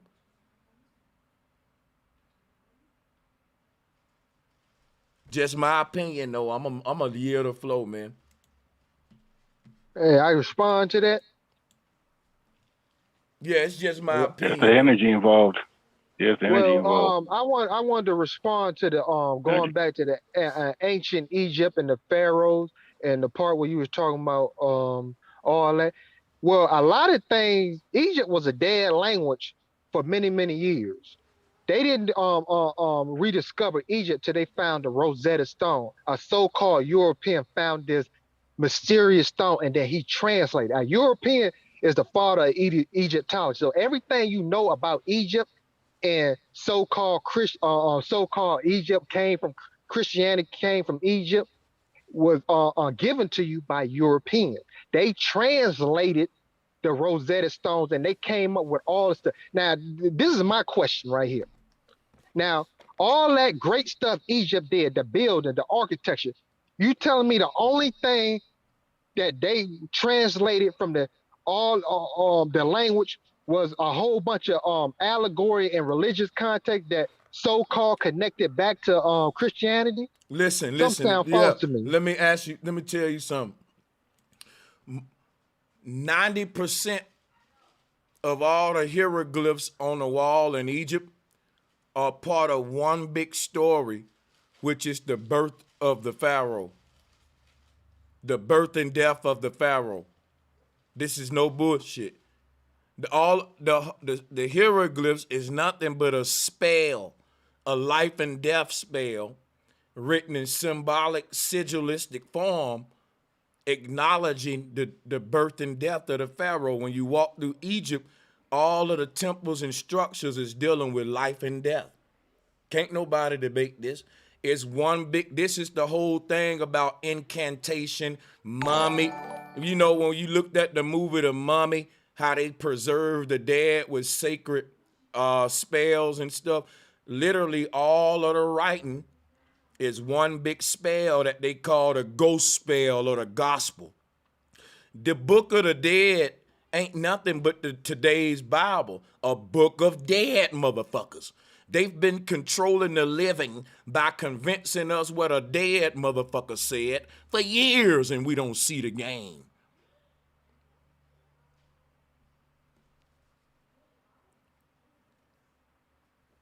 That's right. I mean, I'd say I agree with that from just my experiences. It seems more of all the teachings and everything seems to be a code. You know, would be related to the same thing that you're saying. You know, but in my opinion, it would be more of a code for us to find ourselves and who we are. Almost a corrective code. What's interesting? I like to respond to that. Go ahead, buddy. No, I was gonna give you a compliment because what's interesting about you is that you talk in emojis, like you talk in emojis. Like it's weird how like you do have a lot of weird pockets of knowledge. Because the Rosetta Stone thing was weird because I was thinking about the translation, but we all over that bird shit. I wanted to ask Tim a question if I can intercept for a minute. Okay. Yo, Tim. So Bill Clinton allegedly was in the hospital 48 hours ago and he was released. And then 10 hours ago, Colin Powell dies all of a sudden. Right. Anything we could bug around that, because for somebody to be sick and then they turn off another person, I don't know. It's anything you got about that? Yeah. Well, That's first of more all, a I think question for Zach Hubbard. I think Colin Powell is a criminal against humanity. Remember, he lied about, got us into wars. Yeah, exactly. So I'm glad he's dead personally. I wish he was the other one. Bill Clinton had died too. But yeah, interestingly, I smoked his pack. Powell. I smoked two packs for him. Yeah, Powell apparently was double jabbed and was a breakthrough infection that got him. So that's interesting, given that they promised us 100% protection against death if you take this. And then Bill Clinton, they said it wasn't COVID. It was another type of infection. I think like sepsis or something. But who knows? I have no idea. That's my thoughts. I'm just surprised. Hey, what is sepsis? Does that have something to do with your colon? Like the word? I think it's like Powell? No, I think it's a blood infection. He said they got okay. I was blood cancer. Blood cancer, which I know that's a new one. I never heard that one.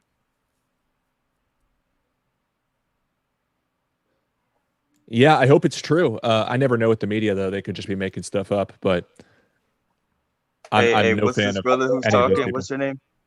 I feel like it was convenient distractions because you know, right now like they're not. It's I don't know. It's a distraction at the end of the day because like for Clinton to just be, I don't know. I gotta probably do more knowledge, more research. What happened? Hey brother, what's your name? Advo. Oh, look me up. Avo comedian. I'm a comedian. Hey, I got one for you. What you think about everybody in America, but think about like in the Confederacy, right? We had North and South America. Now think about this. What if I asked you if you think everybody in South America plus all the other America, right? Would you consider that Latin America? Because ain't no other America but Latin America.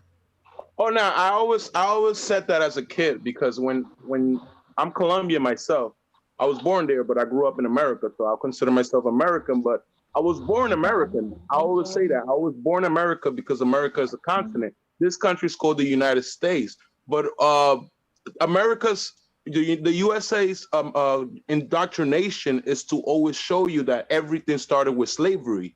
You know, so they always gonna like deny that Mexico, like for example, Mexicans were considered white people for a certain time in our history. So I think a lot of times they use those words for, like, they tell the black people from here, you guys are African first. You never you never heard the term. Sorry, you never heard the term European American, because you allow the European to know I'm Irish American, I'm Italian American. Yeah, go ahead. Let me explain something to y'all. The problem with identity right now, with why, for the most part, why a lot of black folks beefing on who we are and who part of us and who ain't, is because of this whole diasporan concept. What, like the brother pro-black, he's pro-black, but his mind ain't, he has this African diaspora mindset to where black to him is all the so-called melanated people in America and Africa and like in these predominantly places where black people at, I guess. But I want to challenge that whole concept, like the people who we consider part of our people under the African diaspora umbrella don't consider us part of theirs. Like when you go to Africa, ain't nobody over there got black power, black pride, on no black shit. It's all about they tribe, and they got they different flags and shit like that. And they like gang banging for real. You know what I'm saying? They really loyal to their damn sets. And it ain't no, you know, we try to go over there and cling on to their shit and try to put them on our shit and try to link us together. We try to link them with us, but they don't try to link us with them. That's the whole desperate, sad part about it, for real. Bro, Sanchez, what if, because, you know, I heard William Shatner apparently went to fake space. So what if Colin Powell's not really dead? They just sent him to another part of Earth that they haven't opened up for us. So he's basically doing another military mission, you know? Because Henry Kissinger's still alive. So I think Colin Powell's too young to die. So maybe he is in space. They just left him over there. He was 84. That's young. With they have the best insurance apparently. What's going on? Hey, all I'm saying is everybody in what you would consider the South of America and beyond is Latin American, because ain't no other American. You got to prove that to me. Let pro-black grab the floor right quick. Yes, sir. Hey, pro-black, you got a lot of wind and background noise, but go ahead, man. Oh, okay.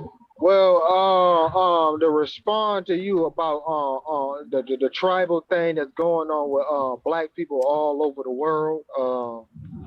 Well, what I think about that is simply the Pan-Africanist thing was really an ideology to bring us together. It was really an American ideology. Who created that? Who created that ideology? In America. Yeah, who created that ideology? It was created in America. By who? What's his name? I don't know for sure. Okay, his name is Marcus Garvey. Go ahead, man. No, that was before Marcus Garvey. You just said you don't know. You can't act like you know now. Wait a minute here. Wait. I asked you who created it. Crickets. You knew nothing. When I give you the answer, now you know everything and you want to debate me like you know. Don't do that. Just say thanks, man. Yeah, it's Garvey. And just keep going. Humble yourself. It's okay.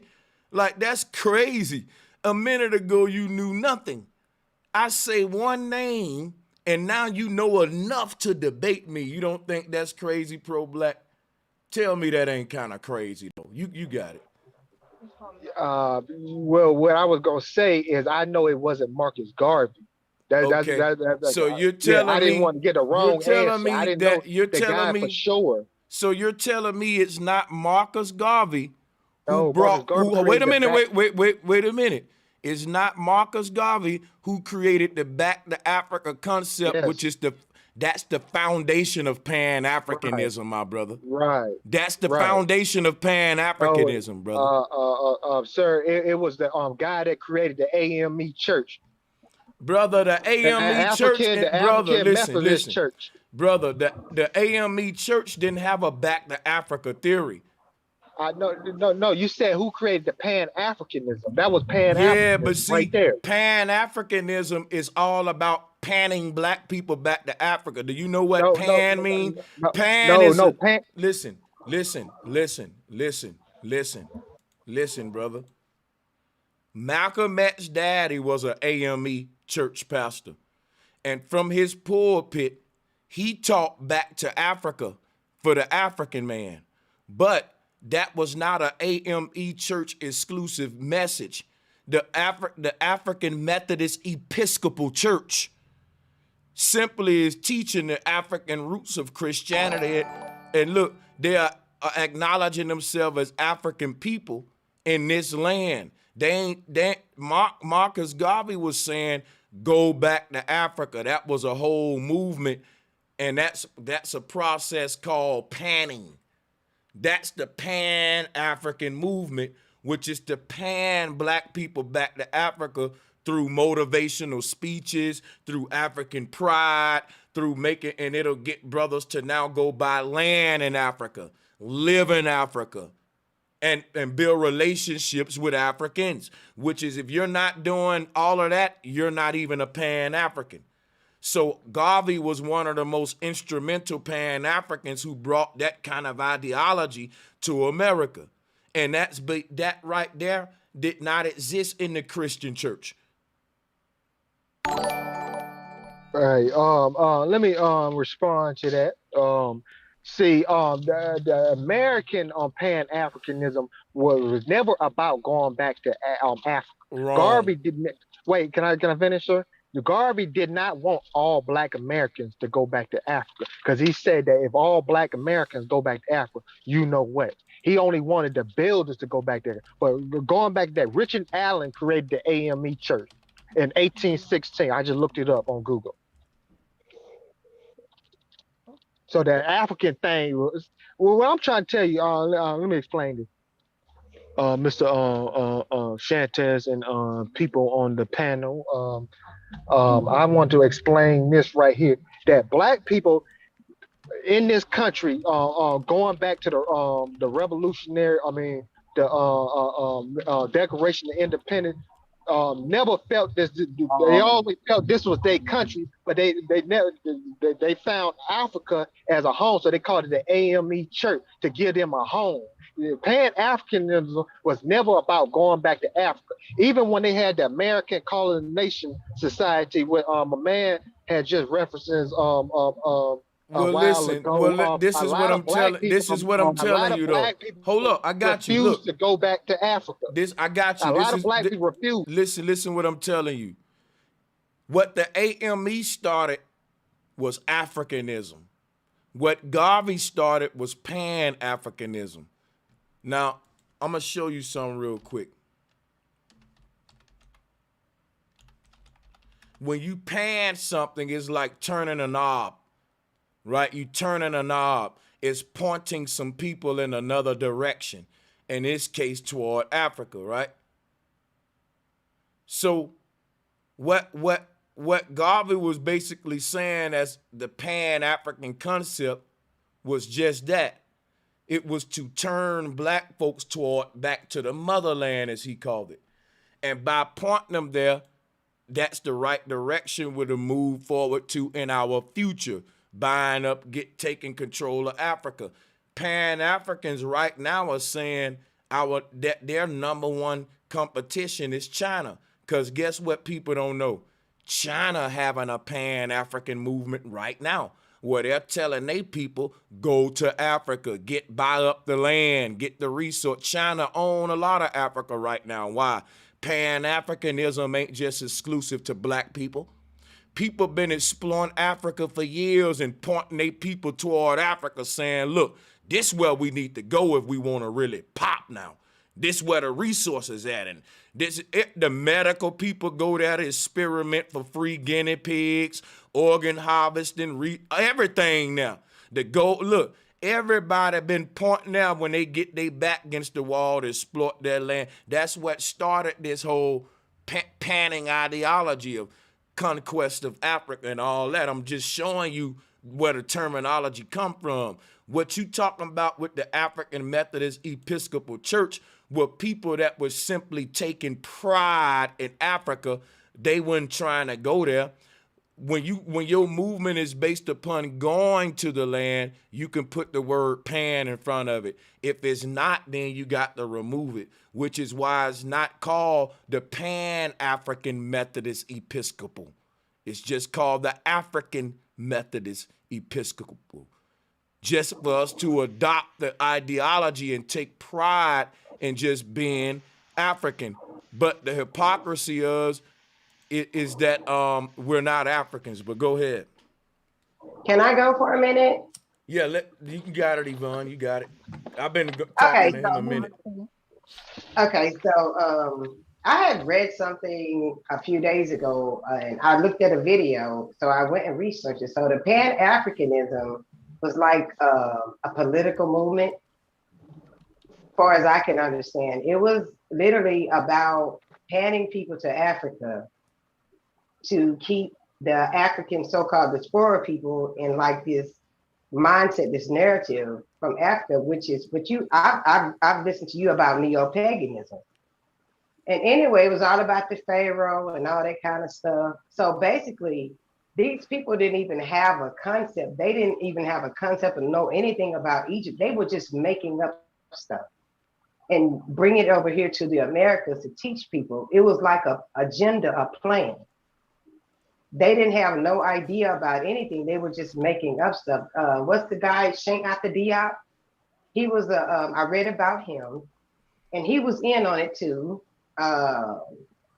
It's a guy called Chancellor. The How to Destroy the Black Civilization, something like that. I researched about him too. So basically all these guys, and it was a group of people that were just they came together and created like this. It was a narrative that was not even true. And literally they were targeting people here with it. That's where you get what you call the other guy. He's a Muslim. He's a Moor.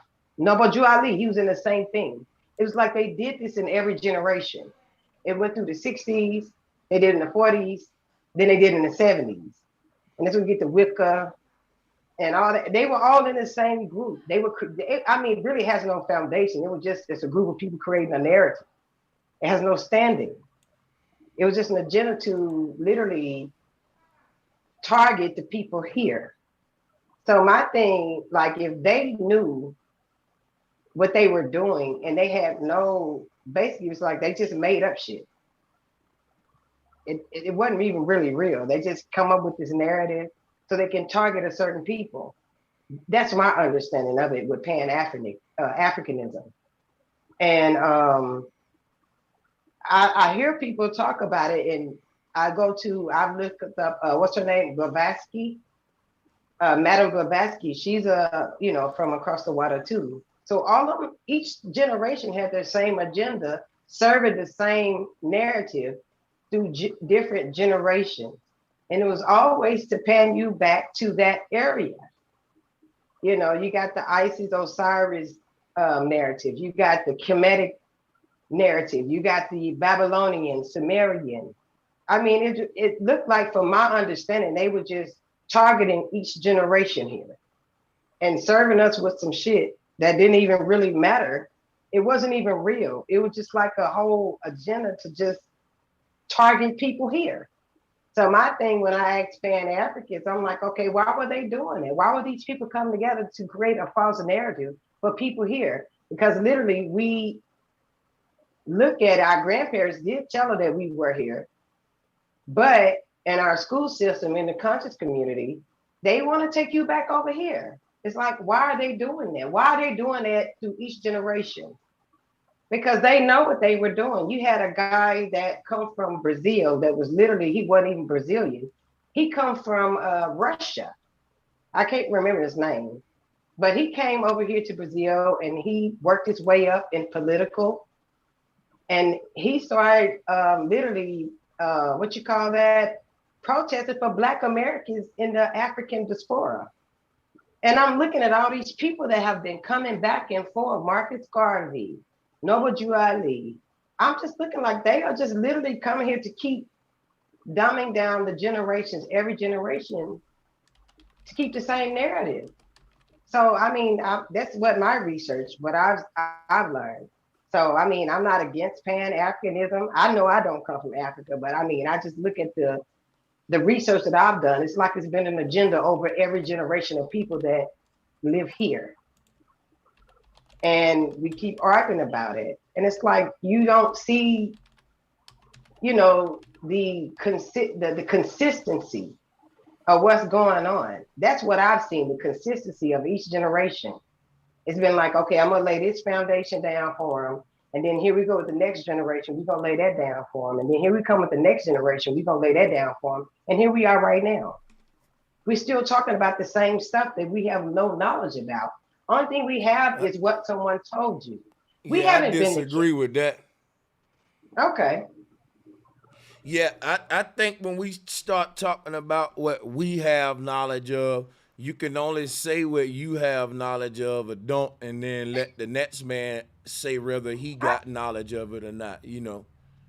I understand, but I was just expressing what I've researched. I don't expect nobody else to go with it. I just see from my own perspective. That's why, you know, I'm just looking at it, at the whole dynamic of it. It's like it just went from generation to generation. I see the synchronicity in it. That's why that's the only thing I'm saying. I mean, I don't expect nobody to, you know, agree or disagree. That's just my own interpretation of what I've researched on my own. So. I got a question, if I may ask, if it's okay. It's all yours. Yeah. Go ahead. It's okay, Brother Sanchez. Take your time. You got the floor. Pro Black, I just have a question, a couple of questions. And I just wanted to know, have you ever took it upon yourself to research your history, or did your grandmother or grandparents tell you that your family came from Africa?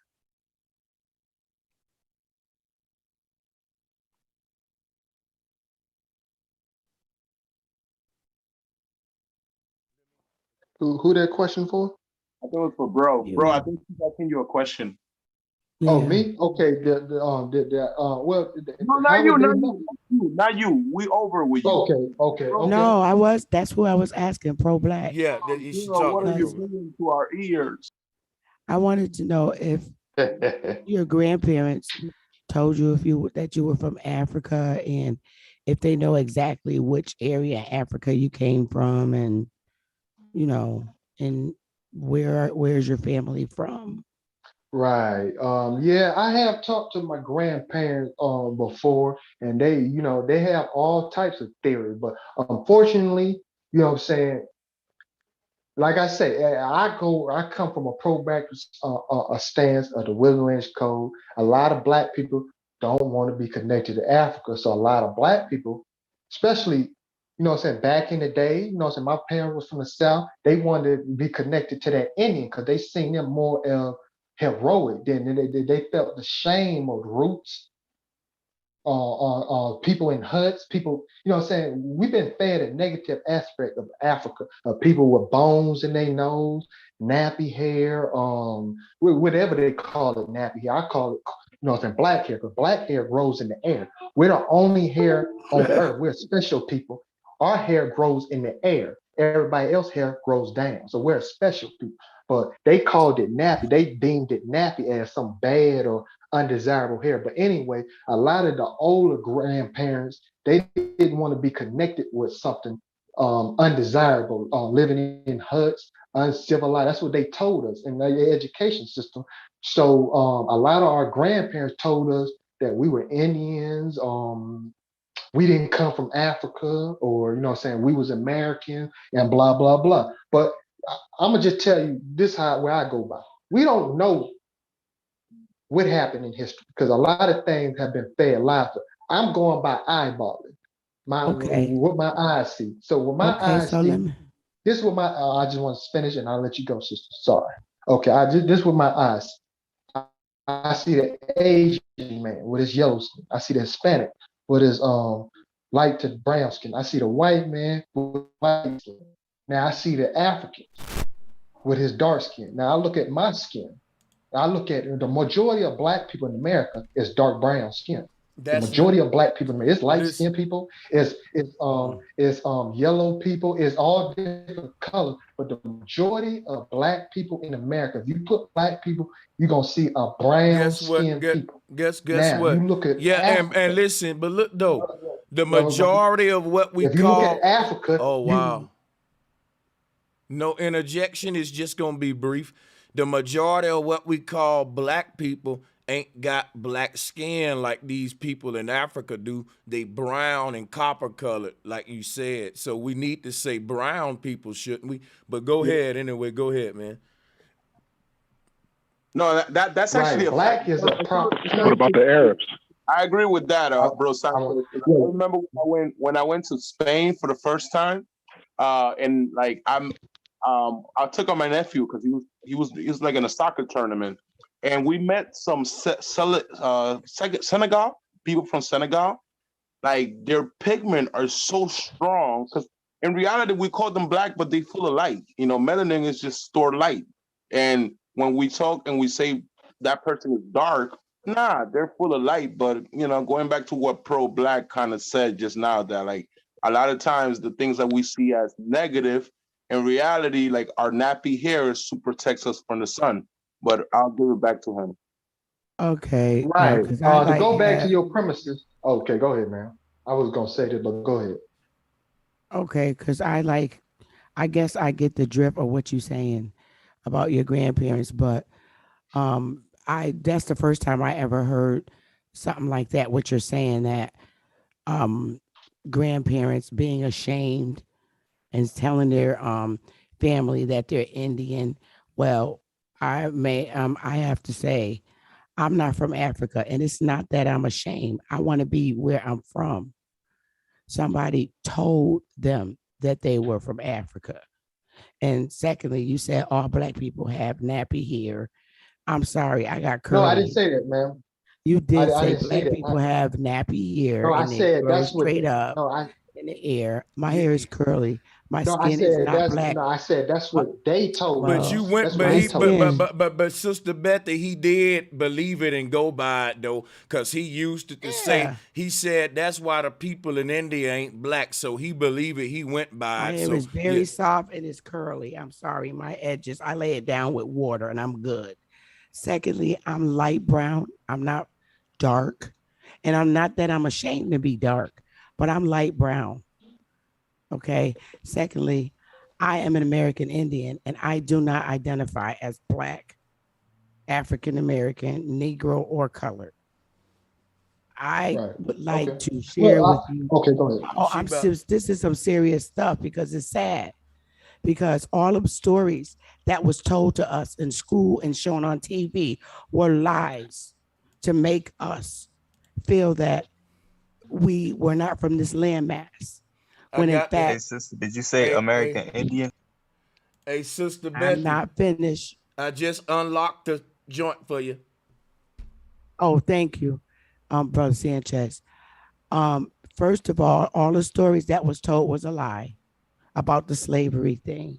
And I have to tell you that there was black slave owners and white slave owners, AKA Indian slave owners. Slave means employment. Some of us had slaves on our farms, but they were all family members, and we all lived on farms in the South. There was millions of black, copper colored American Indian slave owners. There was white slave owners and black slave owners, and they were both cruel. And I would like to share screen, first share a few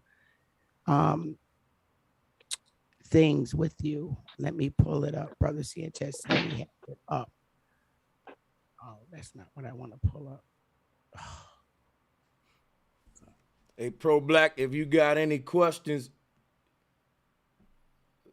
yeah, you. Okay. Hey, I got questions. Hold up. Let her cook with him for a minute. Just for 1 second. I got you, Jessamine. Can y'all see this? Yeah, you know what? Let me actually, you go ahead and do your thing. I'm going to blow it up for everybody, though. You got it. I'll do this on my end. You go ahead. Okay, let me get this one first. Okay, I want to go back to here. Can y'all see this census schedule, this slave schedule, or no? Yeah, I see it, Sister Beth. I can see it. Okay, let me pull it back up just to make sure. Now, can you see it? I'll make it as big as I can. Yeah, it's full screen for everybody. Now do your thing. Okay, so this is an 1850 slave schedule. Let me go up here on the side. Why is this not doing this? Oh, okay, I had to move it down. This is slave inhabitants, okay? And this is in North Carolina, all right? Name of slave owners, Carol L. Batty. She's 25 years old and she's Black.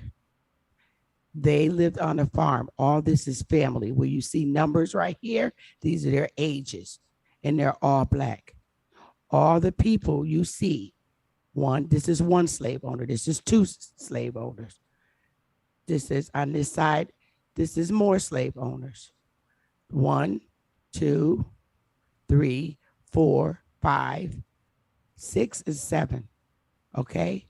And this is in 1850.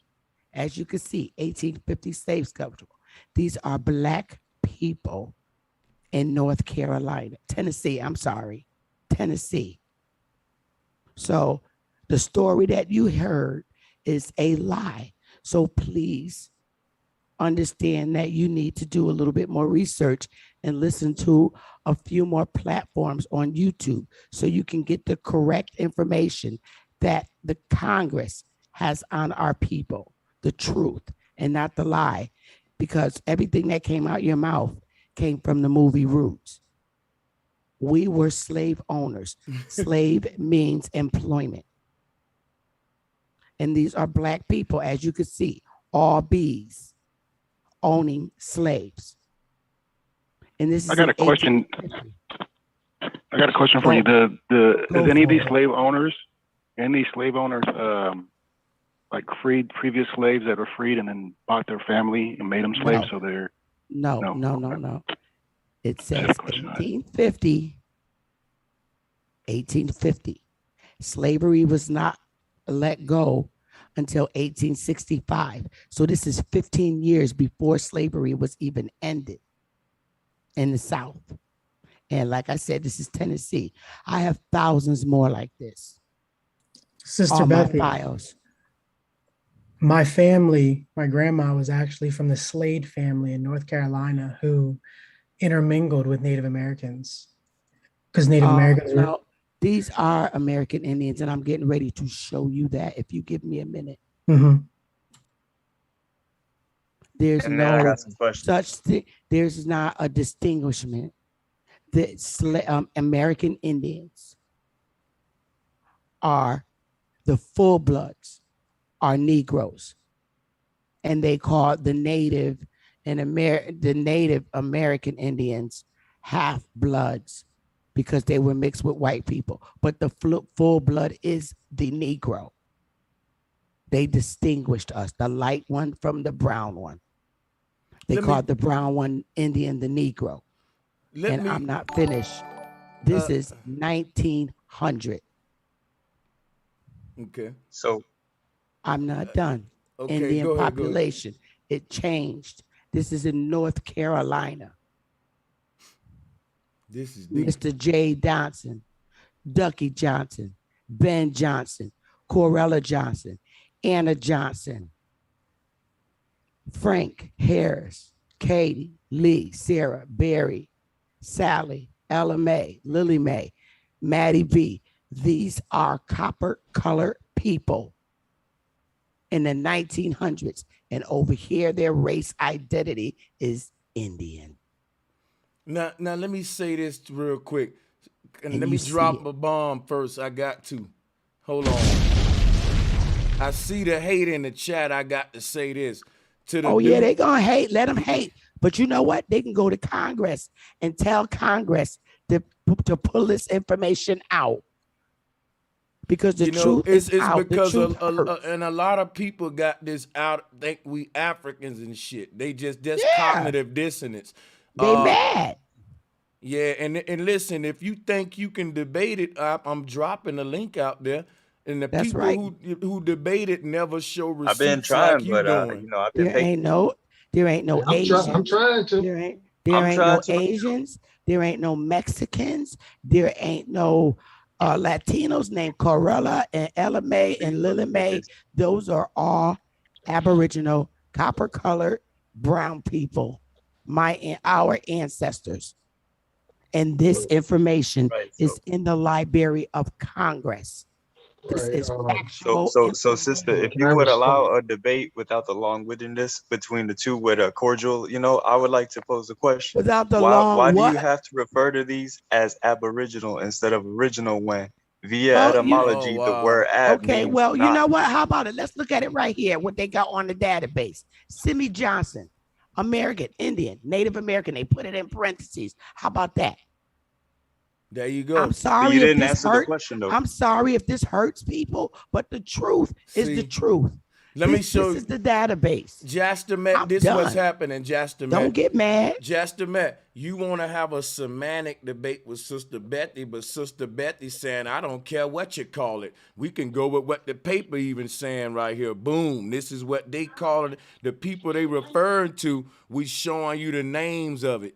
On document who they saying the Indian or Native American are. So it's a dagger. It's a dagger in the heart to people. Even though and the they semantic mad. part is a big part of it, that's okay. I can let you slide on that. But now the next part is it ain't about you letting me slide, bro. What you need to do to shut me down is bring me up some information that the federal government got on your family that says you're Native American.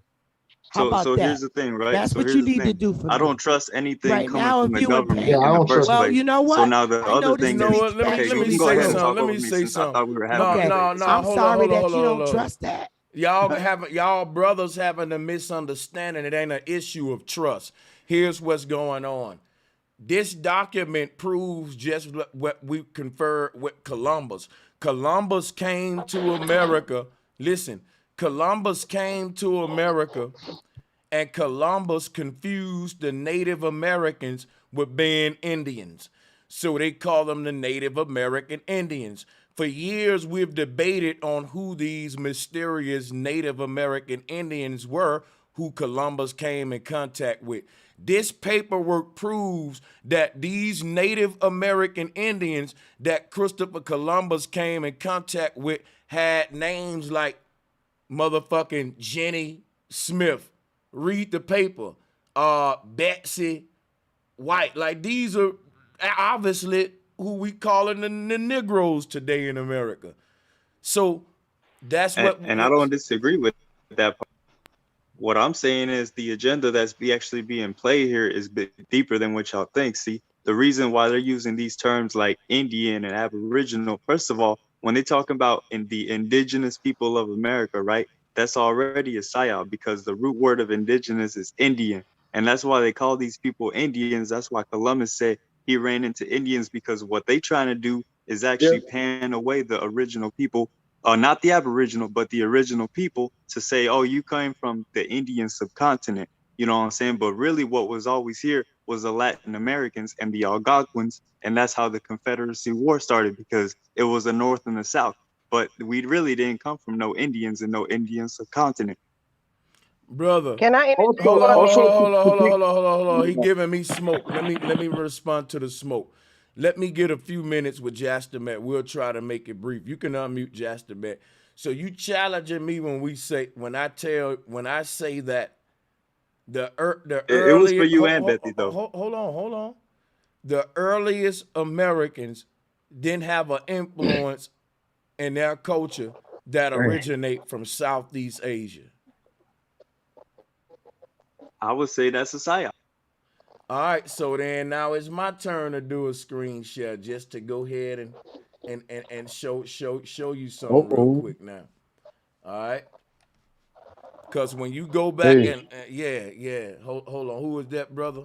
Hold on.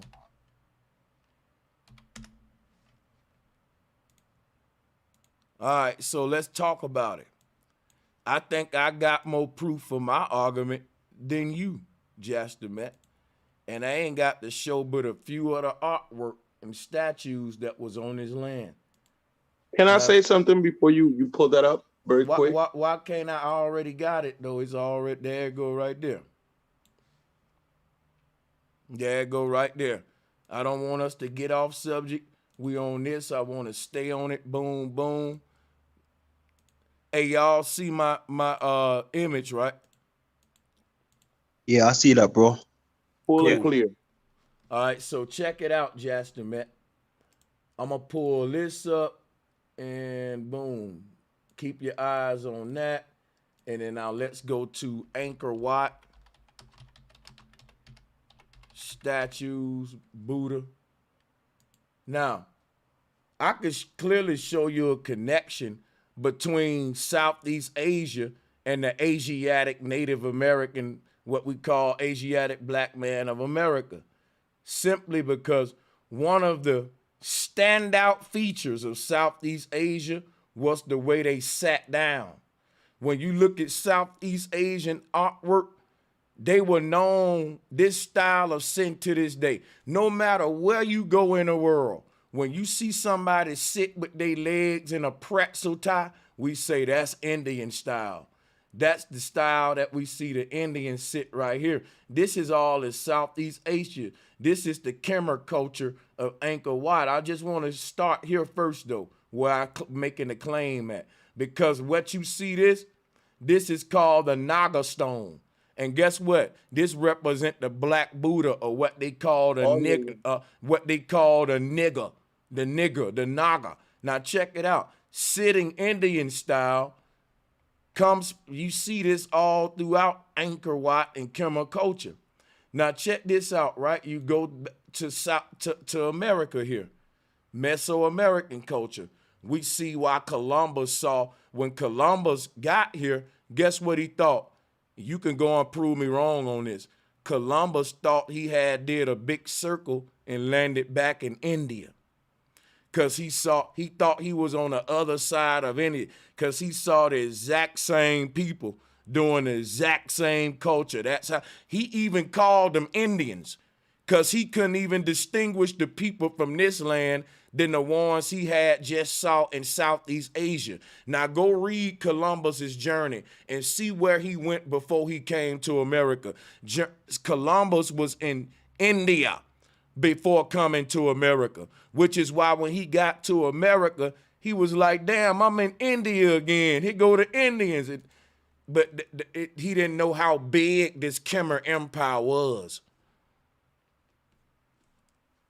Can I ask you a question, Brother Sanchez, though? Because how about in Spanish, if you translate... You gotta let that brother respond, though. All right. I got a rule here. When two niggas fighting, we can't have nobody in between it till they get to a point where one nigga get knocked out or something. But yeah, go ahead. Okay, so I don't see what the argument is here, because I never debated the fact that these aren't similar. Okay, they similar, but that don't mean that at one point in time. Hold on. My point ain't that they similar. Listen, my point ain't that they similar. My point is that the people here they culture originated from Southeast Asia. So I'm giving you your argument. There go your argument. Okay, yeah. Well, I disagree. You see, because who's to say that there wasn't an ancient culture all around the world and an ancient consciousness where everybody was meditating? Because I could pull up statues right now of meditating statues all over the world. No one so can say. The thing is, you trying to say that there was no original consciousness of meditating originating from the South American or Latin American continent, that it was purely derived from India. Now you used to say what that do we everybody call the come from the North position? Pole, but now Indian you're trying to style. say that we come from India, though. No, What's that all about, bro? I'm not saying we came from India. I'm telling you, human origins, man itself come from the North Pole. But this culture that we call Indian culture, Indian ain't a man. Indian is a culture that man adopted. That's like, bro, you dealing with a real guru here. Now check this out. What I'm telling you is that the culture of what we call Indian culture originated in the place we call India today, which is Southeast Asia, that part of the world. Now check this out, right? You saying that it's other people in the world meditate and all that. I'm not going to debate you on that. You're right.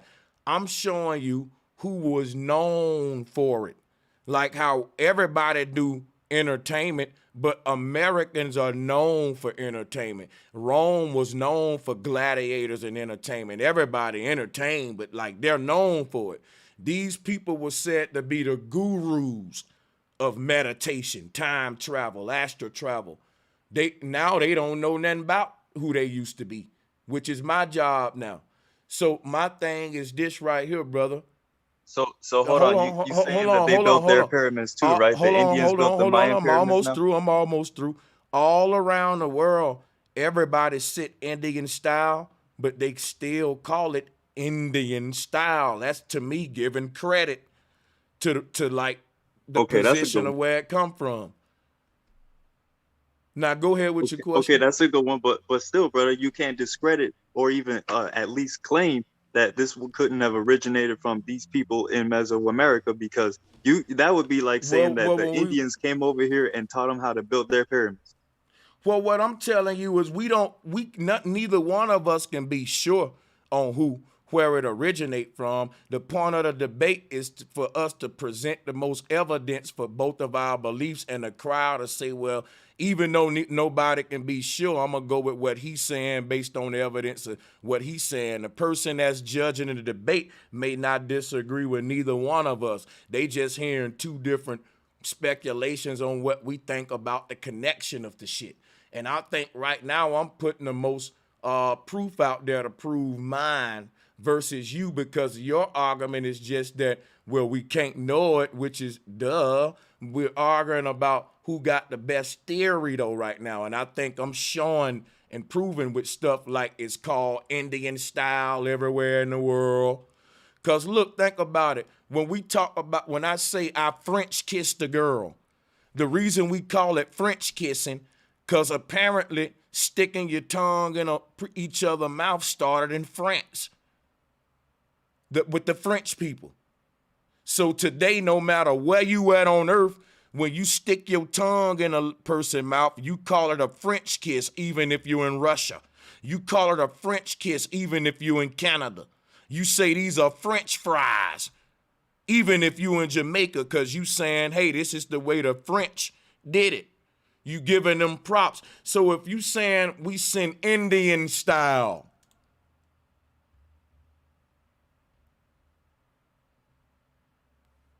and I haven't seen neither one of y'all show anything to dispute the information that I've shown you from this federal government. Yeah, but I don't think we disputing it at all. I think that speaks for itself there. Yeah, and secondly, you said that they stuffed English down our throats as a people, but we have a treaty where our ancestors made a treaty with the U.S. corporation that they would teach us their language and we would teach them ours. So, and also in the treaty was to provide housing. So that's why you have the public school system and Indian public housing, which is now changed to public housing. They removed the Indian, but it used to be called Indian public housing, and that's the hood. So, and I have that in a treaty. So the Indians did receive very low level quality education. I have a question though. That's in public school systems. Let me say something real quick before you do that. To the person named Rashi in the chat room, if you would like to debate me on the meaning of Naga, I will be glad to do it with you. because you don't know what you're talking about. A naga don't mean no goddamn snake. Hold up, y'all. Let me deal with this dude a minute. It's not all the time that I let the dudes outside the concert hall distract me on stage, but I give him the smoke. Yo, the word naga don't mean snake. You know what it means? Serpent. A serpent is not a damn snake, man. A serpent is a mythological creature that's part snake and part dragon, or part snake and part human, like you see here. These are not snakes. These are devas, nagas, serpents. A serpent come from the mythology of the Christian seraphim. That's where the word serpent come from, seraphim. I'm gonna show niggas about trying to teach me, because you think you're gonna respect why the fuck I am who I am. Here's where you get the serpent from, which is the dragon, the great dragon. These were the creatures that was they were like a snake with wings. They were reptilian creatures. These are the reptilians that's around God in heaven. Jesus was a seraphim. They called them seraphis in the Bible. This was the European trying to make their own versions of the naga that you see here. Like, don't never try, like, how dare you? Come on, man. Like, it means snake. A snake is an animal. This is a mythical creature. A dragon is a serpent. That's what you looking at right here. This dragon is a serpent is any of winged reptilian creatures in mythology. A snake is an animal on earth. Just like when the Greeks take a horse and blend it with a man, it's not called a horse no more, dude. It's called a minotaur. You can't call it a horse because it's a mythological fucking freak. It's a man with a horse. It's no longer a horse. So in other words, these were Hindu mythical creatures that were used to teach about the human chakra layers. That's what it meant. And I'll show you this and I'll get a mic back to my panel, but anytime I see an opportunity to teach, I will. Today, they teach us about our chakra layers with images like this right here. Listen up. Today, they teach us about the chakra layers with these kind of images. Back in the day, when we was meditating, sitting Indian style, we taught about the chakra layers with these kind of images. Can you see the same similarity? You inside of your own ripple effect energy field. The ancestors was teaching the same science of astral projection, Sin Indian style, meditating, traveling through the different bodies and astral planes, which is what their spiritual system was all about, including the Mayan and the Olmec. This is the same science right here that we lost. They called us the serpent people because we was able to slip in and out of the body like a snake go in and out of its skin and astral project to other worlds, and we lost this.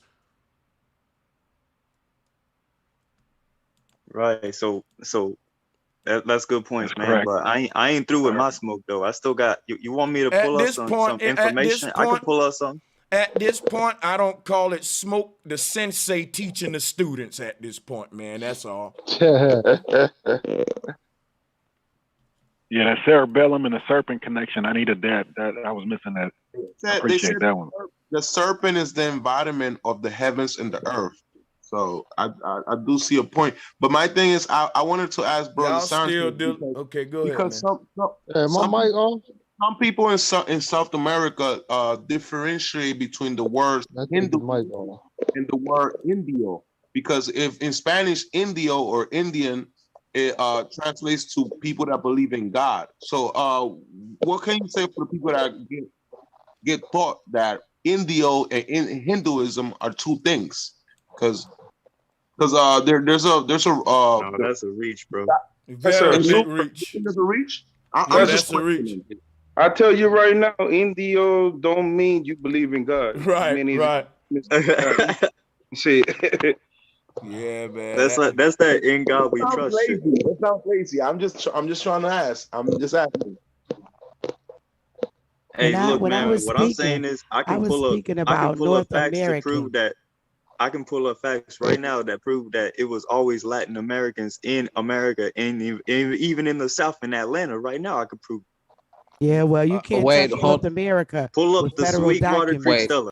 Sorry. Wait, hold up a second, because you keep saying Latin America when the Latin America wasn't Latin America till people from Europe who were Latin came over and colonized it. Because Latin actually comes from Italy. Spanish actually was originated in Italy. So we have to put that out there. And that the people that were over here in what we call, do you speak right now? We're speaking English.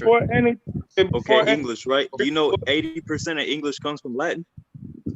It comes from 3 languages. It comes from Greek, Latin, and Germanic. It's a But Franco-lingua. over 80% of it comes from Latin. You might as well call it Latin, brother. So you speaking a Latin-derived language in a Latin country. Well, I you a can Latin tell you, American, bro. English They came is a from slave Spain. language. They came from It is. Spain, and they came from Spain and slept with the They Negro were in forced South on us America. by. That's They all were I'm forced saying. on That's us why some of y'all look by like the us slave in masters. South America. Yeah, Y'all but Latinos wear hair like ours. Y'all wear cornrows because the rest of y'all can't. Yo. Y'all are mixed. Yo, Y'all now- are mixed. We're You Now, are now, not now, full now, blood. now, That's now, why. You are now, not, now, especially if now, you speak Spanish. what's That's going Spain. on? What's going on in the world is they want us to debate about skin tones, mixtures, and all that shit. But guess what? We can do that. We can get a lot of knowledge from that. But guess what? Truth is, we only remixing. Diversity existed in the beginning, and the secrets is all. Look, we can go back to what the brother said earlier. Where did the word India come from? Because the people on this land, them call themselves Native Americans. Guess what? Why did Christopher Columbus decide to call these people Indians? Where did he hear the word from? Can I say something? Because he was one himself. He wasn't no Indian. He was a pilgrim, and that's a big distinction. The Indians versus the pilgrims. He was definitely on the team pilgrim side. You said they call themselves Native Americans. There was no word American. Yeah. That's what I'm trying to say. So, well, how do we know what they called themselves? See, now They guess call what? themselves the Guess what? Arawaki and the Algonquin people, the native. I'm gonna that's the show you. native I'm gonna North show you. American. I'm gonna show you what they call themselves. They call themselves Indians, and this is something I can prove for a fact because the word Indian is related to the word Hindu, which is Indus Valley, which is people of Indonesia, India, the Indus Valley Hindu people. All had this same spiritual system of the Mayan and the Olmec and all that. And if you want me to get deeper into the etymology of the word Yes, India, I want you to get deeper because I want to ask you a question. Who called them Indo? I mean, we got to go all the way back. Did they call themselves Indo Value? Did they call itself Indo Value? Yeah, I'm Did trying to. they call That's literally what I'm trying to teach right now. If you'll let me, deal. All you got to do is let me go, and I'm gonna go into all that. See, so check this out, y'all. If you look up the etymology of the word Indian, it simply means an inhabitant of India or South Asia. Southeast Asia in particular, too, which is where their main empire's headquarters was. But check this out, right? The word predate the empires of Southeast Asia, and they go all the way back to early empires of the Indus Valley. Just like they tell you Egypt came from Ethiopia, all of the cultures in Southeast Asia came from the Indus Valley cultures and became Hindus, practices of Buddha and all that. But Buddha had nothing to do with this, the way they do it today with the idolizing and a statue and stuff. Everybody doing idolatry today. The true spiritual system was that we was the Buddha, the one who set Indian style to, and not just a statue, and we left the world. You know what I'm saying? When you say Buddha, they got the story of Buddha falling asleep under the snake. And that right there is all part of Nagini culture right here. Falling asleep under the snake is when you're astral projecting and you're traveling through the ethers. I'm gonna show you right now. The Hindu. Hey man, I got a question. Hold on, man. Yeah, because y'all can't bogart me. Now I'm answering that brother question, so let me go on and then rush this. They got the story of Buddha falling asleep under a snake. This story was told prior to a god called Buddha falling asleep under the snake, because Buddha's body is the snake. When you fall asleep and you start to dream, your consciousness travel to these outer bodies and outer realms. But they told a story of falling asleep under a snake. As you see here, they all sleep. Look at here. Let me show you. His eyes is closed. You see, this deity eyes is closed, and he sleep under the snake. They came to tell this as Buddha today. These different serpents is nothing but all the energy of the crown chakra going up, vortexing up to the head. They were teaching the science of chakras and astral projection and all that. That was that was no other knowledge to our ancestors but that. That was it. That was the secrets of it all. If you understood that, you understood the matrix code behind the whole universe on some Neo shit. You didn't need, it's a cheat code. So check this out, right? The word India, when you start to break it down, D-I-A is two words, and, which we know what that is, the opposite of out, and D-I-A is dealing with Dia. Now, what is Dia? The Dia shape is the diamond shape, which is what the aura is. So an Indian was a person that was in Dia. The word Dia means two, like die, split. Indian was a dual person, a person who you looked at and said, you know what? He go in and out of two bodies. He astral project. He's in Dia. He's in duo, in twice body. He's a serpent person. So I'm giving y'all the knowledge of who these Indians were.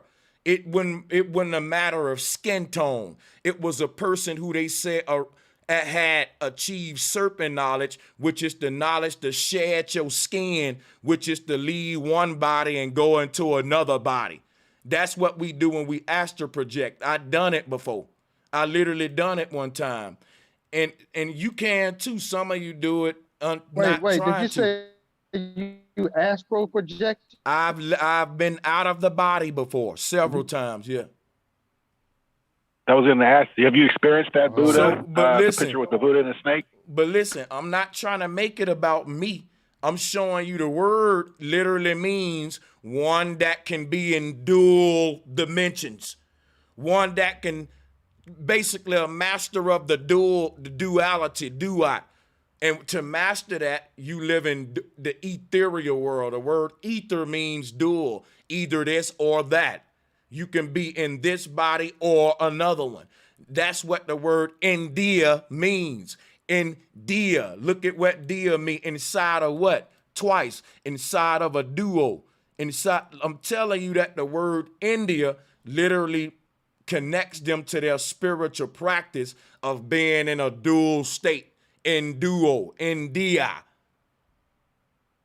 Like if that's going over, like two into one, like duality into oneness. Think about that. My thing is, Dia in Spanish is light, you know, so daylight. You know what I'm saying? And our bodies matter. Like that shit crazy, bro. Yeah, I'm gonna yield the floor. Yeah, salutes to the panel. Can I speak about that for a moment? Yep. As far as the dream state, okay, so this is how I live my life. This is how I came in, you know, how I look at it. And I resonate with you, bro, Sanchez, what you're saying about that.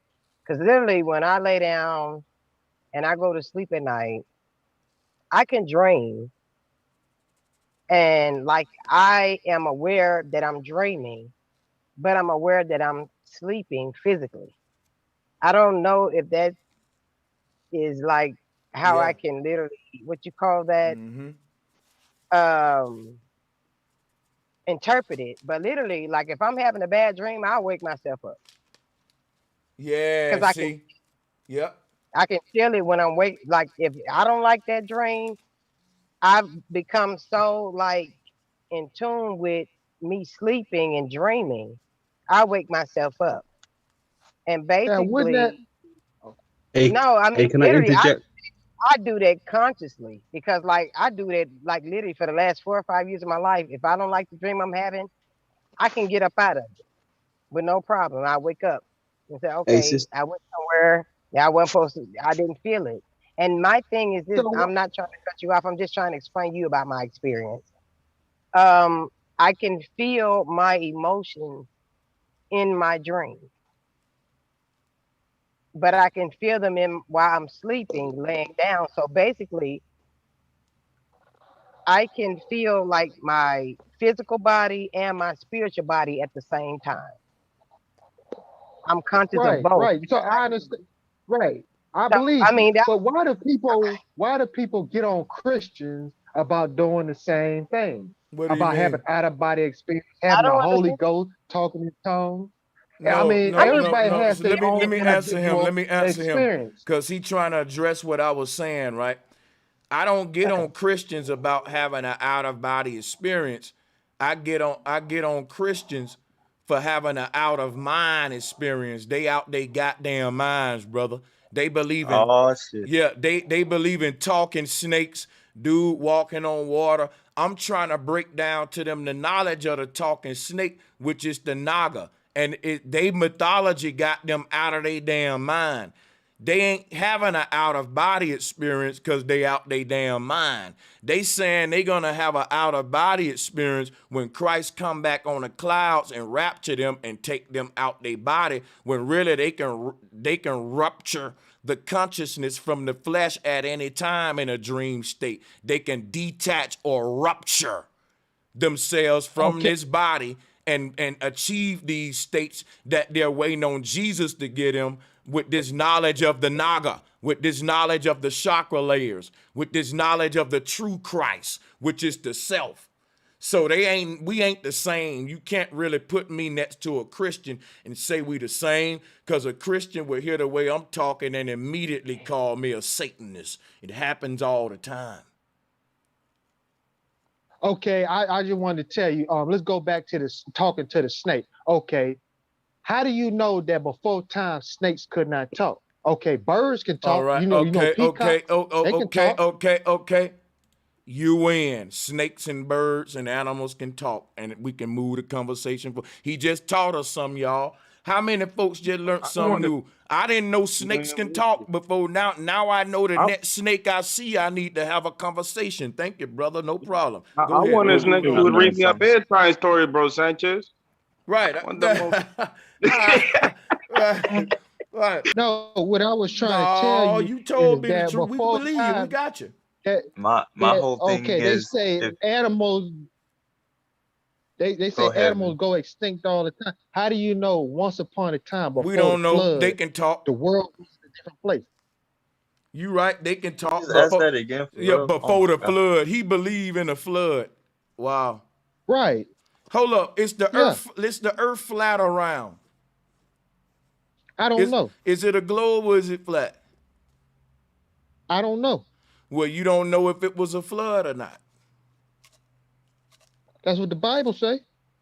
If your whole mentality Could is be a what metaphor. hold up. If your whole mentality is what the Bible say, you need to change your name from pro-black to pro-Bible. Well, why would I do? The Bible originated in Africa. Brother, Could be a wave of energy. This dude here is a big hypocrisy. His name pro-black, but all of his ideologies is from the damn white man. No, how is it from the white man? I don't understand it. Like, I'm you a have little to strange. explain. A little bit. He believe in the the Bible flood. is from. He believe in all this Yes. shit. You believe in King James? Like that, a white man?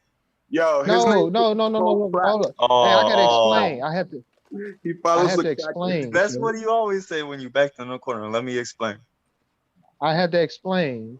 You said I believe in the King James. Before the King James Bible, there was a Greek Bible. I mean, before the King James Bible, there was a Latin Bible, there was a Greek Bible, and then there was the Hebrew Bible. So the King Wait a James minute, Bible brother. is not the Wait only a minute. Bible. Is believing in the Bible pro-black? Yes. But the God of the Bible, Ethiopia had now hold on.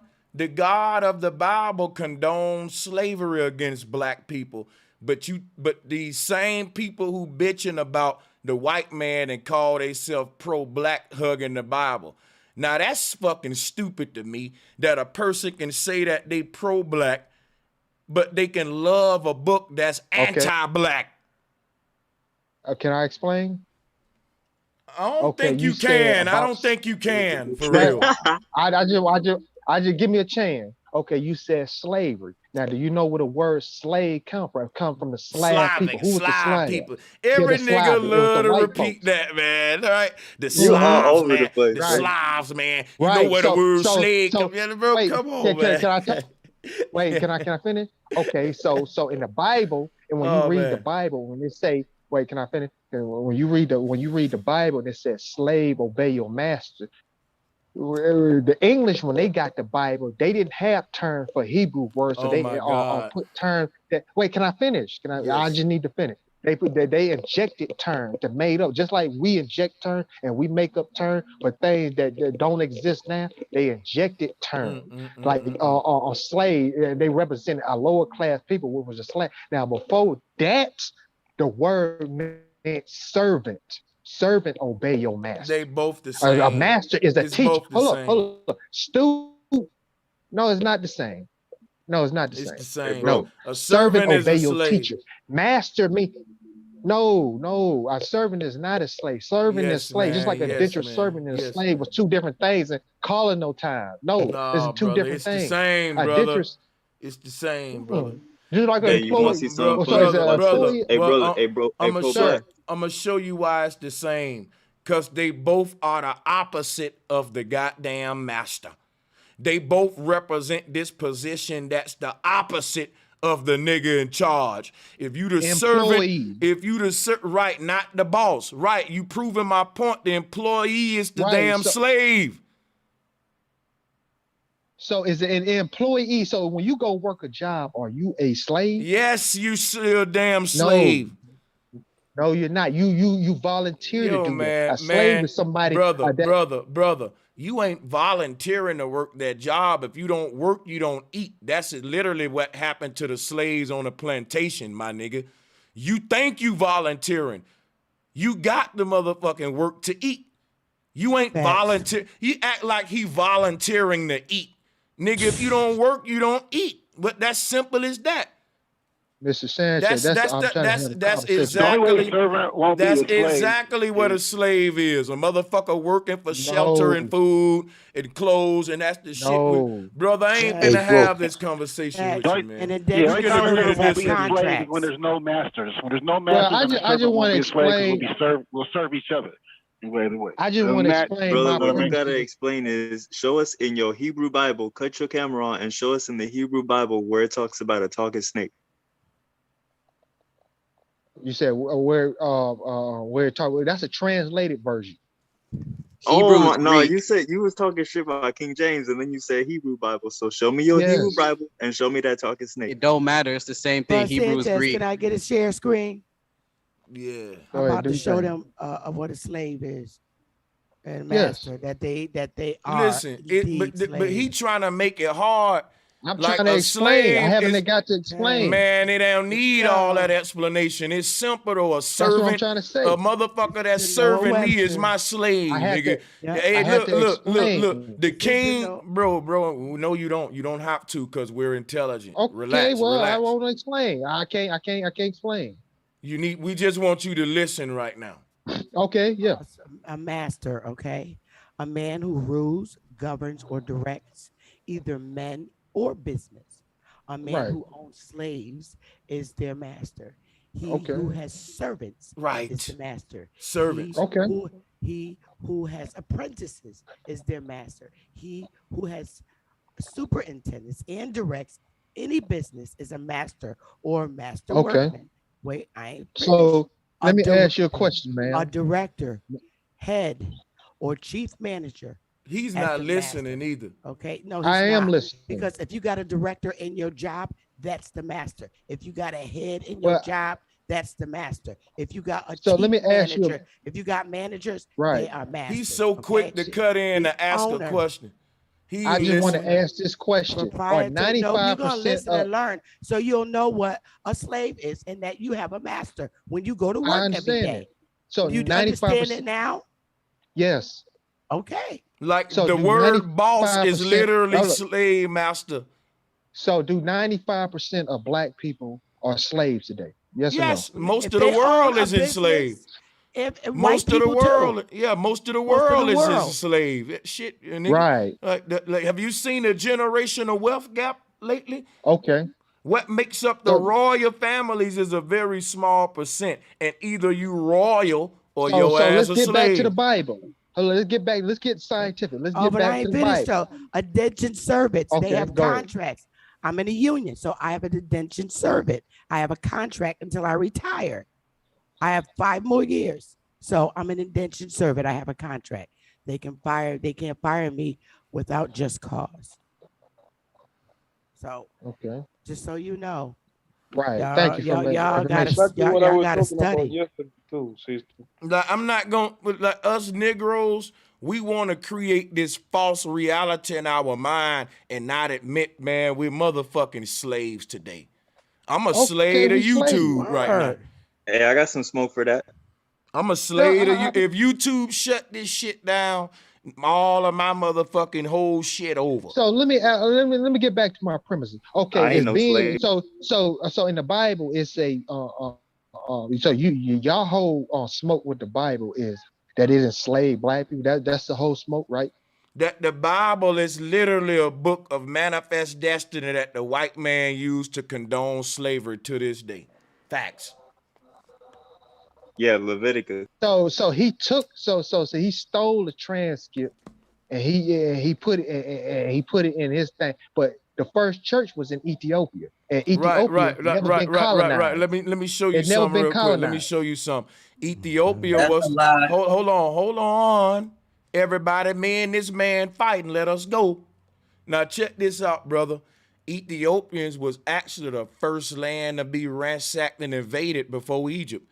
The Ethiopians migrated and made the civilization of Egypt because Ethiopia was falling for the same reason Egypt was falling too. And it wasn't even to outside invasions as much as it was civil war, because the first money that we see created in, let me show you something. I can pull it up now. We think the earliest money come from Egypt, but really there were Cushite coins, and Cushite empire had their own money and taxation, rich and poor and all that. In other words, Ethiopia represent where it was the first government, a primitive form of government systems in Kush land. And when they finally mastered those systems, they took that knowledge down and created Egypt, which was now, Ethiopia was the baby. It was the learning process when we first tried to make a civilization. Then when they took it to Egypt, they had mastered it by then, which is why Egypt was so grand. But you couldn't get a place as grand as Egypt if it was your first time doing it, which is why all Kemetic priests, like the one I debated, Jabari, who was in the New York Times, which is why you should respect my name, he will even have to tell you all Kemetic priests admit that you couldn't have Egypt without Ethiopia, because all the knowledge of the Cometians, they were really, who we calling the Kemetic people, were Ethiopians who just moved down the Nile and tried again at civilization. And that time they succeeded, and Egypt began to be a world empire. But you can see where they failed at in Kush because of civil war. Now let me say this: if you look around the world today, all the empires that were set up under this same system failed for the same reason. Uproar within the civilians saying it's not fair. Only the people at the top winning, and we getting taxed more and more, and inflation. It's because these government systems was never sustainable, which is the same problem we facing in modern day Babylon right now. Bum drop. I wanted to pride it at Mr. Sanchez. I wanted to pride it. It's always a narrative that It's a very popular narrative on social media that when we got the Bible, they got the land. I think that's false. Man, Ethiopia is the exception. They never been colonized and they beat the Italians in both wars. So Ethiopia is the exception, and they still got the Bible. Bro, you know what's crazy? Ethiopia is one of the most poorest fucking lands in Africa today. Because of, and you know what? And you know why? Egypt is too. Egypt is too. You know why? Because they the most fucking raped. They the most invaded. When you say the word Babylon, they called her a whore that was raped. These were world trade centers. And everybody wanted these lands because the ships that come into it. If I show you a map of this area, all the ships in the world got to go through the Suez Canal in these areas. Whoever controlling them lands really controlling the world, which is why the whole agenda is to control that part of the world right there. It's deeper than just trying to control. Man, yes. You know I'm right. Can I say that they did the same thing to New Orleans? That's the reason why I say Pan-African is needed. Instead of everybody else controlling it, won't we do it? Forget America. I'm gonna tell you why. You already did. I'm gonna tell you why though. I'm gonna tell you why. Look. I'm gonna show you something. Watch this, right? Y'all sisters, let me and the brother spar for a second, because check this out. I'm trying to school this brother real quick. Check this out, right? We don't got to all go to Africa and fight for the Suez Canal and the Nile River. Guess what happened? You had the same system in every land. The Amazon River is the Nile River for South America. Why would they run over there to take control of the Nile when people trying to take control of their Amazon?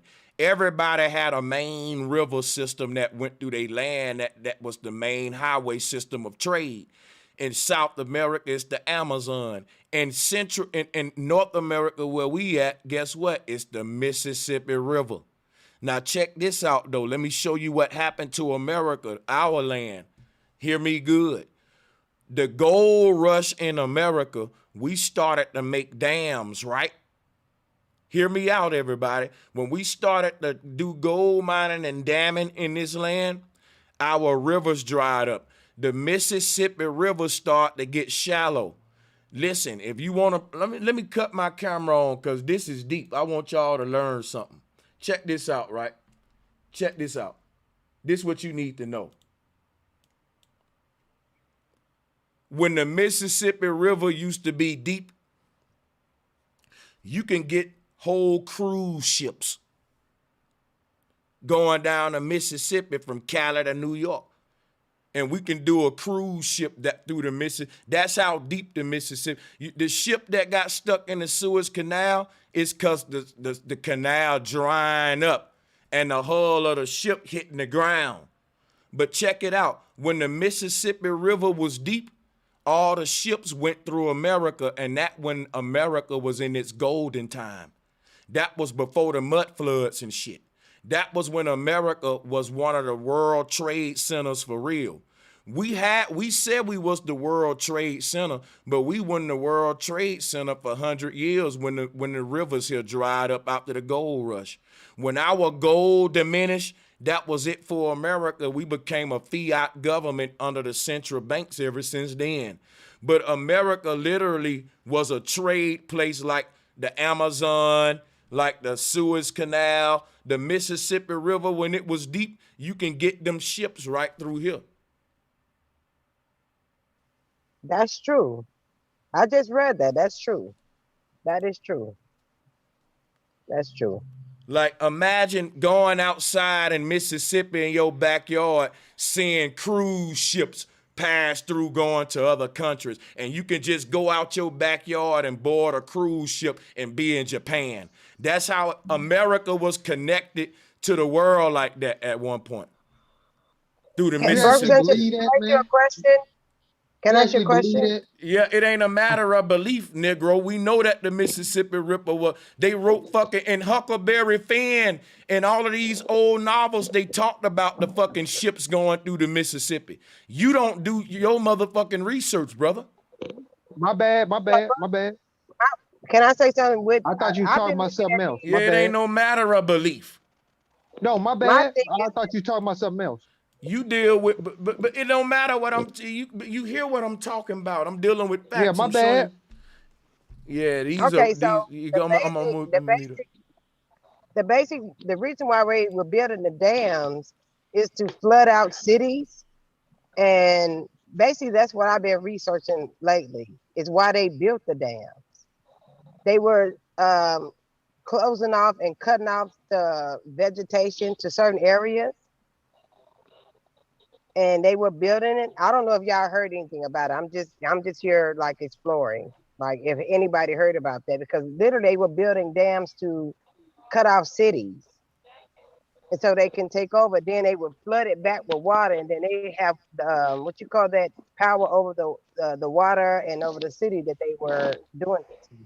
I'm trying to see if anybody had heard about that. Yeah, I heard about that in school, I think. No, I ain't hear about that, but Brother Sanchez. I heard about it. So that's why I was saying, like, okay, they were making false lakes, false rivers. They messed this land up. Yeah, they were terraforming it for a purpose. That's why I'm on this panel right now, to see if anybody else have heard the stuff that I've researched. Because literally they were creating. They say the Grand Canyon was artificial too. Up there near the Great Lakes in Michigan and all that area. At one point, that was one of the major centers and hubs for trade before the Hudson Bay and all that shit. Like, I'm telling you how these freshwater lakes connects to the saltwater oceans and shit. But I was reading a whole bunch of shit about even the Great Lake areas and all that area up there too at some point. How booming America was with our ports, lakes, and all of this shit. But I'm a fall back. Yeah, go ahead. We got to tap into our third eye knowledge. That's what I believe. Yeah, everything we read is not accurate. Everything we read is planted there to keep us on the line. We also connected to our great grandfather. Like, for example, there's a city. But they didn't know no better. But no, they actually spoke about these ships and spoke about the Mississippi. Like, this is what I'm telling you. What ignorance is, right? Ignorance is when you don't read, brother. It's a whole era of history where the Mississippi River was being glorified in America as a cultural highway, booming with culture. They had floating concerts at one point on the Mississippi. See, I'm from the South, so I'm connected to. I know about this. Only thing you can, and we got a lot of dumb cats back home that ain't connected to what went on in their land prior to the gold rush and the terraformation. I understand, man, you see, people like you dangerous, because y'all talk a lot, but when you open up your mouth, it's clear you don't know a lot. You don't really have nothing to offer but to say everybody else is wrong. And do you really believe that? It ain't a matter of belief. Folks coming with research and facts, and you acting childish. And you need to be listening and learning, because everything ain't a matter of belief, Mr. Bible pro-black, which is a hypocrisy. You speaking belief. Ain't nobody speaking belief. So you the Vatican bro, let me show this, bro. There is no belief that the Mississippi River was once a booming river and a cultural highway for steamboats and bigger ships than that at some point. That's not no belief at all. And you being from the South saying that's a belief, show me the level of ignorance my people is at. I just want to talk. I just want to get 10 seconds. Man, in order for you to have that privilege on this show, you gotta be somewhat basic intelligence, man.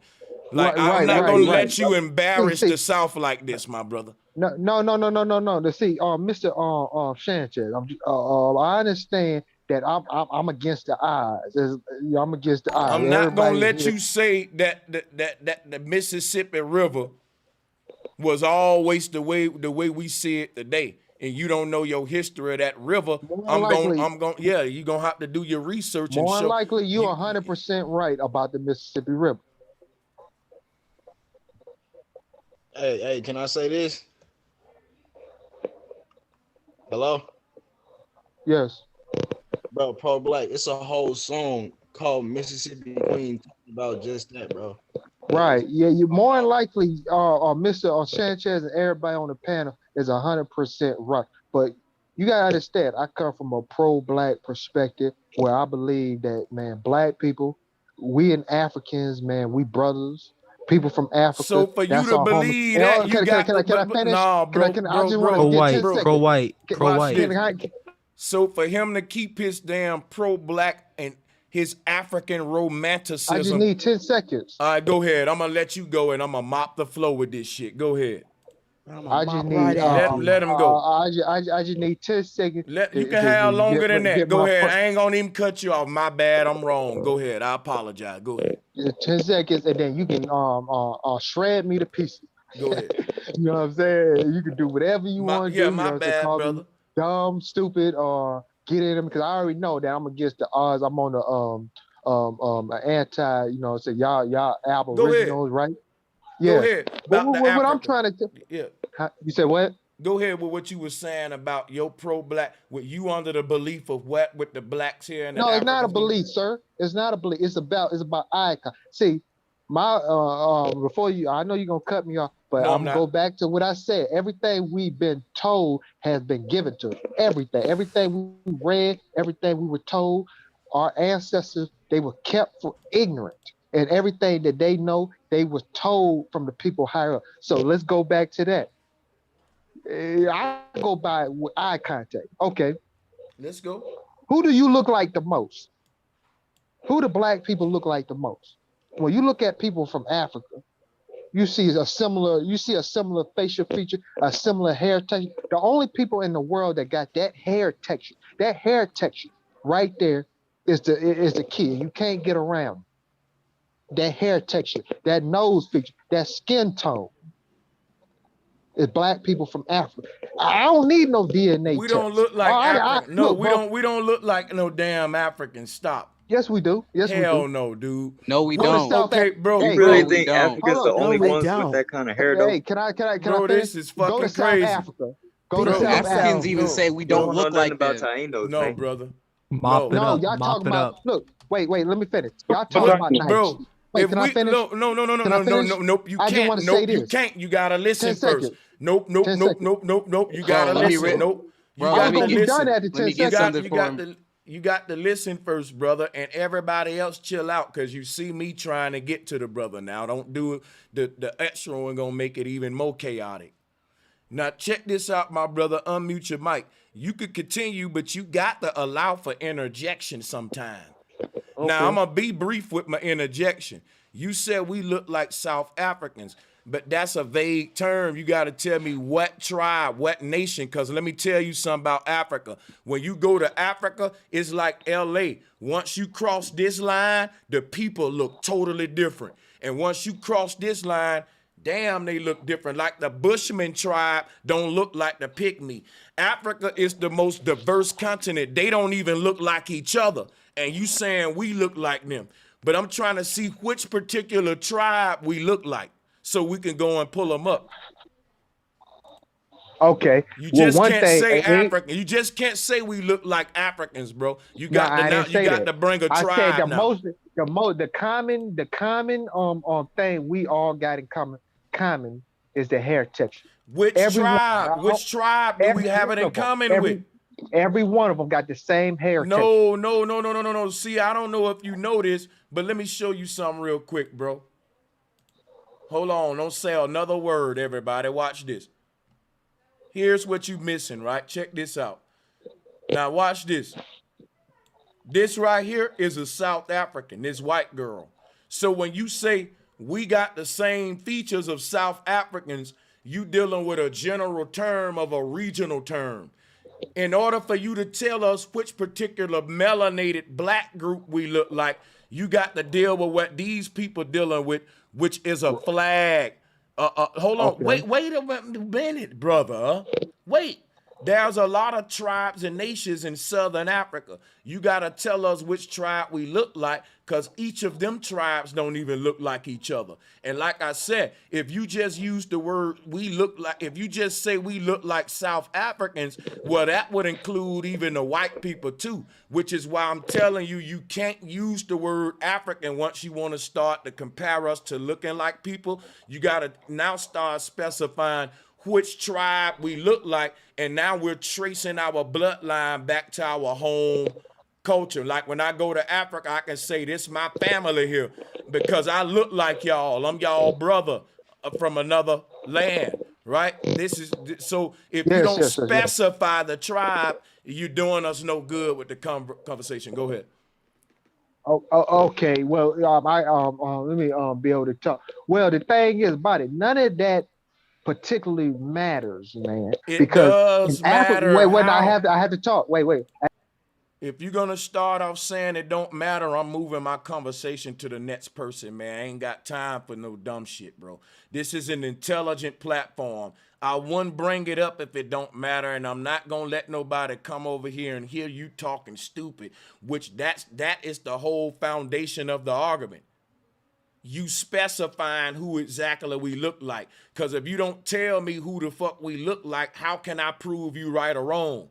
If you just say we look like South Africans, of course we don't look like this white girl right here who is a South African. If you're telling me this don't matter, I ain't even finna debate you no more. I got shit to do. Like, this retarded, man. I gotta finish, man. You know what I'm saying? I see, when I talk, I say things, then I explain it. I don't just say things and just leave it out there. I try to explain. There's no explanation for why this don't matter. Let me explain it. It matters. I'm not going to argue with you about why it don't matter. You're going to tell me the tribe nope, you cannot, dude. It's my show. Listen, dude.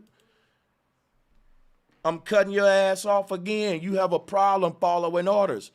I'm not letting you get the mic to explain a damn thing. I'm giving you the mic to tell me what tribe we look like. You made a claim. You said we look like South Africans. I said, which one? Because of course you can't just make a broad term like that. South Africans is just a region. If you're not gonna open up your mic right now to tell me which particular tribe we look like so I can pull them up, you lost the debate and I'm gonna drop a bomb and that's it for that. We moving on, man. I ain't gonna let you keep dancing. You've been hogging the mic. I got all the. Now, what tribe do we look like? That's what I want to know. You're right. I know you're about tired of me right now. What this is tribe the part where I get do kicked off. we look like, The brother? black That's ones, all the you black gotta ones. do. Which black The tribe? black ones. They don't consider these South African tribes don't have a word black. They don't consider themselves black. They will tell you, I'm from this tribe, I'm from that tribe, Right. and they're black. they're very prideful of their tribes. Listen, if you use the word black one more time, yeah, bro, you're done. Because you should be naming tribes now and you describing the color of a motherfucker hair. If all you can say is, I'm talking about her with the black hair and you don't know the name of her tribe, even she will fucking laugh at you. This is stupid, man. Like, this is crazy right now. You got washed in the debate, bro. You cheat now. Man, just mute up and let somebody else get the flow at this point, bro. You embarrassed yourself. Cheat now, bro. You embarrassed yourself. You said we look like South Africans. You keep on muting me. Bro, because you're done. It's it. I don't want to talk about this no more with you. Can't. It's not productive. Well, okay, I can't. You're right. So let's end it. Right, cool. Let's got self-hatred. Right. Can I check I got self. Hold on. Let me ask him something. Let me ask him something real quick. Right. Let's let this dude here really fucking crazy. Did you hear him? Let him talk a minute, y'all. He gonna tell me how much self-hatred I got. These guys are psychotic. He's psychotic. No. Delusional. I mean, to say that Bro Sanchez can't talk about this is just ridiculous. Sir, the whole time you've been muting me, sir. Because you don't follow instructions. I'm muting you right now. Your ass from your damn self. Right, I'm muting you right now because only thing you had to do was say, brother, we look like the Bushman tribe. Or brother, we look like ain't no such thing as no damn black tribe in Africa. I'm finna pull it up. The black tribe. Let me see it. You pull them up. Pull them up Hey, with the yo, ones Pro with the Black. So you trying to say? Hey, hold on. with the You trying to ones with say the that black hair, with Jamaicans the don't black have hair. that kind of hair that Whoever Africans got have? black Ain't hair. no black tribe, brother.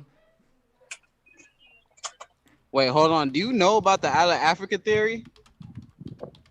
You know what's so crazy? That's the white man I'm gonna proposed that, right? I'm gonna show y'all what's crazy, right? If this brother really, he said I got self-hate. I got more love for Africa than his fake ass. Cause Look, bro, I'm from the South, bro. I'm from the South. I know most black bro, please stop interrupting this. I'm talking right now. You can deal with what I'm saying when I'm done. I'm making an argument that you need to listen to so you can argue against it when I'm done. So listen, what I'm saying is this right here. I'm more pro-Africa than you.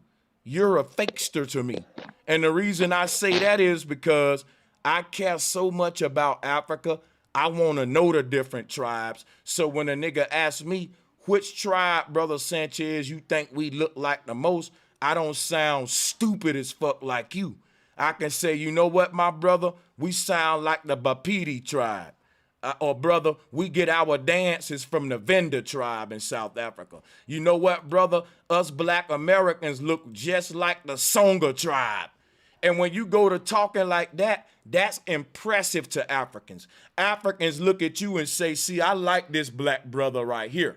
Because he ain't just saying, you black, you black. He respecting my tribe, my flag, and he ain't just an ignorant, stupid ass black American over there thinking everybody like them. See, I'm gonna tell you, I dealt with Africans when I was in South Korea, and guess what they'll tell you? And this is what happened to me when a Nigerian told me. I straight up told him, man, I was like, you know, man, we black people, so you know, he was like, I'm Nigerian. I am Nigerian. He straight up corrected me on that, like, I'm Nigerian, man.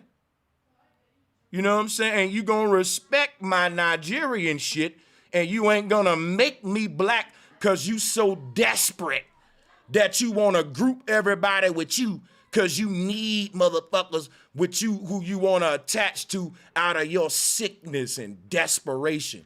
People who don't even wanna attach to you. You're gonna make them be down with you. Like, we're sick, man, as black people over here. Can I respond? I'm just asking, can I respond? Sure. That's people in general. Now this is the ADOS, the FBA on garbage movements. We're not talking about ADOS and FBA. I don't know nothing about what you talking about. Never heard of those groups. Never heard of those groups. Deal with my argument, bro. Deal with my argument, bro. We're talking about the Africans right now. Now let's talk about the East Coast versus West Coast, the South versus North. Why can't we talk about what I just talked about? Why you can't deal with what your opponent is saying? Let me show you how a debate works. When your opponent makes an argument, you deal with his argument and you don't make a new argument. Why can't we deal with exactly what I just dealt with? What's wrong with doing that? Why don't you want to deal with these tribes and all of that? You said you like Africa. Brother. No, brother. Our people has gotten stupid. That's all. That's not stupid. You don't even know how to debate properly, brother. You won't stick to the narrative and the argument. I am sticking to it. You gotta stop muting my mic and let me kind of get on out, and then you can go. Go ahead. Okay, I was making an analogy to what we got in America. That the division is all over the world. Black people hate each other all over the world. We'll kill each other. We black people all over. The only difference between black people in America and black people in Africa is we got here first. That's the only difference. They coming now on boats and ships. The only difference between us and them is we got here first. That's it. Through force. See, guess I what, disagree. Right? This is crazy. It's fucking crazy, man. Well, Brother Sanchez, good night. I can't. You can't fix stupid.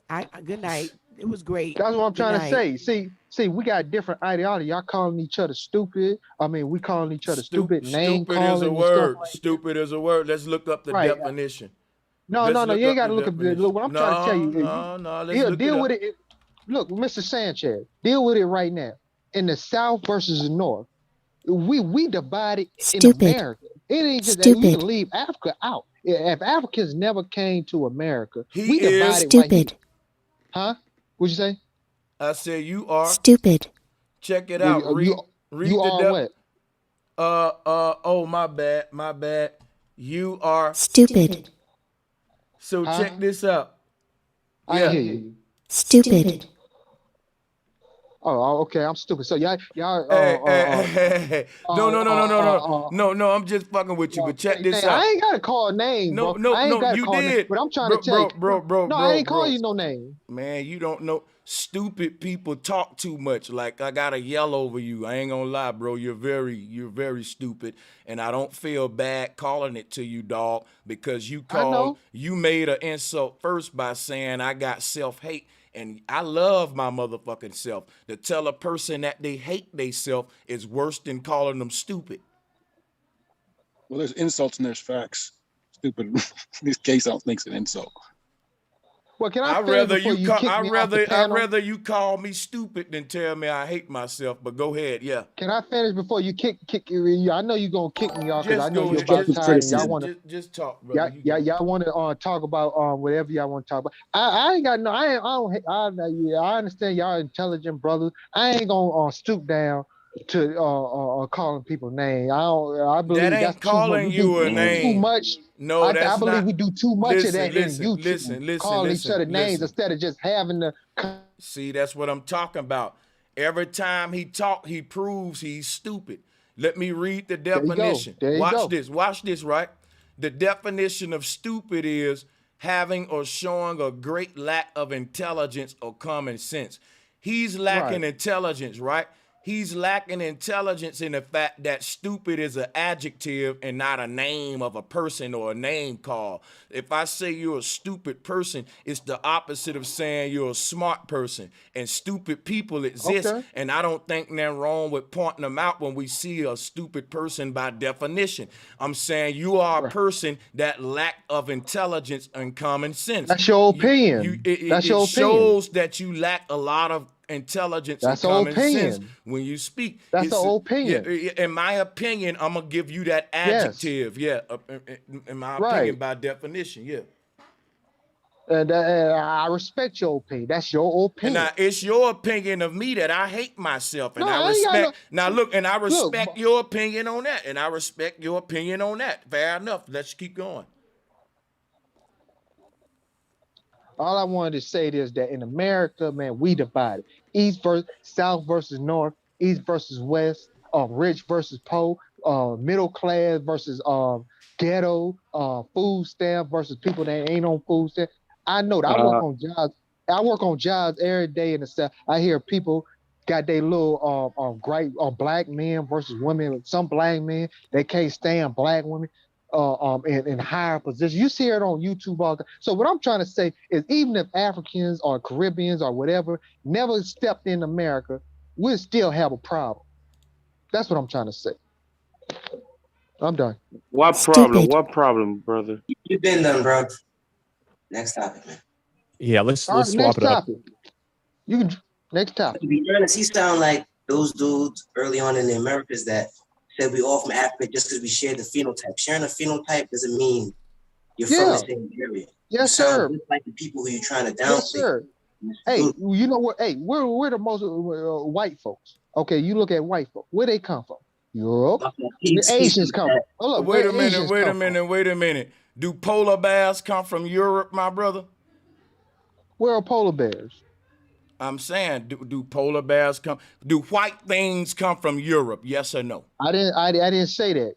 You white people, sir. White people, but not white. I didn't say that. Right. You didn't say that. White. You said. He just asked the question. I'm just saying, white. You saying white people come from Europe? I'm asking you, do white bears come from Europe too? I didn't say that, sir. I know. I'm asking you, did they come from Europe? I don't know where they come from. So how you know where white people come from? Because you trace the origin of the majority. The majority of the white folks is in Europe. So who have you traced the origins yet? Yes. and you traced the it back. majority of And you black hold up, wait, I'm slow down. You leaving me? I'm slow. I'm a slow student, teacher. Stop. You leaving me? Listen, you trace white people origins back to Europe. Teacher, can you tell me what to do that so I can do homework tonight and do what you did? How did you trace it back to Europe? Tell me how. Look at the majority. Oh, you just looked at the majority of them and traced it back to Europe? That's it. Oh my God. Oh my God. That's some thorough research, brother. I'm surprised. Right. That's some thorough Damn, that's some good research right there. Wow. Check it out. Hey, check it out. If you want to know where black folks come, look where the majority of the people is. Black folks is supposedly 13% of the population. Now, Africa is 100 million black folks. Obvious, that's where we came from. Well, it suggests that, but it's not obvious. It doesn't prove it. We look just like them folks. We don't look so you're like saying because of where people are now, it proves that all their ancestors came from there too? Hey, I just think that's a fallacy. Hey, say that again, sir.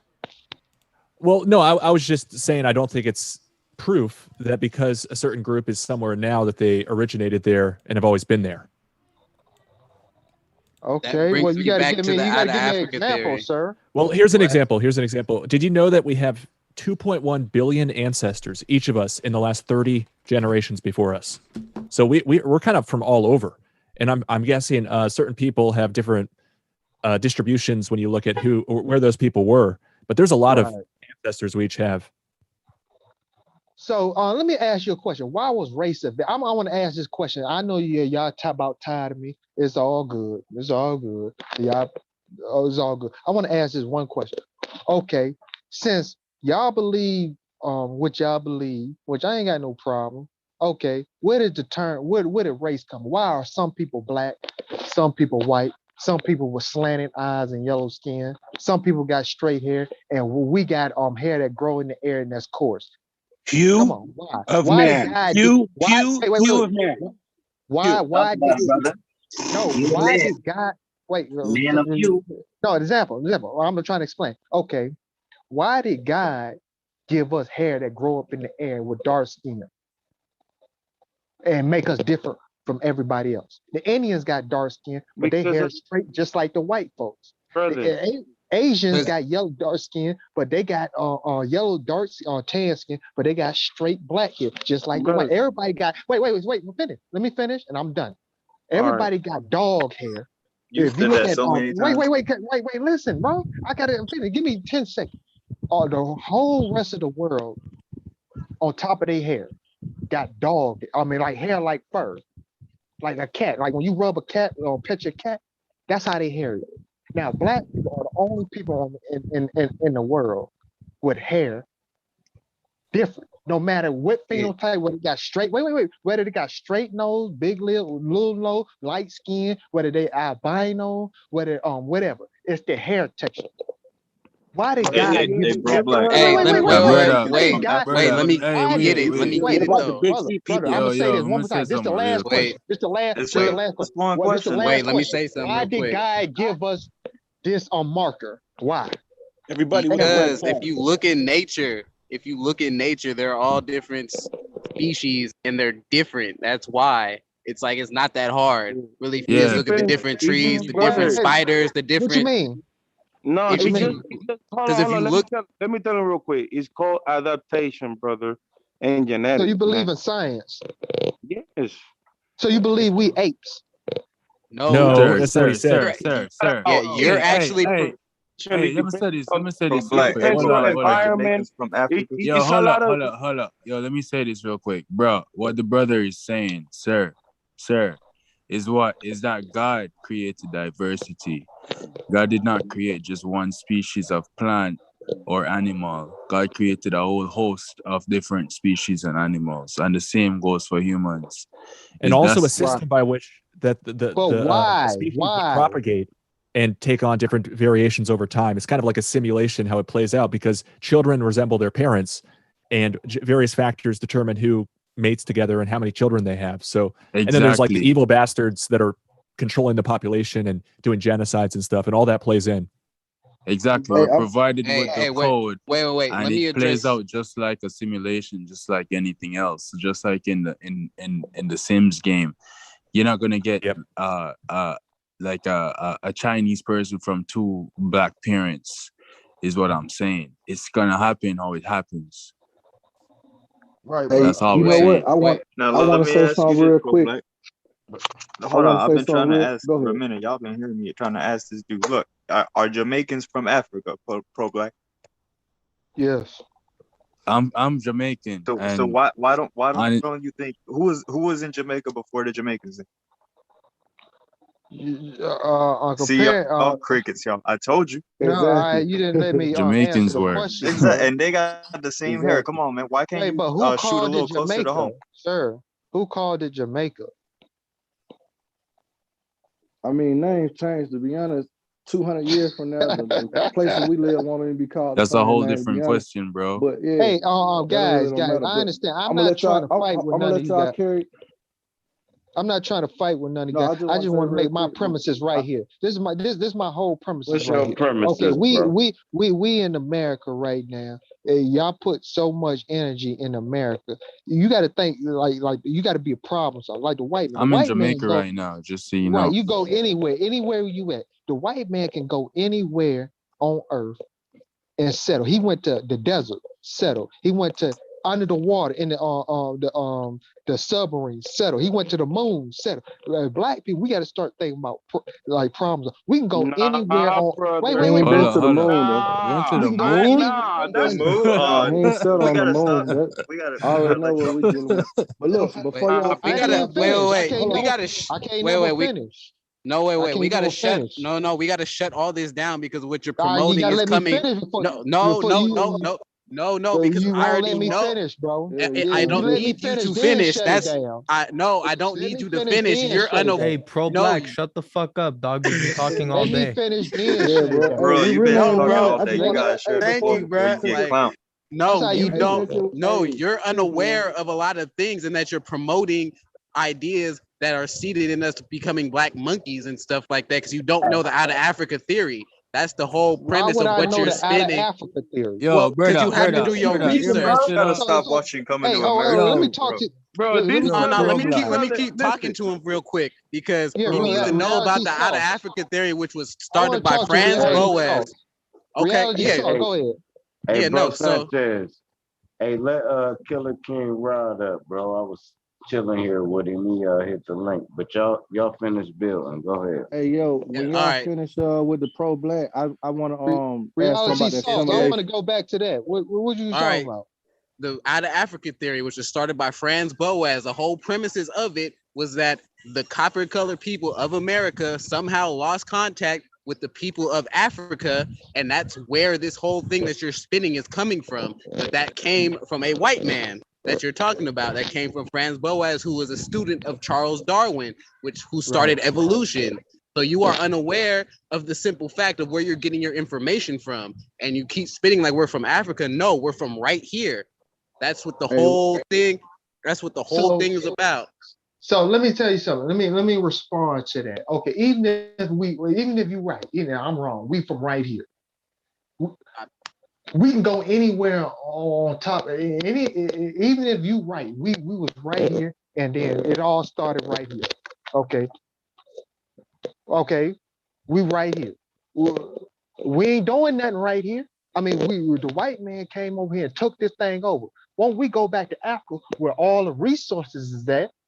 And do something there. That's what I'm trying to say. Even if we is from right here, we can leave here. That would be this fitting in man the Why would tripping, we leave bro. our home? All right, Why would we Marcus leave Garvey, our but look, home? This is our home, bro. What are you talking about? hey, I Yeah, think he's why would just playing with y'all. To be honest, But at this get the point, home, this man man. sitting Man, here. Go where you an you agent, Our bro. We home. see right go through where that. the Yeah, hey, he just talking hey, crazy. I wanted to hey, really hey, ask a serious question. listen. Hey, listen. Hey, Like, I what they mean, say about what they say about you ever watch Menace You know, to Mama House. Society? Sir, anybody ever watch Menace to Society where Kane, when the Muslim dude told him to get out of South Central, go to St. Louis or something better? If you ain't doing nothing where you at, it ain't nothing popping where you at. Go somewhere where it's popping, where the Yeah, I can tell. resources is at. But all I of can that tell is you. Like Hold America, on, look, hold on, hold on. hold I on, can We tell you. have Share the You mic, know man. resources what? here. I can tell your intent's good, brother. But really, the energy that you trying to promote, what you're doing is really putting energy against that. You know what I mean? So it'd be better. You know, we all trying to help you out. We ain't trying to silence you. but at the same time, you know what I'm saying? You're getting energy against what you're talking about. Yeah, pro-black is a white supremacist. Just by Pro-black the is a way white you're talking about it, it's not getting your point across. We can't comprehend the way you're trying brother, to I've been waiting on Pro Black to speak. So it's impossible for me to be a white supremacist. Hey, can y'all hear me, man? Yeah, we got you, Drop. Hey, bro, Sanchez. Let Killer King ride up this because we trying to see if this shit working too. So I think he gone. He AFK. oh, he gone. Okay, y'all finish building there. My bad. I ain't mean to interrupt y'all. Y'all finish going. No, what's good, Drop? You need to change the bill, man. We tired of this other dude. All right, cool. All right, let me ask y'all this, right? All right, we got a firmament, right? We got a dome, right? What do y'all think? Because none of us know it, so don't act like you do. What do y'all think is on the other side of the firmament? Because we know water. it's not planets. What y'all think it is? Are we? Water. It might be planets. Water. It's definitely a topic change. I like it. Yeah, it's a good one. That's Way better. interesting. So somebody said water. I'm gonna say the same energy that formed the sun, but it's infinite abundant. I think it's pure light. I don't think Like it's plasma? no land. I don't think it's no other stars or moons or nothing. I think it's pure energy that will embrace your whole spirit if you made it to it. So that's just what I think. Because like I said, when I asked the question, don't nobody know. But what do y'all think it is? I think when we come to the realization of what I think we it's are, another simulation. it'll be whatever we want. Hey, you know what? Yeah, exactly. You know what? I like that answer when he said it can be I whatever think we it. want. Cause go ahead. Drop. I get him after you. Hey, Joe, I think it's the creator myself. I don't think like, well, part of me used to think if you come out of this realm, you go into another realm. But I don't think we have to go into another realm to get into another realm. I just think we got to go distance to get into another realm. I think outside of this firmament is the creator. It's like when you step out of prison, you're finally free. I feel like once you step out, that's when you meet the creator. If that makes any sense to you. I'm not exactly my sure homie if there is a said it's firmament. like It's this. an interesting theory, but I definitely think that almost infinity, I should say, is out there beyond what they tell us is our world, and they're concealing it. But I think it's hard for us to even. I don't think we could even imagine everything that's out there. This is just a small subset of the total I reality. like to give my conjecture. I think a lot of things is more speculation, man, and a lot of things that That's what we that's doing. said Theory. or printed in We don't books hey, or what the world leaders give us, He and does that on most of purpose. the information we don't know I is don't think he's Bro, is that, put we ain't into even the talking about that, Vatican. bro. Come on, man. stuttering. Come on. He's hey, look, hey, Hey, so Can I look have at the it mic? like Can this. But pro-black, I what do answer you the think is Bro, beyond the Black is firmament? cool, Can I guys. answer the question? Like I say, Can I? most of the information is put into the Vatican library and vaults, and it's shut clear, so we don't But know. what do Man, you you can't think? even Not What even you talking think? about the So Vatican. What do you everything think we is do beyond the know really is firmament, what can't they even bro? do want that. us to know. What you think? Everything you do know is what they want you to know. But what do you Bro, think? What do you think is What beyond do the you think is firmament? out there, bro? That's all we trying to. We Just don't give Why us is a what theory, out Why do you there? believe bro. Charles Yo, Darwin? man. I Hold don't. on. hey, Hey, y'all, hey, let's Yo, hear let Tim, me the say, premise yo, right yo, quick. yo, yo. Let me say something real quick. Stop Tim right Truth. quick. Hey, K Gomez. Yo, Set a premise on what you just said right quick so we can build on that. 'Cause we just yelling at this point. yeah. So, You man, said what? you said what? You had said something, right? You had Yeah, said what is No. what?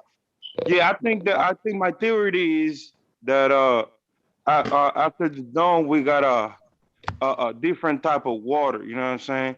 Just like we got waters in this flat plane. You know what I'm saying? That are divided from each other.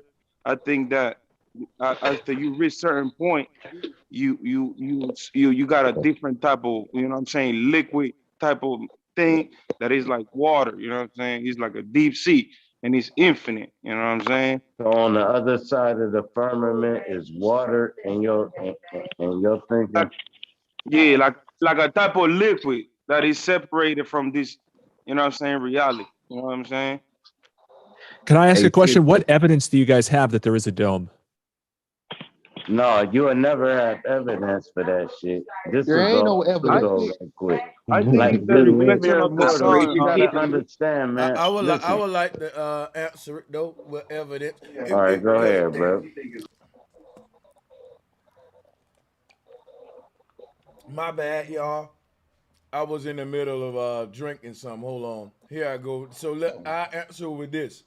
Let me cut my camera on. So what evidence do we have of a dome?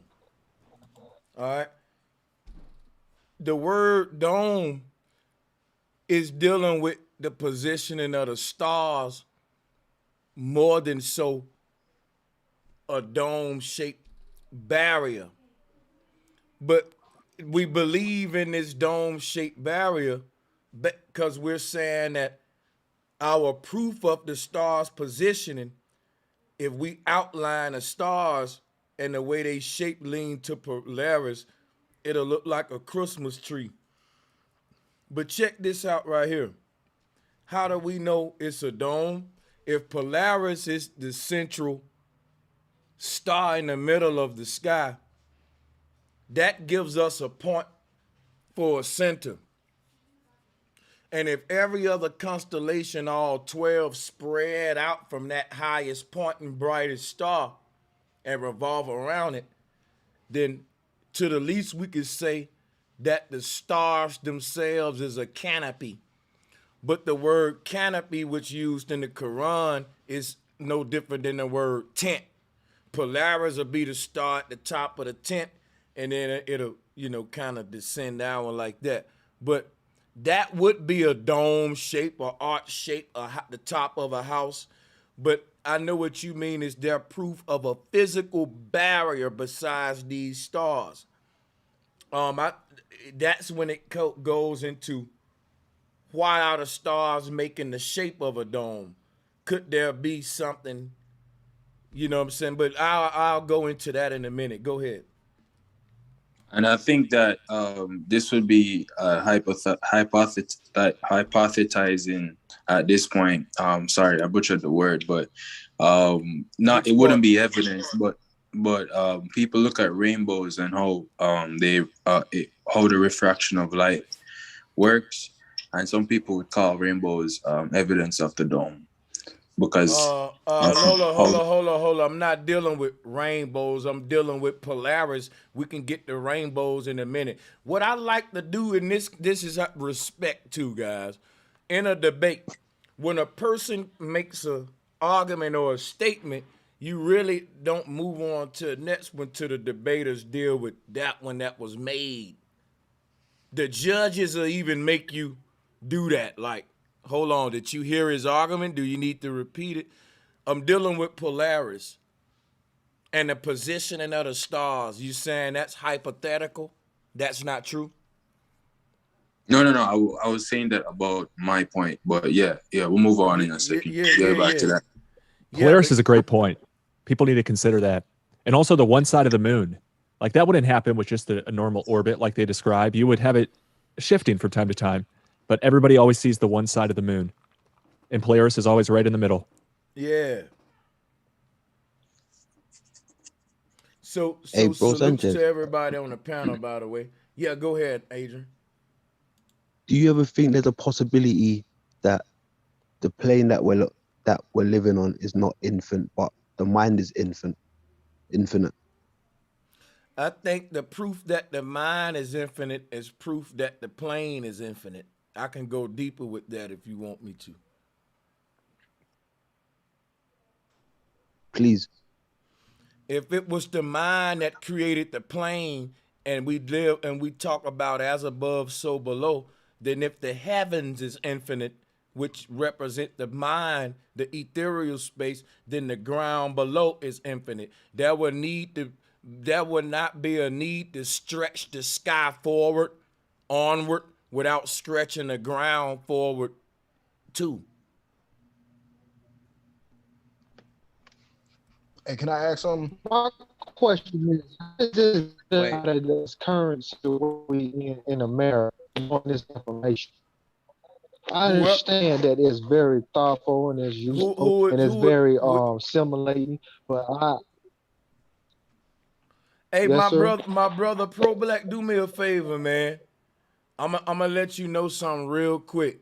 You're not allowed to criticize anyone else's hypothesis and interpretation anymore on a panel. Now you can argue against it, but we're not gonna give you the right to criticize or a person's understanding of hypothesis because you don't have your own. Everything from you is the white man said or the Bible said. So until you get your own, so listen, wait a minute. Until you get your own hypothesis, I don't think you in a position to criticize people who got their own original understanding and they ain't just repeating what the white man said. Well, I might get off right now. I don't want to hold y'all up.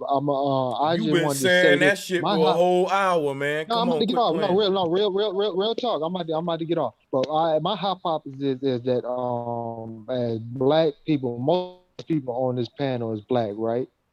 Nope. Right. All right, but can I ask? Okay, well, majority, but like I said, majority of people on the panel is black. No, what I was trying to say, we said no. We said no, though. People, no, we said no. Right, bro, but you said it, bro. Right, but the majority of the people, majority of people, black, I would I'm brown, consider brother. my people. I defer to Pro Black. Who is your right, people, well, bro? We got the same Black hair, means brother. void of color. I'm not black. Anyway, I'm about to get off the panel. I'm not about. Look, bro, I'm about to get off the panel. I'm not. Hey, going before you go, Pro Black, did you say that you talk, think that they went to the moon? About your scientific. No, I just want to say this. I just want to say this. That It's been definitely entertaining. Based on what was going, it was a good conversation. Thank you, brothers. And It what was was you gonna say? entertaining, man. Appreciate the bill, my brother Pro What was you Black. gonna say? Yes, sir. He came up here with the name Pro Black. Right, and I just want to say one more thing is that we don't know everything that we know. We were a captured people. Hey, and we were ignorant. They kept us from reading. They kept, brother. Does that Christian? Give me 20. No, bro, you supposed to been left. We ain't gonna keep letting you I just want stick 20 around. seconds. No, man, and not if you're gonna end on 20 seconds. You can't end on telling everybody else what they know and don't know. You can talk about what you don't know. Go ahead. 20 seconds. 20 seconds. You are the weakest link. Just please, 20 seconds. Yeah, go just ahead, please, man. Just 20 seconds. I'm gone. And you can count. You can count them on your fingers. Or start counting right now. Hey, also, you ain't Pro Black either. Go ahead. You got it. Okay. Go ahead. But like I was saying, everything that we know, because our ancestors were kept ignorant from reading, from writing, from all that stuff. Everything we were known was given to the white man, from Egyptology, from whatever we were. Everything you was known was given to you. From translating that on hieroglyphics, everything. So we don't know if none of that is true. You don't know if none of that's true? Everything, and most of the information that's is hidden in the Vatican library. You can't refute that. Wow. Yeah, we it can refute it. It hasn't been revealed. We can refute it. We can refute that. We can refute even the FBI haven't released papers. But how you know the Vatican archives are true though, if everything else fake? Got him. There's a lot of secret information, but to throw up your hands and say, let's not even try and nobody knows anything, I think that's foolish. All the information you need in the Vatican back door, in the Vatican headquarters, the Vatican. All right, you gotta go to the library. Hey, look here, man. Best way to know it is probing their construct, you know? The white man. Always the white man. That's crazy. Have you been to the Vatican library yet?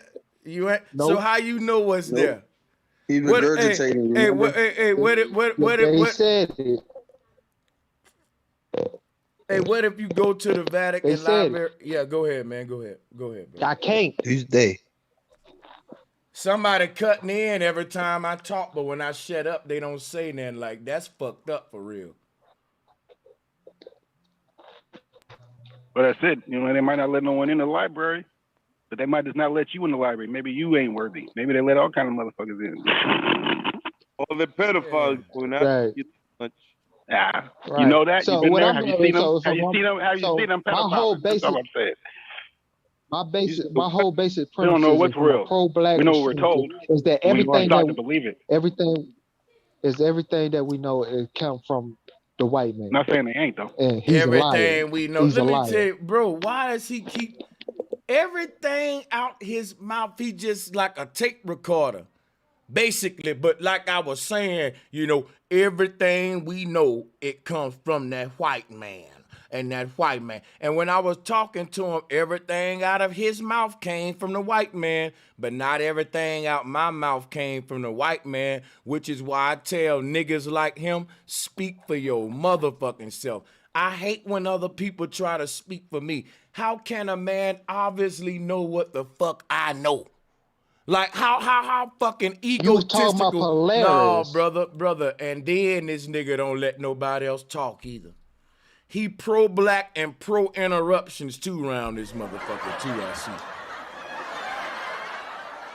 Pro-black and pro-disruptive at the same damn time.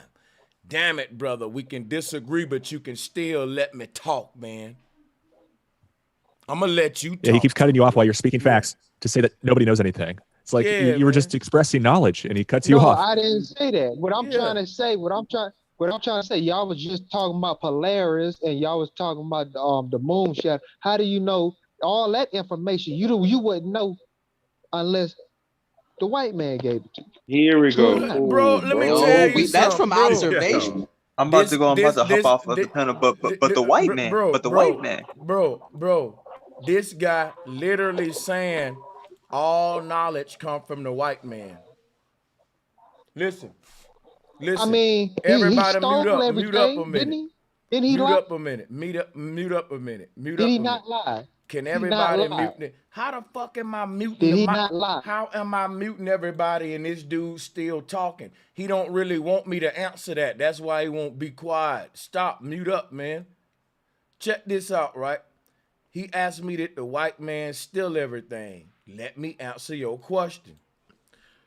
The white man never stole our ability to critically think.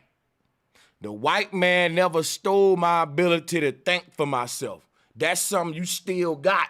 We choose not to do that. And let me show you how it works against us. Let's say the black man created a whole bunch of good knowledge. He created it because he was a good thinker. Now, the white man stole his knowledge, but the white man instilled his mind, which is where the knowledge come from. You know what? If the black man say, check it out, you can't steal knowledge from me, because I'll just think of that shit again and think of some even more advanced nigga and just, like, you, for example, what I'm saying is this right here. If I steal Elon Musk's idea of the Tesla, of a Tesla gadget, you know what he'll say? He got me on that. And he won't be broke and poor. He'll fucking create something else that the world need and another problem and lead that. Because one thing about a rich-minded thinker, you could take away everything they got, but it ain't the stuff that made them. It was their ability to think. Like, if you know how to play basketball good, that's what making your money. If you lose everything you got, you still can go and use that skill to make them millions back. You didn't lose your skill. So how did the black man, it's one thing to lose knowledge, it's another thing to lose your fucking mind, which is your ability to think. Because check it out. If we created the knowledge that was stolen, why the fuck can't we just create something else new then? Let them have that. Why would I keep arguing? Listen, think about it. If I'm a nigga that create trendy styles and niggas copy me in high school, right? I come out with a new style. I pull up my pants leg. Now, every nigga pulling their pants leg up. Guess what trendy niggas do? They say, you know what? Time for me to create a new trend, baby. I'm going to go to this and make them copy that. Watch. I'm going to always stay ahead of them because when they copy this shit from me, that's my old shit, nigga. We on some new shit now. When you copy it from me. That's how I work in the rap game when a nigga copy your knowledge of how you flowing and all that. Okay, y'all got that style. I'm finna come with a whole nother style that niggas, wow. I'ma always be the trendsetter and not the follower. Cause of that, I'm the creator and innovator of it. This is what we saying the black man is. So why can't he just recreate the shit? That's more easier than begging a man for something that he ain't obviously gonna give you back. If he stole your knowledge and don't again for you to get it back, use what he didn't steal from you, which is your mind. The mind is where the knowledge come from. So anything stolen from black people, we can achieve it the moment we start to use our fucking minds, but we don't do it. You know why? Niggas like you who think only knowledge come from the fucking white man, like you ain't got a mind of your fucking own. Everything out your mouth irks the shit out of me when you say shit like, goddamn it, everything we know it comes from the white man. You the stereotypical ignorant Negro that they speak of, making the rest of us look bad, talking like a fucking coon like that, thinking you pro-black. You're far from it. You embarrass the true pro-blacks. Can I respond to that? You embarrass the goddamn true pro-blacks. Yeah. Can I respond to that? You're giving them power doing that. Yeah, you're giving the white man power. Giving them that much power over you, man. Okay, Saying that. I can't respond to it. Okay. Yeah, let them respond to it, y'all. Okay. Well, everything you just said, all I gotta say is, what about the colorism problem? You live in Alabama. Wow. Wait. Every time you come with some facts with him, can I finish? He just gonna go with a whole nother argument, and that's can I finish? But you the definition What of about you live in Alabama, right? Do you live in Alabama, sir? Yeah, I live in Alabama. Now we all know Alabama, Louisiana, the deep south. We all know a lot of brothers is infatuated with red bone. What yes the or no? hell are we talking about here? Come on. Stupid. Come on. Is that not the white Stupid. man put his teachings on you and then you perpetuating that on your own race? Yes or no? It's called eugenics. Can we move I on? thought this dude was gonna go. Stupid. There we go. So the brothers ain't thinking about it. You didn't even address what bro said though. At all. You know why? Because he's stupid. Back to the question that Brother Sanchez proposed. Hey, negative souls don't like solutions. That means they got to find something else to be negative about. That's what we have right here. That's you gotta address it. We gotta address it. In the South, the colorism issue is very deep. I live down here, bro. I know. Pro-black, I addressed this with you with the whole out of Africa theory. It has to do with eugenics. Now, please answer what Brother Sanchez told you, was like asking you.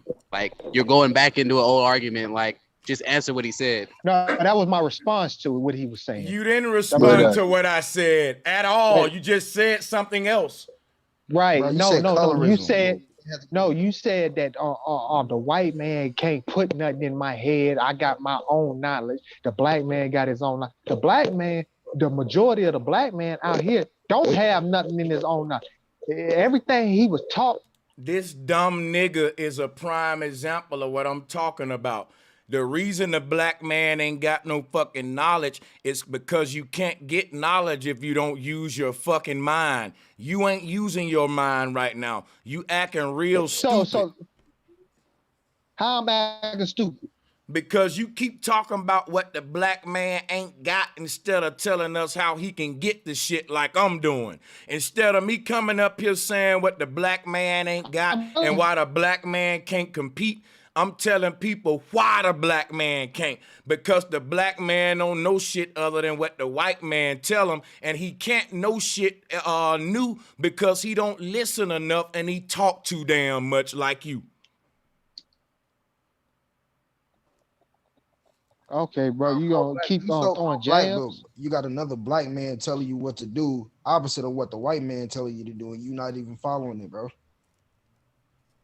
not a jab, What is brother. he telling me what to do? Think about what I'm saying. It's not a jab. If everything that come out of your mouth is we don't know this and we don't know that, and what the white man said and what the Bible said, don't you know you should be talking the least? If you're agreeing that we don't know it, and I'm telling you, no, brother, you don't know it. I know what we need to do and the problems and the solution and what need to go. Then guess what should happen? You should say, okay, since I don't know and you know, tell me then. To respond to that, if you don't know, what's up to y'all, man? This is Killer can't King never Ride, respond. man. Every time I try to respond, but there is no fucking response to I don't know. You say brother, listen. Nope, I know I don't, because it's my show. Listen, when you say you That's don't, what I'm trying to say. No, listen to me. When you say you don't know, and I say I do know, you don't get a response right there. The only thing you can say after that is, tell me what you know then. And if you ain't saying that, I gotta move the mic.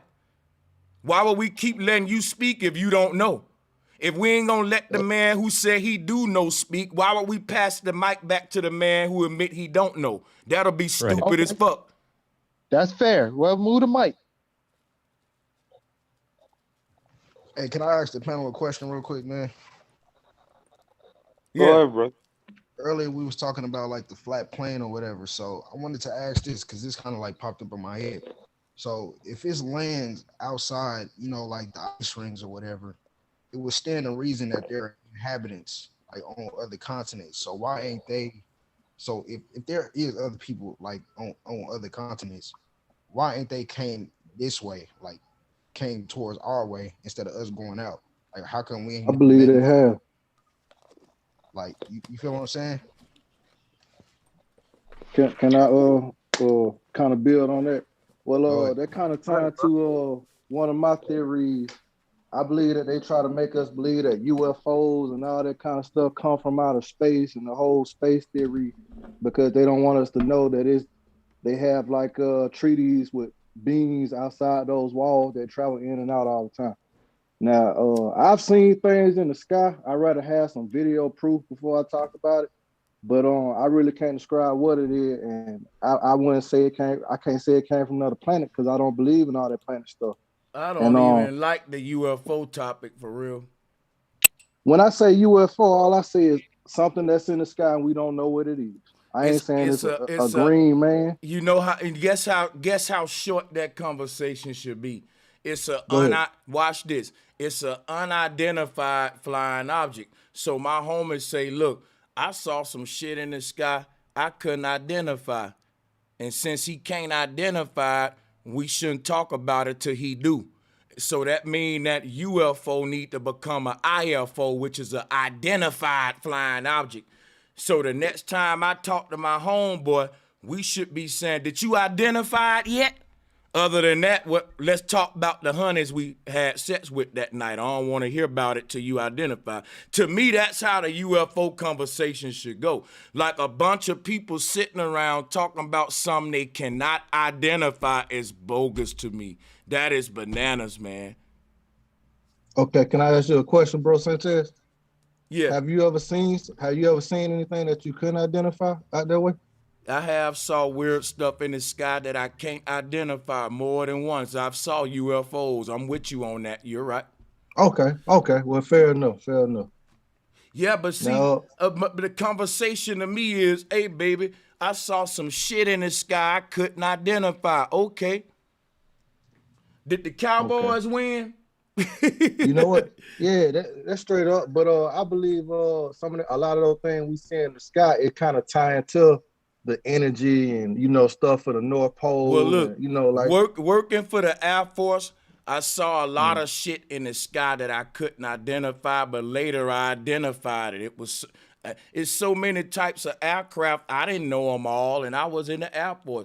Even in the Air Force, I saw a plane every other damn month that I never saw before, or a different concept of a plane in a book, or different shit they coming out with in the future, or a new stealth on this plane, or and you'd be like, yo, is that this? Yeah, they just, it's crazy. Yeah. Like technology is so fast that when we're testing new technology and also trying to hide it at the same time so it ain't leaked, sometimes people see things they can't identify, you know. Okay, I agree with that because I worked in aviation. You know what I mean? So yeah, I got a lot of friends that's engineers and stuff like that. They got patents and stuff that they can't even reveal that deal with aviation. So that makes sense. Hey, look, but, the Air Force got a lot of weird looking aircraft. I guarantee you, most of the time, the shit that we seeing in the sky, my good brother, that we can't identify is just some new shit the Air Force testing. They testing some, they aircraft, yeah. And a lot of that technology is also technology that we don't get to see until like 40 or 30 years after. So that's another thing too. Yeah, and so you believe, so y'all believe they got technology that look like stars that can move? Yeah, stuff like that. That's blue beam technology. Yeah, that's what. Okay, facts. Okay, that's what. Okay. So you believe? Okay, that so makes sense. I know about blue beam. Blue beam technology would give man the power in our time to write his own signs and wonders in the heavens. Okay, so you've done your research on how they've been using aluminum and barium to create like the prime like up a the sky, RC current and use it as a mirror TV. Yeah, they coat the whole atmosphere into a new type of what they priming it to be able to project their own sky. And what's happening right now is Earth is falling into an underworld, and it's falling because when they create the fake sky over the real sky, it demotes our Earth to a lower level beneath another veil. So we're falling into an underworld that's gonna be followed with mine uploading and all kind of other stuff too, to where the truth of this reality is leaving. It's a new world coming into play, merging. Whatever these beings are that rule this world, people think they're alien because they're terraforming this natural earth to be an environment that would be suitable for some kind of reptilian creature. In other words, hear me out, right? Humans on this earth got a certain natural environment we thrive in. The people that's controlling the earth now, it's like they're disconnected. It's like they don't like the natural environment that would allow all of us to thrive. Because think about it. Even if you beefing with me and you want to rule the world, why would you kill your own self? You would think all humans need good air to breathe, good water to drink. And if you destroying the earth's air, the earth's water, you drink it and breathe it too. And I start to think to myself, they ain't really destroying nothing. They're terraforming the earth because they're not like us. Whatever they're spraying in the air, whatever they putting in the water, it would be like an alien creature coming to earth and colonizing it. Think about it. If just say an alien creature came to earth from another ring somewhere and they atmosphere had aluminum, barium, they some underworld creatures, right? See, because the metals that they spraying our air with are what's called heavy metals, which is the name of a rock music genre, which is satanic. But check this out. The metals they putting in the air exist in the underworld. They don't belong in the heavens. They belong in the ground. Aluminum and all that shit don't belong in the air. But it's like they're demoting these heavy elements to the sky. Let me tell you what's happening. If a underworld, sort of underground, underworldly humanoid creature came to this earth, it wouldn't be compatible with our atmosphere, right? It will have to stay underground until it terraforms the earth to a level where it's able to come out, right? And that's what we've been seeing for years happening. So the earth is, what's happening on the earth is, it's becoming it's coming hard to live on this earth if you're a natural human. And it's becoming more easy to live on it if you're this new Arcanian type of whatever they are. They trying to make us them with the CRISPR, with the terraforming. It's almost like an alien came to the earth from a world that breathes barium and aluminum in the sky. And they came here and started spraying that shit in our sky to make our world like their home world. And that shit sounds like Transformers a little bit, like Megatron. Yeah, that's literally like what's going. That's why people say these folks ain't really humans. Like they got to be some kind of people from beyond the ice or something. And they multicolored. These are like galactic federations. Whatever the agenda of these people in power on Earth ruling us is otherworldly. Okay. You know, they made Absolutely a movie. Right. They put that in the movie with if you seen that Transformer the last night. I don't know if y'all familiar with that, but they had it where they were bringing in another world. No, but they put everything right in front of our face, though. So you absolutely right, probably about they already showed us what they're doing. Yeah. So And also Not everything, the movie. not everything. No, not everything. not everything. I wanted to ask, what do you guys think? I just want to remind everybody of the placebo Let me effect. see. Hold up. If Citizen Man still on the panel, let me know. And salutes to Citizen Man. I know he was in the chat earlier. Yeah, y'all go ahead. No, bro, No, I was Sanchez, gonna I say wanted real to quick. ask, like, what you mentioned about two things. I was thinking about Elon Musk because he's working on two projects. One is Neuralink. So Neuralink is basically a little dot the size of, like, smaller than a dime that they put in your brain, and it interconnects your brain. So like, let's say in the future you're not gonna be able to use a mouse. You could just telepathically basically change the screen or whatever. And then you have another technology that he's working on basically is putting satellites around the Earth to basically have a 360 how do you call it, to get 360 antennas basically around the Earth basically. So do that have any kind of like intersection with what you're talking about how like they're trying to make us into transhumanism in a sense, because we already are a little transhumanism with the fact that I could use the car and through Google Maps, I could tell the car, hey, change the song, or I'm going this place, or, little by little, the car's driving itself. So is there any correlation? Also, Tesla gets a lot of money from the government. He's the highest, he's the biggest billionaire in the world, but it's mostly because they got a lot of government contracts.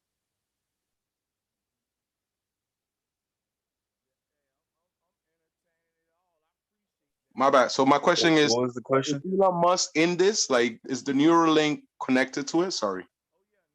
Of course he's in it. Yeah, man, for sure. Bro talked about that extensively too.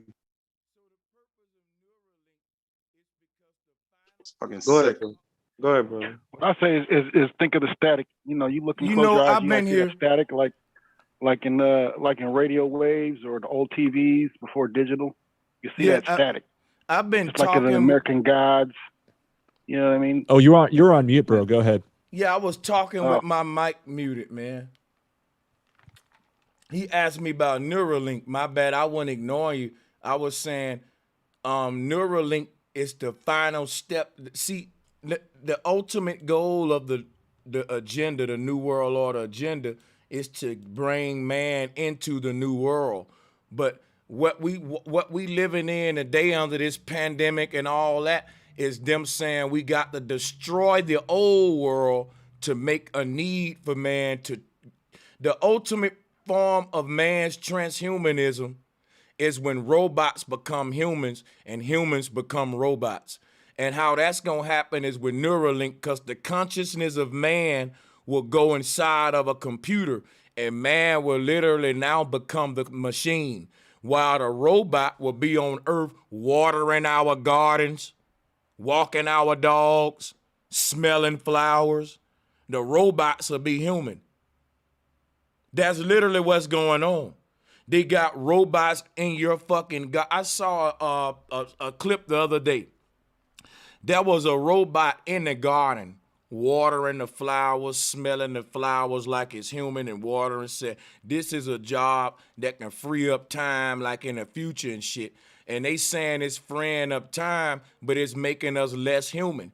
Because when I was a child, I remember walking to my grandma's house to go and get food and all that. And I love my grandma. I miss her, man. And one thing I remember always walking up to my grandma's house, and my grandma be out there in that yard every day tending to her flowers.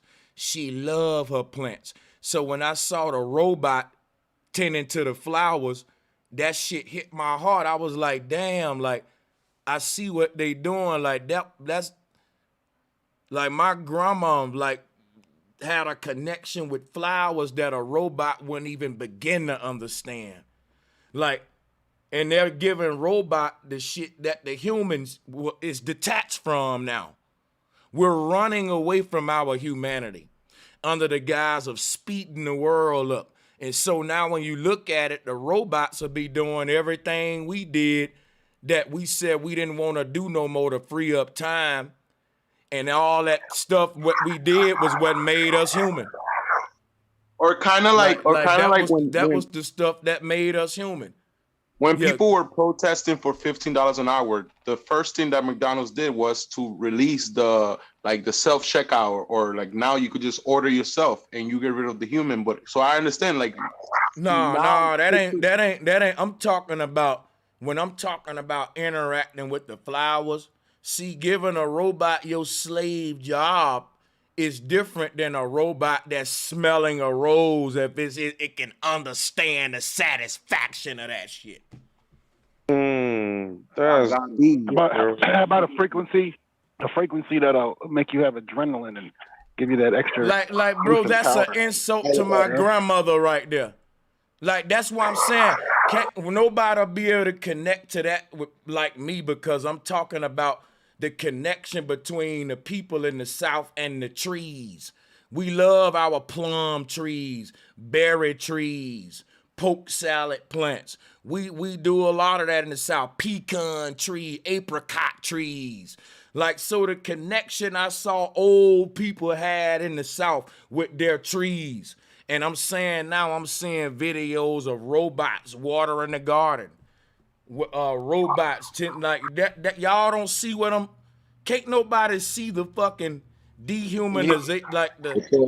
I can't relate, bro, Sanchez. My grandma, that's what my grandma do. She used to cultivate her. They call it culantro and all type yuca, all types of stuff. She used to do it by herself. You know what I'm saying? That culantro, that shit, home. Man, and I think that's why my grandma is still alive, because the schedule that she have, is with nature. Like, she would come early as hell, you know what I'm saying, to attend to her flowers, to attend to her house, you know what I'm saying? And he's like, I understand where Bro Sanchez is coming from. Like, we detaching from that, from the real teachings that are you know what I'm saying? And you know why? Hey, can I say something about that? If I can speak hold on. Detach ourselves. Hold up a second.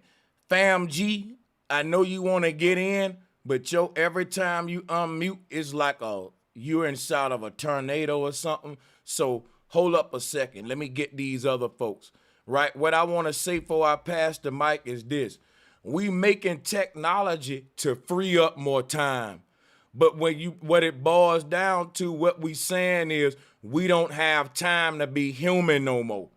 So as the world speed up, we're going into transhumanism, where we're transforming what it's like to be a human based on we want a new sped up robotic. We're now robots. We want to move that fast, like a robot speed. Like, you feel me? This is crazy. But I'm gonna let y'all go with that.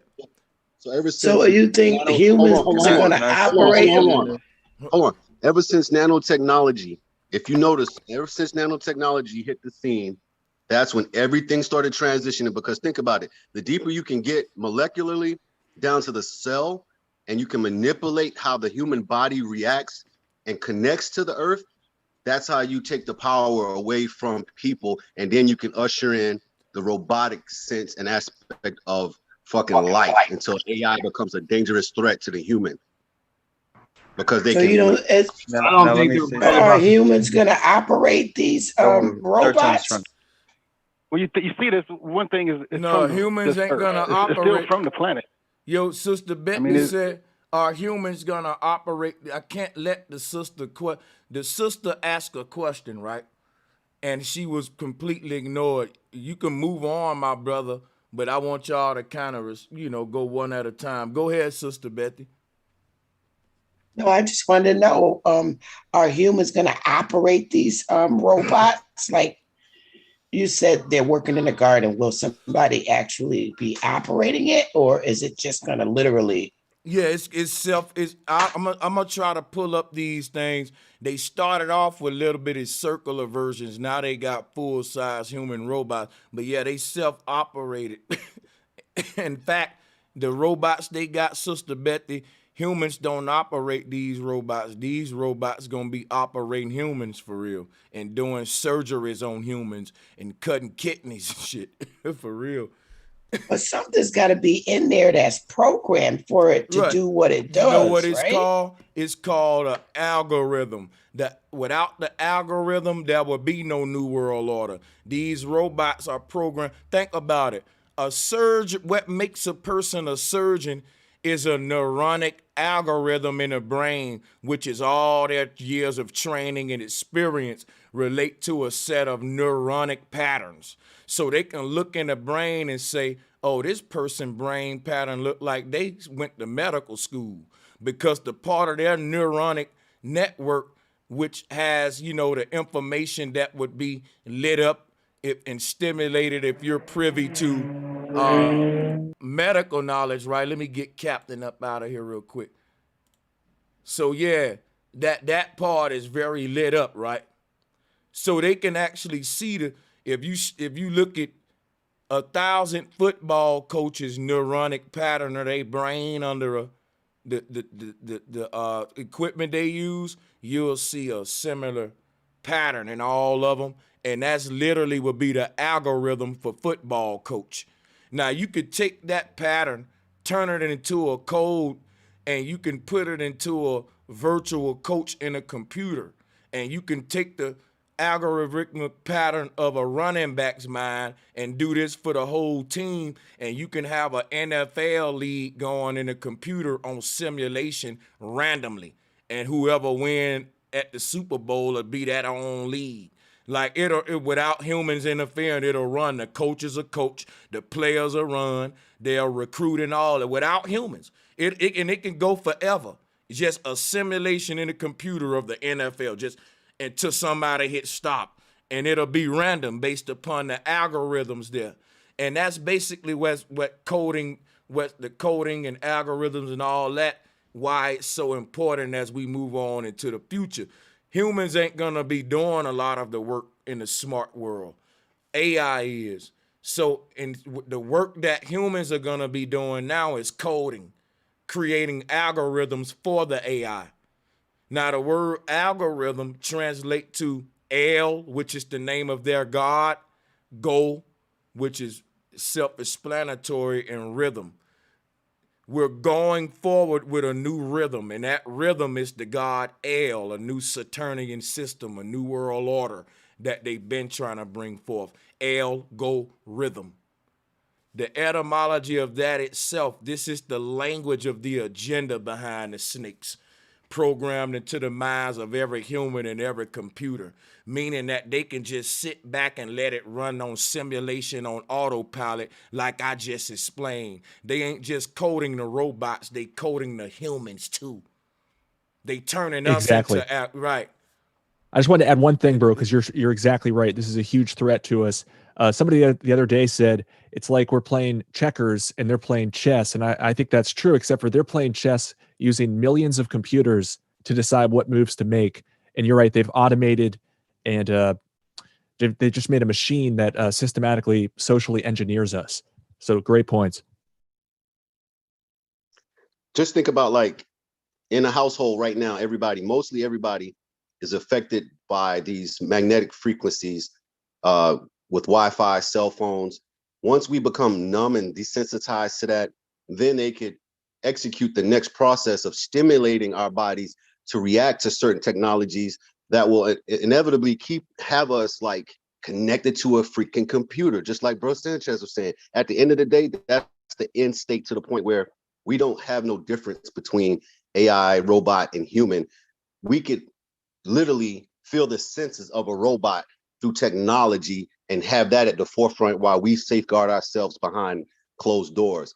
And at the end of the day, you know, the haves and the haves not, those ones that have, those are the ones who's probably going to have that technology, while the have nots are out there still in that, you know, physical, tangible world, while the virtual world becomes the you know, the technology and the asset of the wealthy, you know, this new world order or whatnot. You know, that's why the technology is so important for us to keep on and keep abreast of that technology that keeps evolving, so we don't get to the point where we don't have a clue how to, you know, maintain and survive in it. Let me show the only y'all chance we something. have is to use it as well. Let me show you one more thing. When you say algorithm, it comes from the algorithm. First of all, is not American. It's an Arabic system of computation. It's dealing with the Hebrew alphabet and the Arabic. So the computers literally speak the original Hebrew language, binary code. Like, this is some deep shit. Think about what I'm saying. The computers that's gonna run the world under one hive mind called Alexis or whatever the bitch name is, right? The language that's used to program them is an Arabic language. This is the mummy's language. I'm not bullshitting you. Check this out, right? When you say algorithm, remember it's based on algebra. Algorithm. When you say arithmetic is rhythm. This is now the Arabic people were snake charmers and serpent people. And they had this kind of math that was linked with symbolism and shit that and today, look, they teach it really, I'm not making this up. Algebra, algorithms, all of this stuff come from the Arabic people, right? Bro, Sanchez, also, if you think about how Al Gore was so intertwined with the like you know, 20 years ago he was talking about how like the earth was going to end if we didn't climate change, you know. So I think maybe I'm reaching, but just the AL in it is also a little fishy.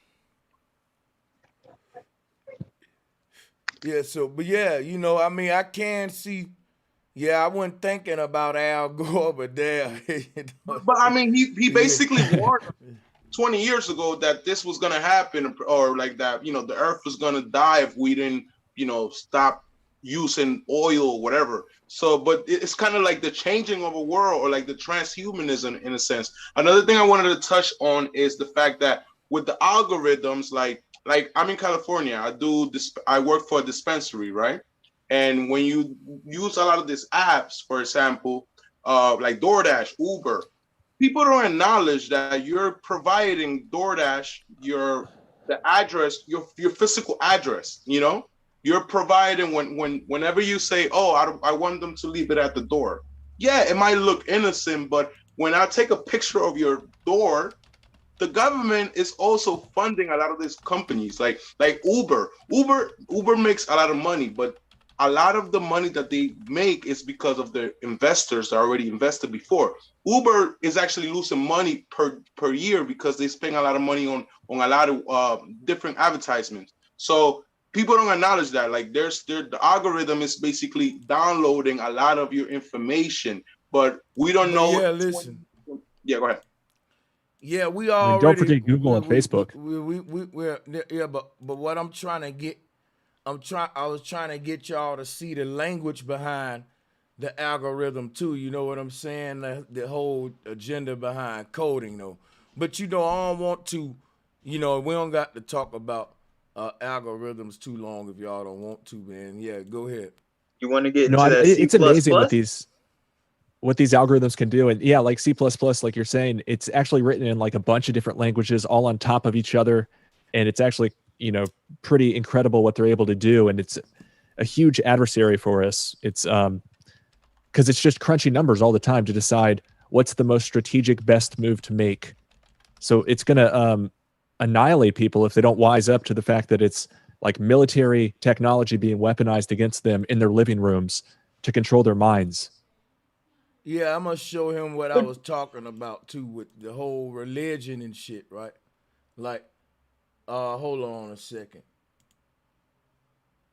If you look at spell writing, in Egypt and in the mummy cultures and like Arabic culture and shit.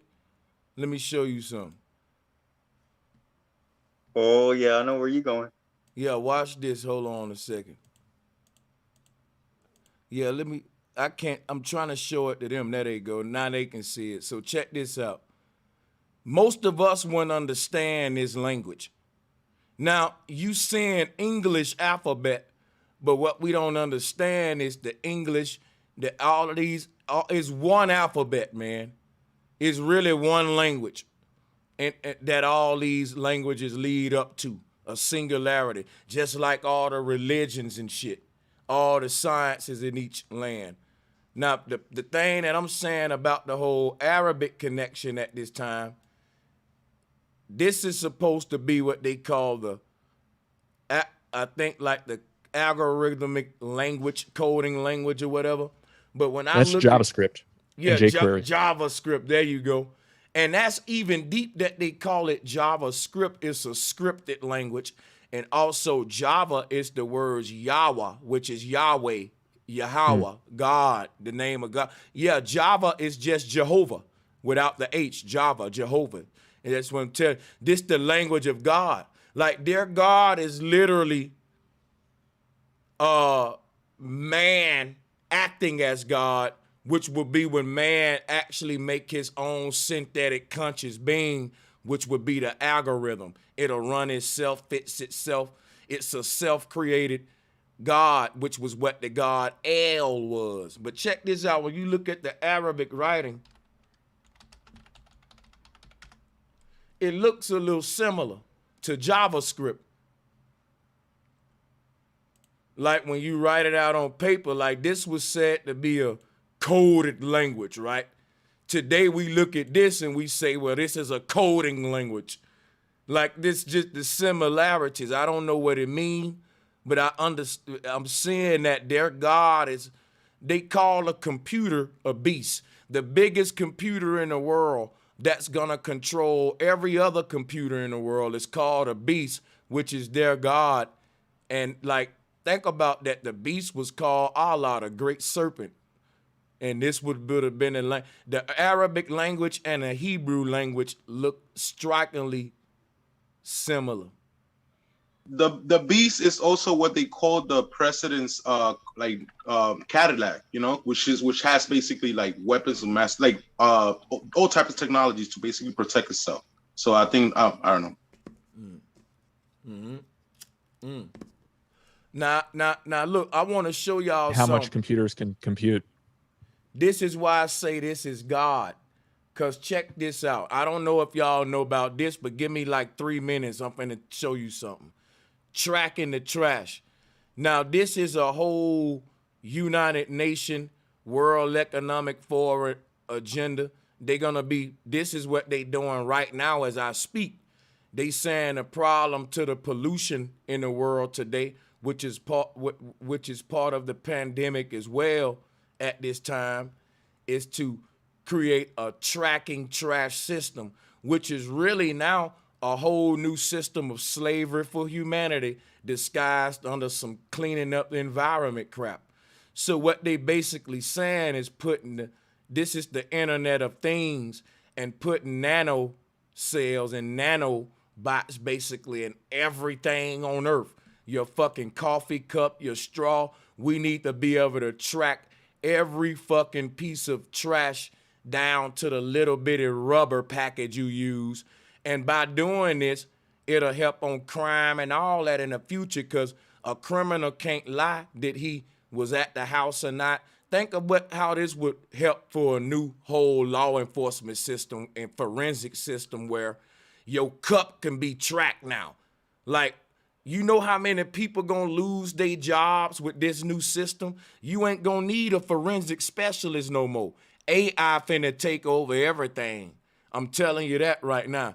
So what is gonna be the new use for humans? We're gonna get to that later. But this new tracking system, everything from your shirt, all of that is being tracked in real time.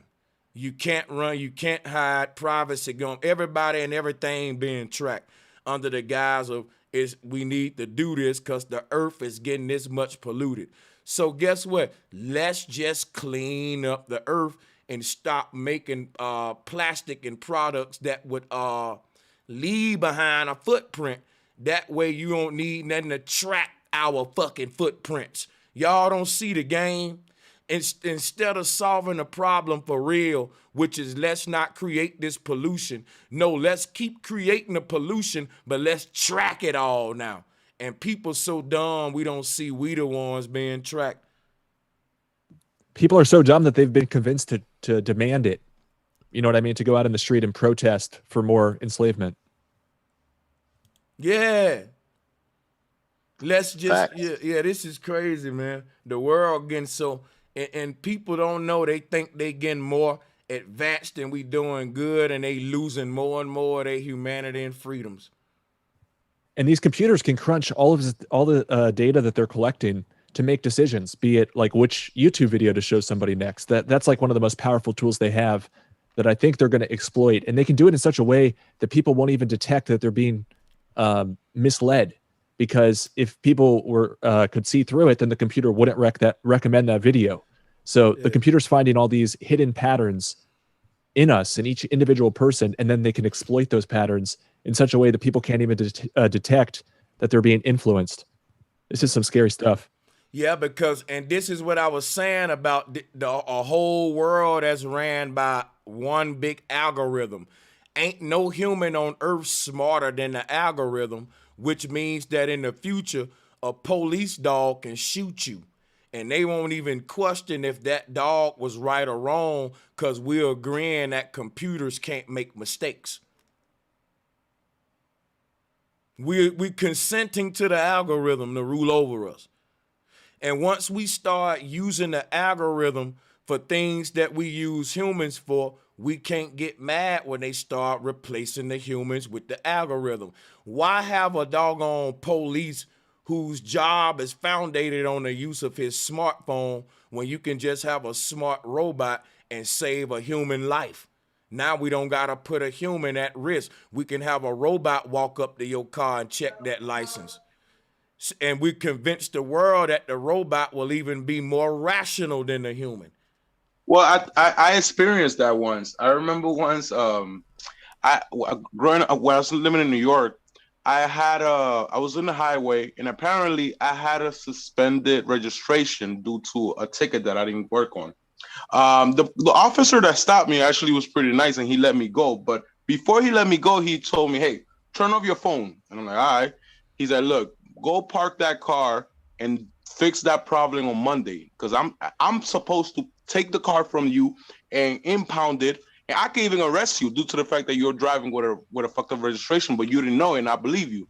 And he said that basically the camera they have now basically just tracks. So whenever there is somebody that's driving with a fucked up registration, it just turns red in their system. So it's already in system. It's, you know, a lot of times you get stopped is because the cameras is basically tracking who's clean and who's not. Yeah. You ever wonder when you drive that you notice the people that get pulled over? You wonder randomly, like, you know, they were in the midst of other people driving, but why were they singled out? You know, and 9 times out of 10, yeah, they're gonna probably have something they can get hemmed up for. You know, because I think the police used to be very aggressive, but now it's just like they know exactly who to target. I feel you. It's like they know exactly who's riding the streets illegitimate.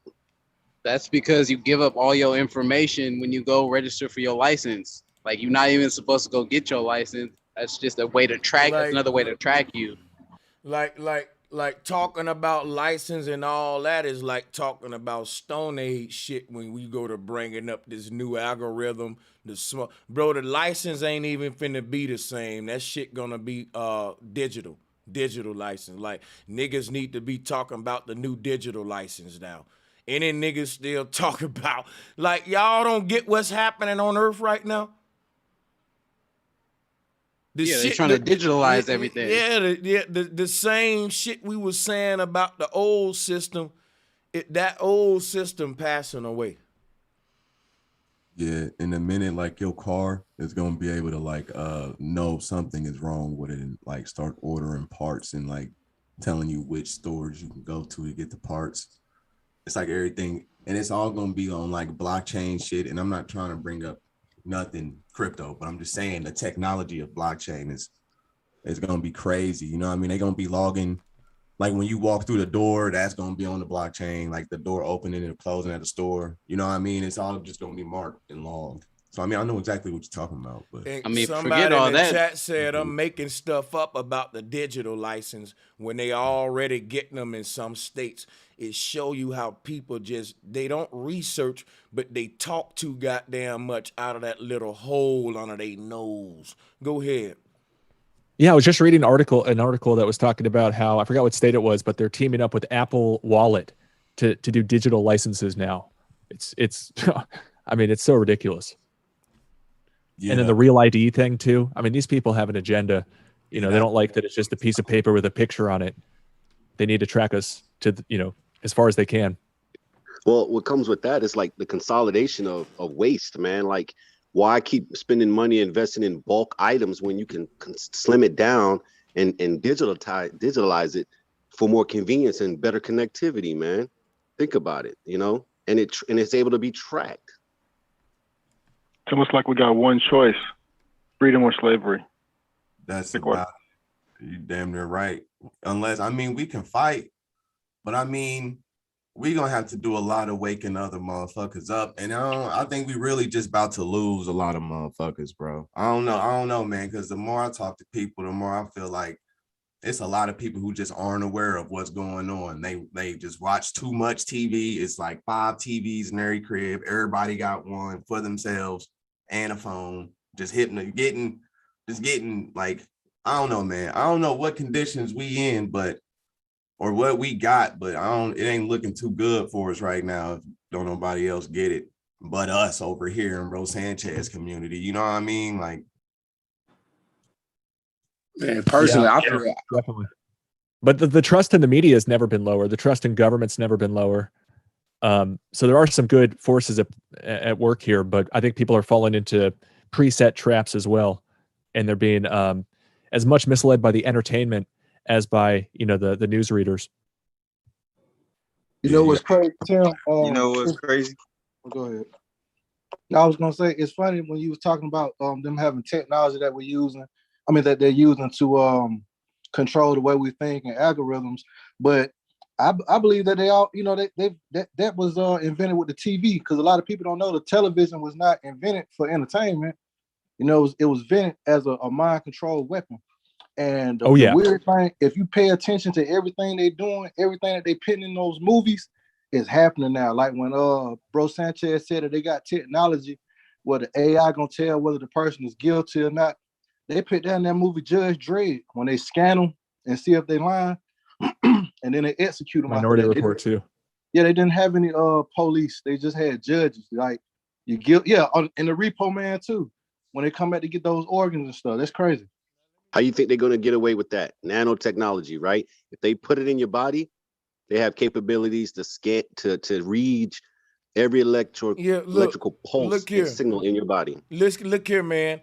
They're saying that in the future, that won't even be one breath of air without so many nano dust cells in it.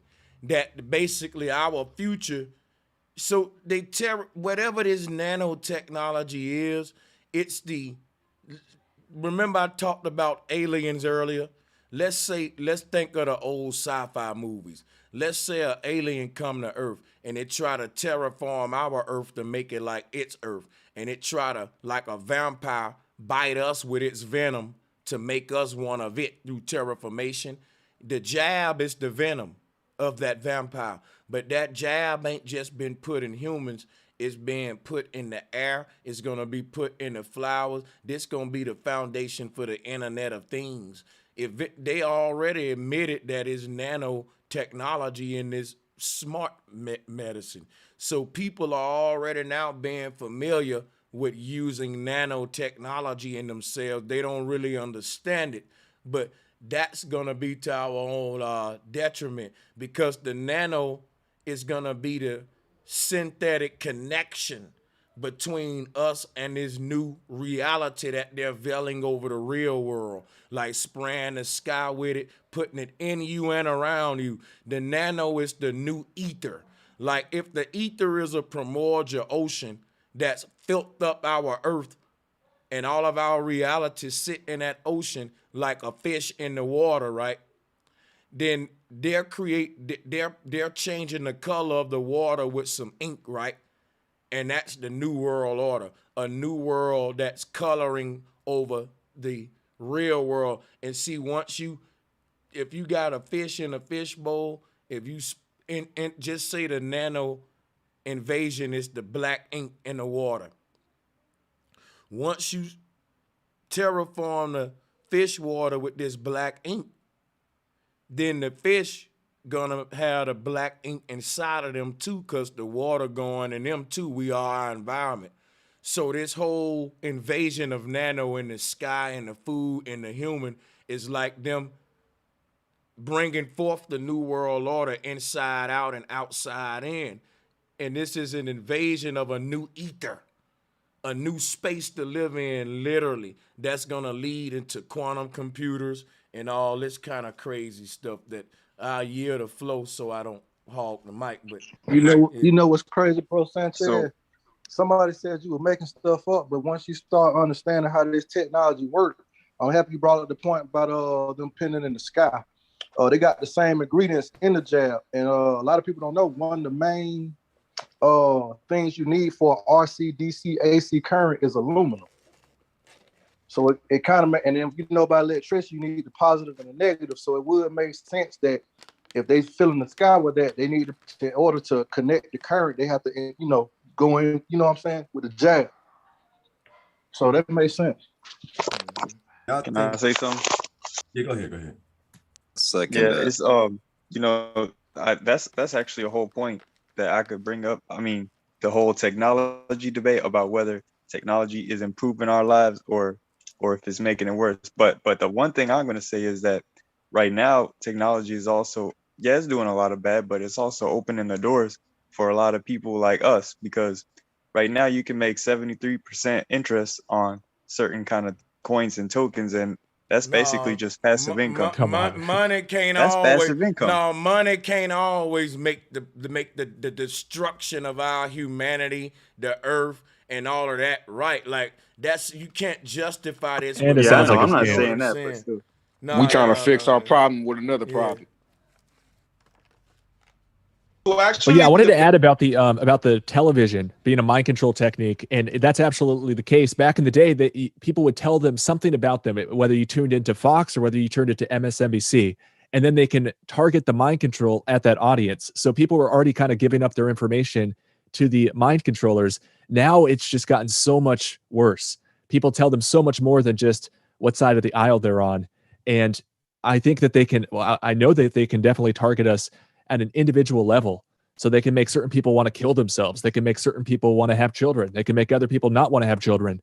And just all these like micro targeted like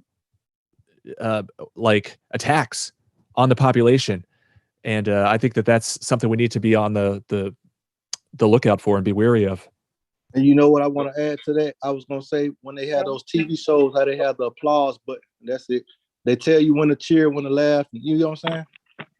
Yeah, it's definitely a concern. So how wouldn't it benefit society if regular Americans like you and me could make 70% interest on any assets and basically make passive income instead of working for the man? I think that would improve society, though. Can I respond to you for that? Because that was debunked today, actually. I do agree with you that this technology, there's good things about the technology. Nowadays, not only does Brother Sanchez have a mic and CNN have a mic, but I have a mic, you have a mic, goddamn pro-black have a mic. But today, CNBC said that the wealthiest 10% of Americans own 89% of all stocks. So yeah, on 2020, when I was making money, I wouldn't talk about stocks though. AMC, although I was making a little bit of money, the 1% was making all of the money, because they said that the average American only has $4,500 in the stock market. But right? this ain't nothing about. That's the thing. I wouldn't talk about the stock market, bro. That's old. You're talking about shit. like This is the crypto new age. scams, man. Crypto, This is the even new age. talking It about ain't no crypto. scam if I buy cars with my shit though. It's a Ponzi scheme, dude. Who's the owner of Bitcoin? All right, I'm gonna show you a picture of my Mercedes. You tell me how much a Ponzi scheme that is. So you're just gonna fight me with materialistic things just to feel all right. You win. People can profit from Ponzi schemes, especially when they're signing people up, which it sounds like you're trying to do here. No, what I'm saying, that's not what I'm saying. You're not even listening to me, bro. I'm telling you, people like you and me can benefit off this technology financially, and then we can make the world a better place. How does that not make sense? How can you argue with that? Every pyramid scheme starts with, dude. You're Oh my promising God. what All right, you people? know what? Go You're ahead. promising people like a 70% There's no way you can return on investment. Yeah, when it's time that's to clean. obscene. Yeah, when it's time to clean up the world, won't nobody make a financial profit from it, but we'll make a mind, body, and spirit profit from it. The people who talking about doing this new world tracking system with the trash, they saying they trying to clean up the world, but this tracking system is actually gonna make the people in power more trillions of dollars through these new control mechanisms that they're going to be implementing. They don't need people no more. It'll run off AI, which saves a lot of money for them. So everything about their form of fixing shit, when it comes to how can I fix the world but still profit from fixing it, you only fucking it up thinking like that. Because the only way you gonna profit at the end, or if you really fit some with the world, you had to fuck it up some more. Ain't there no way around that. You cannot make a monetary profit in this world without having some blood on your hand as far as how that transaction hurted the environment. And that's just the bottom line of it, because the whole system that we doing trade in is the problem of what's creating the environmental issues on the earth. So, I mean, if your whole system of profit is about keeping the earth diseased and keeping chaos, then you could never make a profit by stopping that.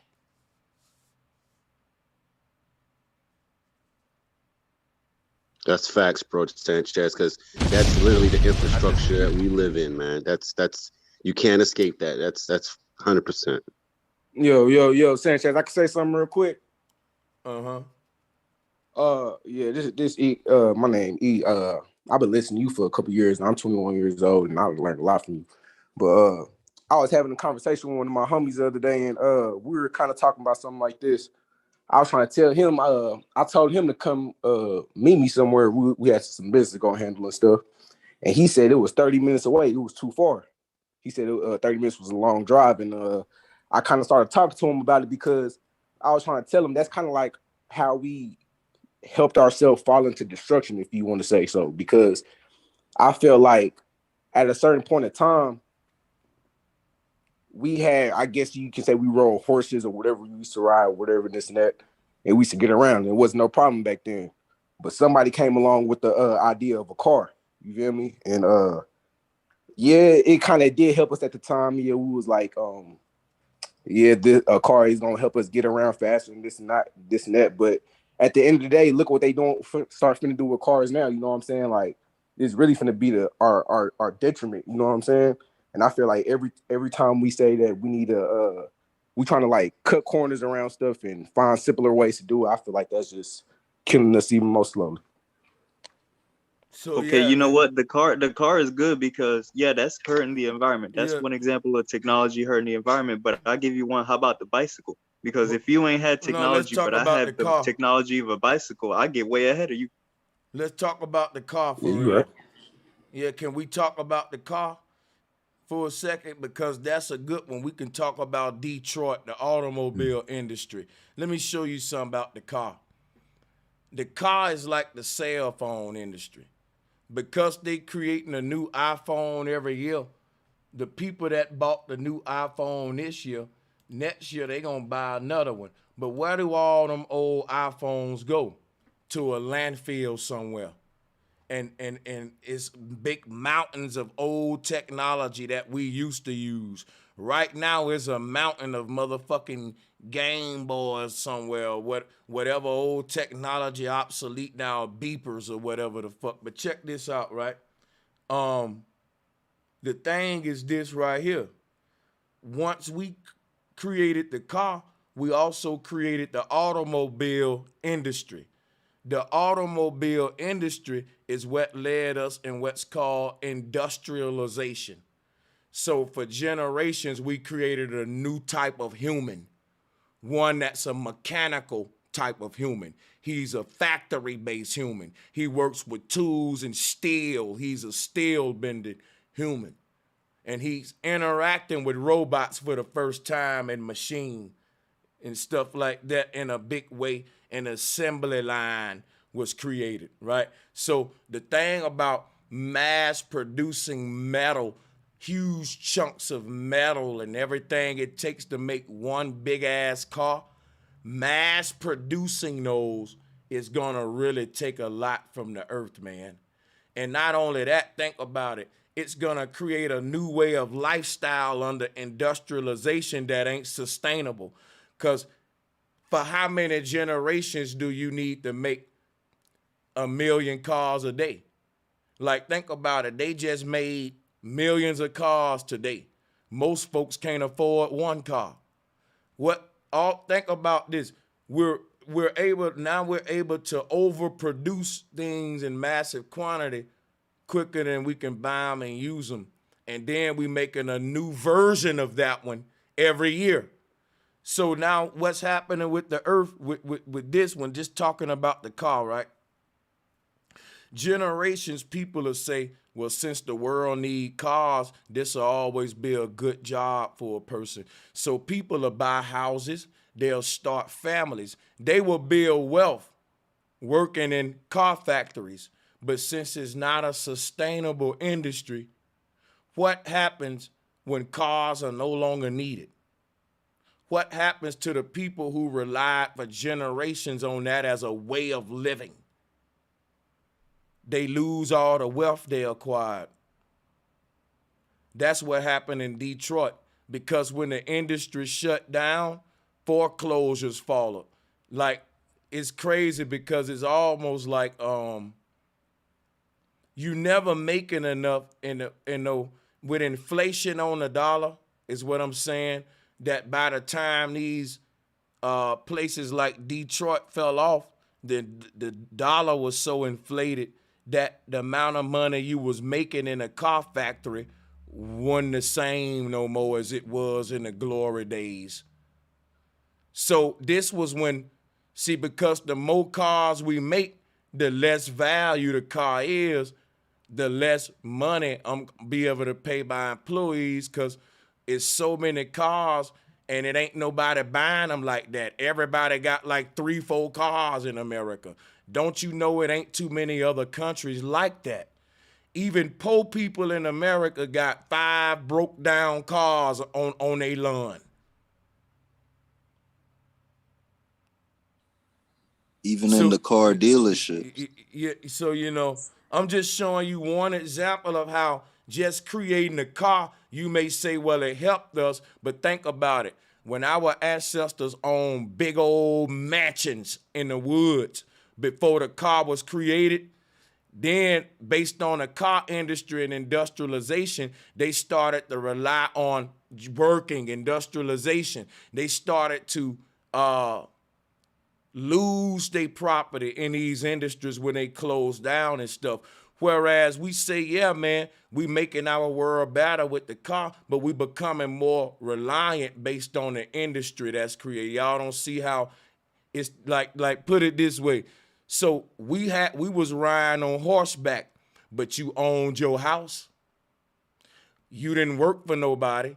There was no big industry to hire you, wasn't too many white men to give you a job around.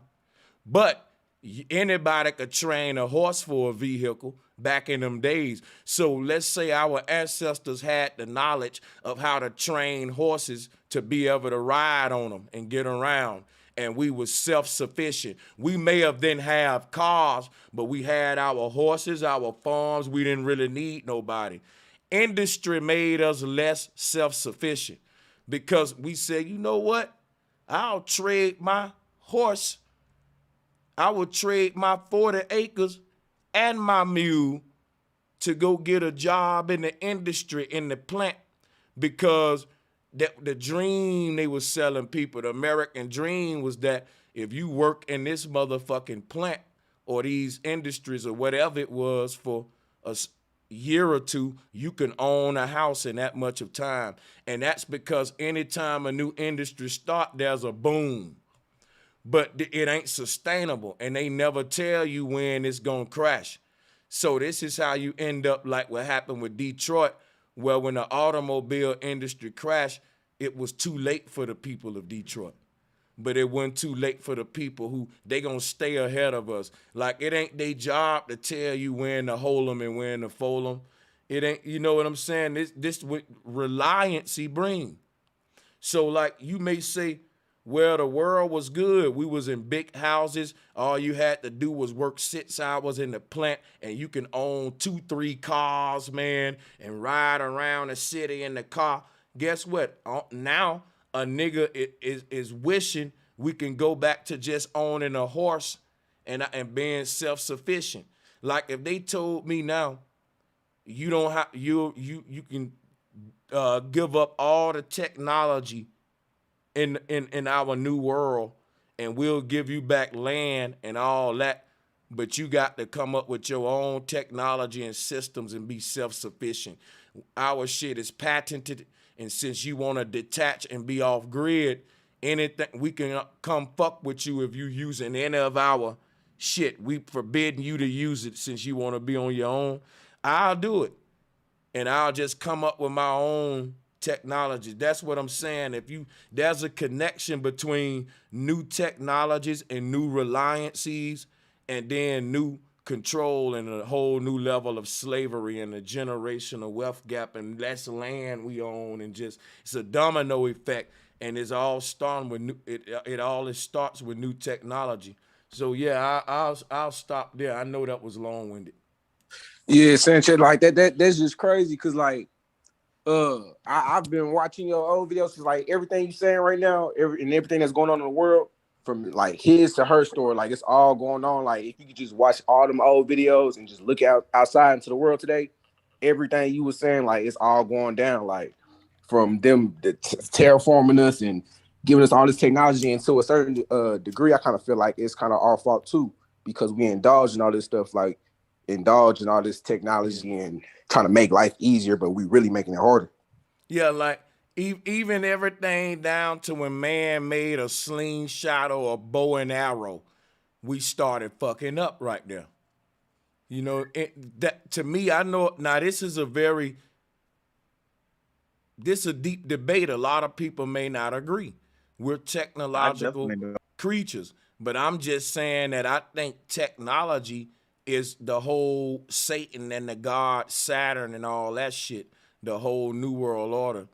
Hey, bro. I don't like technology is saying man can create things to assist and batter and aid nature, and I just think that's blasphemy.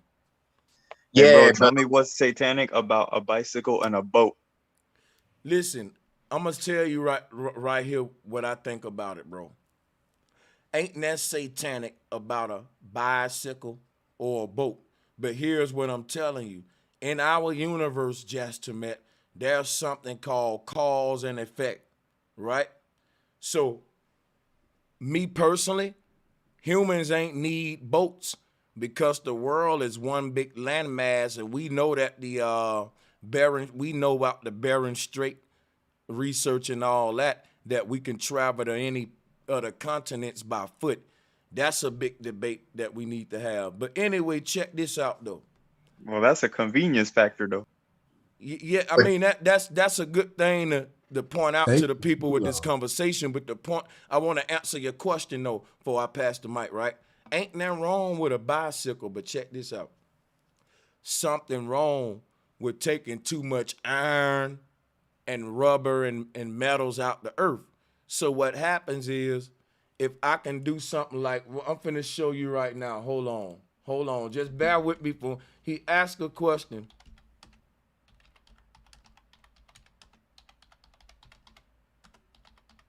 Watch this. Ain't nothing wrong with a bicycle, but check this out.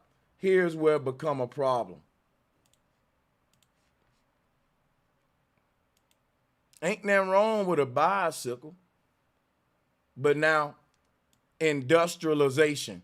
Since we now got bicycles, humans don't know how to stop. Like, since we made bicycles, right, we got to make a new version of that bicycle every year, so everybody gonna throw away the old version, right? Ain't nothing wrong with humans making creations and things. It's just that now we overmake it. We don't know when to stop. You know what I'm saying? We'll now it's more bikes that exist than damn trees, or it to the point where it's more motherfucking cell phones than it is apple trees, to the point where it's whole mountains of bikes, but it's deserts to where the trees disappearing because the shit we really need to live as humans, we making bikes with it. We making PlayStations with it. We making cell phones with it. Man, don't act like you can't melt down that iron and make something else with that. But a good example. But they won't though. Because at the rate that we can make a bike, the amount of time it take to make a bike versus melt one down, that's the problem. I was gonna mention there was just recently a year ago there was a diplomatic dispute between Manila, Manila, Philippines, and Ottawa, Canada, because Canada for the last 30 years they've been using Philippines as a dump hole, as a dump place. The last 5 years with the new president, their economy has been kind of going up. So Duterte basically said, we don't need your garbage anymore. Like it used to be a big profit. So, and Canada just kept sending boats. And Duterte basically told him last year back in May, like, hey man, get your shit out of here. Like this is contaminating my ocean, contaminating my people. Another example could be the Garment District. A lot of times when you're right though. But look, let me say this before I forget to Jastamet real quick. You can melt them bikes down, but in saying that, you prove me right. Once you melt them down, look at the chemicals you just released in the air. Now imagine all around the world, every country melting down their mountains of bikes, what the damage gonna happen to the environment. That's why I'm telling you the problem we having on Earth. It's easy. In other words, here's the theory, Jastamet. It's easy. Okay, I'll give you that. The theory is this. It's easy to get into trouble, but it's hard to get out of trouble. So what man finding out right now, yeah, it's easy to make a bike, but it's hard to figure out what the fuck I'm gonna do with all these mountains of bikes after I done made them all. Yeah, brother Sanchez, that's a good point. And also, like with the automobiles, remember before they made the automobiles, everybody had trolleys. So the cities was real dense because the trolleys was like right there. But then when they discovered oil, they had to figure out a way to use the oil. So they started shutting down the trolley and the train companies and introducing private automobiles, you know what I'm saying, and buses, because they had to make money off that oil. So I'm saying now what they're going to do, because we're not about to be relying on oil no more. So they're going to figure out something else. Look here, man. Check this out. I don't want to deal with the fear mongering shit, what we're going to do. Every man going to figure out what he going to do on his own. I ain't telling a nigga what to do. But let me just say this real quick. The point that I'm making is this right here. Before I forget, because I'm trying to go somewhere with this, right? Because there's a bigger problem happening on Earth y'all ain't seeing. We coming with these political talking points and stuff. Like, check this out, man. Here's the problem. The problem which you see with all these bikes, mountains of bikes, mountains of cars, mountains of trash, mountains of clothes all over the earth, in the oceans and everywhere else, is because they making these places throw this stuff away. Like, these are good bikes in a lot of cases. But think about it. Somewhere in Africa, there are billions of people who walking around for miles to get water who will love these bikes. You would say, how can we get rid of this problem on Earth? Well, instead of China, who create the most bikes because they use bikes a lot in China, since they always reinventing the bike every year like the iPhone and people throwing away the old one, getting a new one, why don't the Chinese just start donating their bikes to the people in Africa so they don't have to walk around for miles to the well to get water and shit? But you know, if they do that, nobody will buy bikes. When I worked in a fast food restaurant, I used to ask my manager, hey boss, why we throw away all this food every night? Like, you know, I would like to take some home, and I know a couple of homeless folks that'll like it too. He was like, nah, I'll let y'all take some home every now and then, but I don't want to get in the habit of do it. You know, just taking all the food that's left over home. Because you see what I'm saying? Because we losing money giving that good food, we rather throw it away. Because guess what? If they can throw it away, they can get the tax write-off.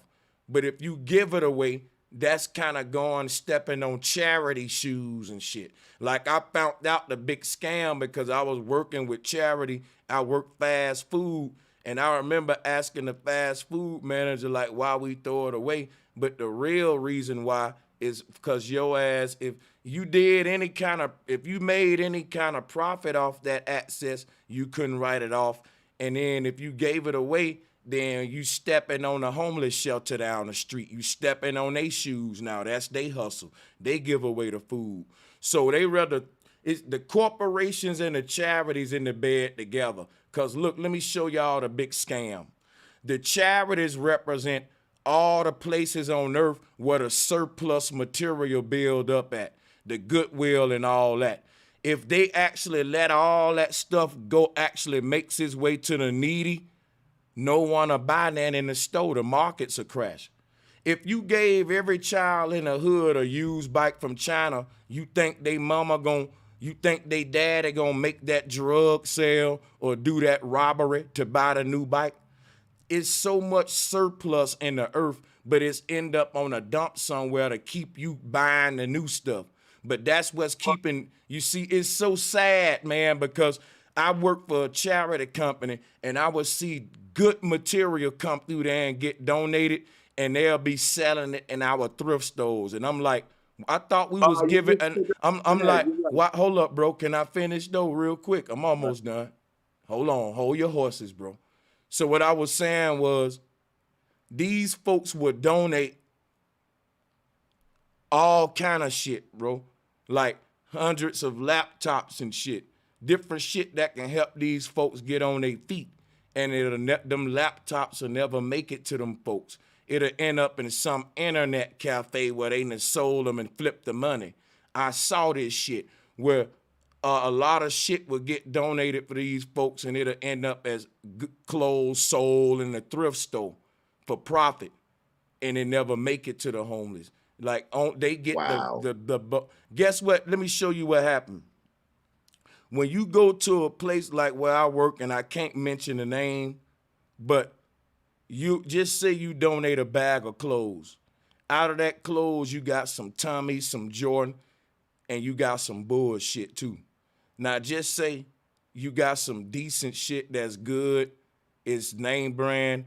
That ain't going to that brother who really need that to get that interview. That's going to get sold in the store. Now guess what that brother gonna get? He's gonna get the one with the stain around the collar that we can't wash all the way out like that. The secondhand shit. Like the shit we can't sell in the store, that's what's literally the homeless getting, the shit that nobody, like if you wore it on an interview, I still know you kind of a homeless man for real. Versus the nigga who sent there in a fresh polo shirt with the nice tie, that could have got that homeless man that job, but you giving him the bullshit and you sold that. Like I done saw all this kind of shit, bro. That's what I'm saying. Go ahead. Yeah, brother Sanchez. Bro Sanchez, you just made an example of like just last month, ASAP Rocky was at the Met Gala. he was with a gown, a very colorful gown, right? And then somebody was on Twitter basically saying, yo, that gown kind of looks like my grandma's gown that she gave to a thrift shop. She donated to a thrift shop.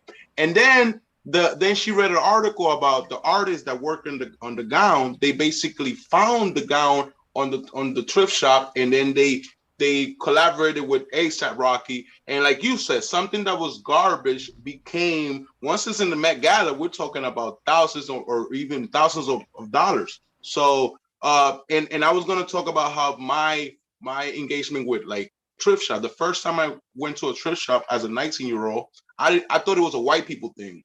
And I realized that, like you said, you buy clothes that like somebody just bought this clothes and these jeans are perfectly fine. You know, a lot of times the clothes that we have, the jeans, they send them to Bangladesh, they remake them and then they send them back. So like it is true. A lot of times, like many foundations, like I used to work for this restaurant, and we used to donate to Ronald McDonald's. And Ronald McDonald's will also sell a lot of the donations in bulks. They'll just like put it in bulks of like containers and just sell it. And then never actually donate it to the people, which and just like I was about to say, yo, perfect example. My homeboy, he works at Goodwill. So I went and I picked him up from Goodwill. He ran behind the car and grabbed a bag and came in the car. I was like, yo, what you got in that bag, man? And he showed me, and it was 2 pair of Yeezys. I was like, yo, these are new Yeezys. I was like, yo, I can't believe somebody donating them. He was like, yeah. So I was like, give me the pair, give me the size 10 pair, but he wouldn't give them to me. He said he had to give them to the dude that worked there or something. But there were two brand new pair of Yeezys that somebody had donated. They didn't even get nowhere because my homeboy took them off top because he worked there. So they ain't even make it to the people. You know. So let me show you how they do this shit too. Y'all, this some deep shit. Anybody ever heard of Meals on Wheels? Yes. Right? Look, I work, just say I was a slave for the company who was with that. I can't talk too much even after working with them because, you know, when you work with it, how it be, you know. But check this out, right? Check this out, man. All these casinos in Vegas, they throw away so much food every night, the restaurants and all that. Now, you would say, why don't the restaurants just directly give that food to the homeless? Yeah, everything got to be audited. So it's companies to do that. Like, they'll have a contract with the city or whatever to work with those casinos, with those restaurants, to take that food and then basically do the work of bringing it to the shelters and turning it into a meal for the homeless, right? Now, the thing about it is, in order for the homeless to get their meal, they got to be on it's control involved. Like, you know, if you eating and shit, but it's in a good way. It's to get them on their feet and shit, make sure they going through their programs and shit like that, right? So think about this though. If they just let the restaurants in the community directly feed the homeless, there would be no incentive for the homeless to basically fix their situation under the theory of if you don't work, you don't eat. So what's supposed to motivate man to work is when his stomach growl. But they basically saying if a direct relationship was built with the homeless and the people with surplus material, then you basically feeding a grown man in your house. Like, think about it. You wouldn't let your child stay in your house, basically. This their mentality at a grown age or a certain point. And you'll be like, you know what, then? I tell you what, since you laid up in here at 30 years old and you lazy still playing video game, God forbid that's your scenario. But you would say, well, look, don't you eat my food in my fucking refrigerator. And that would be your way as a parent to get them out the house to say, well, look, at least I got to get a job to feed myself, even though my folks ain't kicked me out. Since I can't eat their food, let me get a little gig, because you see, that's like daddy where you see. I literally had that happen. Yeah. So that's kind of like the whole, how they approach it. But you know what the caveat with that is, though? The caveat with that is that these homeless folks go into get them meals that's that low quality. See, that's the choice because a lot what the other people do, they just go dumpster diving in them Whole Foods and Costco's and they just get all that shit for free. Yeah, I mean, they ain't gonna eat that Ruth Chris, you know what I'm saying? But yeah, garbage dumping, that's what they do. They be in them dumpsters, man. Yeah, but it should be like in France. In France, for example, they passed a legislation like 5 years ago that it's illegal for like supermarkets to dump garbage. So like they just basically have an aisle of just free shit because it takes more money to spend money to pick up the garbage than we just give it for free. You know, you could just give a milk that's not gonna rot, you know, but they don't do that in America. Yeah. Yeah, it's crazy though. Like in a way, you be like, well, I get it, but then in a way, it ain't it because I mean I know the scam.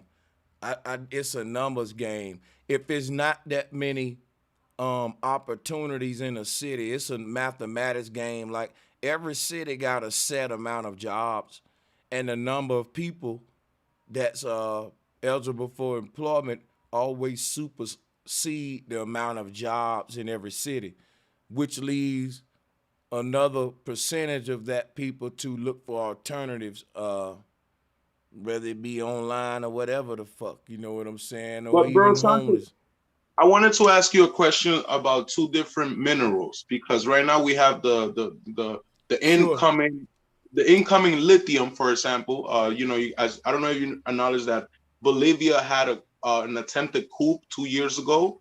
They have a Native American, not a Native American, but like an indigenous politician called Evo Morales. They try to get him out of the country because Bolivia has the biggest reserve of lithium in the world. They have a ocean that basically dried out, and lithium is found in like salt. So they're like the Saudi Arabia of lithium. When the coup didn't go through because they had a new president and she got kicked out, the Tesla stock plummeted. I remember that's when it plummeted from 60,000 to like 37,000 when they took the president that was supposed to do a lot of the leverage. Now, my question is, oil, we know you got to pump out of the earth, but compared to lithium, you could literally grab it from in the outer side of the earth. So, what is your recommendation? Do you think lithium is a better source, or do you think it's just more of the same? Yeah, you know what? Apparently, it's better for whatever agenda they bringing forth because that's apparently what Elon Musk is using for a lot of his technology as well. Yeah, and lithium is a crystal, so it has like metaphysical properties. I deal with crystals and stuff, and lithium is also used to make medicine, like antidepressant medicine. So just by carrying around like lithium rock, or how they synthesize it so you can take it, it does have them effects. Yeah. And it's crazy too. But you know what? That's a scam though. It's a scam because they're still not they're still gateguarding free energy, but now they're just trying to introduce new elements to mine out of the earth in terms of an economy. You see what I'm saying? Because they keep moving from gold to gas and now lithium. You see how it's a scheme? Yeah, and lithium does affect people's minds. It's a sedative. And there's footage of NASA talking about deploying their lithium payload in the sky. So I'm not sure if they do that and they were just caught that one time. But they've also discussed putting it in the water supply because it reduces crime or some ridiculous thing like that, or reduces suicide. So they're just going to dose us all. It's ridiculous. Wow. And also, I hear fireworks put off a lot of lithium. So I don't know if there's an agenda there where they get us to dose ourselves thinking we're celebrating. Hold on, what was that agenda, Tim? The agenda would be to be medicating us with lithium to kind of dull us down and make us more malleable and controllable. But see, we need to get used to the term. We need to get used to the term lithium sulfur because the way they using lithium today, they pairing it with sulfur to make batteries. And I think that's deep because it talks, and I'm gonna go biblical, and we're gonna do a little syncretism. Like the Bible talk about it raining sulfur and which brimstone in the end of days, and all that. Sulfur is brimstone according to the etymology. What the Greeks call sulfur, the Native Americans called it brimstone. But they sulfur is crazy. They using sulfur. They call in etymology. It's come from the 1300. In the 1300s, the Anglo-French word sulfur, which means soul fire, hell fire, soul fire, sulfur, soul fire. Hey, yo, Sanchez, on that, I actually have some sulfur, and when you burn it, when you be talking about Lucifer and like it burns blue, he's like the firelight type shit. I don't know why that brought up because it just burns blue when you burn it. Damn, I was just about to say that. You know what? Because I was gonna say something. And it said that the light of the soul is, this blue avatar holographic kind of blue light like Thor. So the soul, fire, sulfur. That's deep. Go ahead, yeah.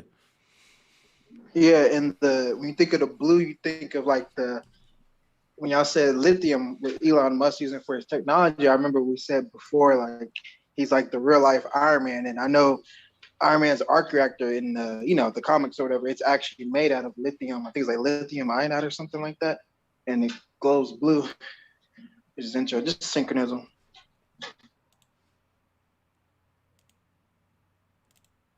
Hey, you know how you say brimstone and sulfur? That's like etymology for sulfur be like suffering, like the brimstone and hellfire. Yeah. Yeah, that's what I be hearing sometimes when I say it too. I get you on that. I do get you on that. They say you get a lot of sulfur from eating red meat and eggs and shit like that too. But if it's that, then if you go to hell, it would be nothing but blue fire around you. And there's actually a volcano that burns blue because it's full of sulfur.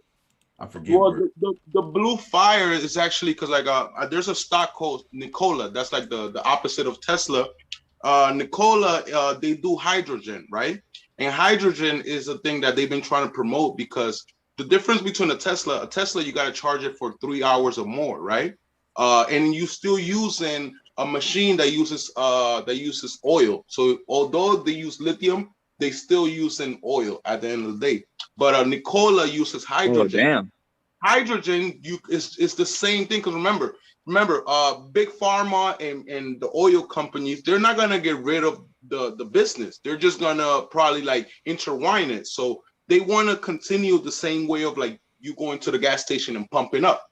Tesla, you can't do that. You have to wait 2 hours, 3 hours. They want to kill that moment. So with hydrogen, you could also connect, and hydrogen you could gas your car for, let's say, within 5 minutes. Hydrogen, just because hydrogen is technically water, it's hard to explain.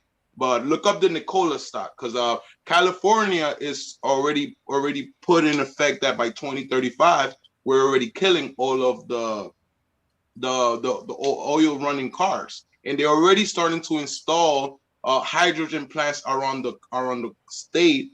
Soon with the current bill that is in the Senate, I think Biden wants to do a reconstruction bill. There are going to be more hydrogen stations around the states, around the world, and that's going to be a critical technology because that's the blue flame, like you called it.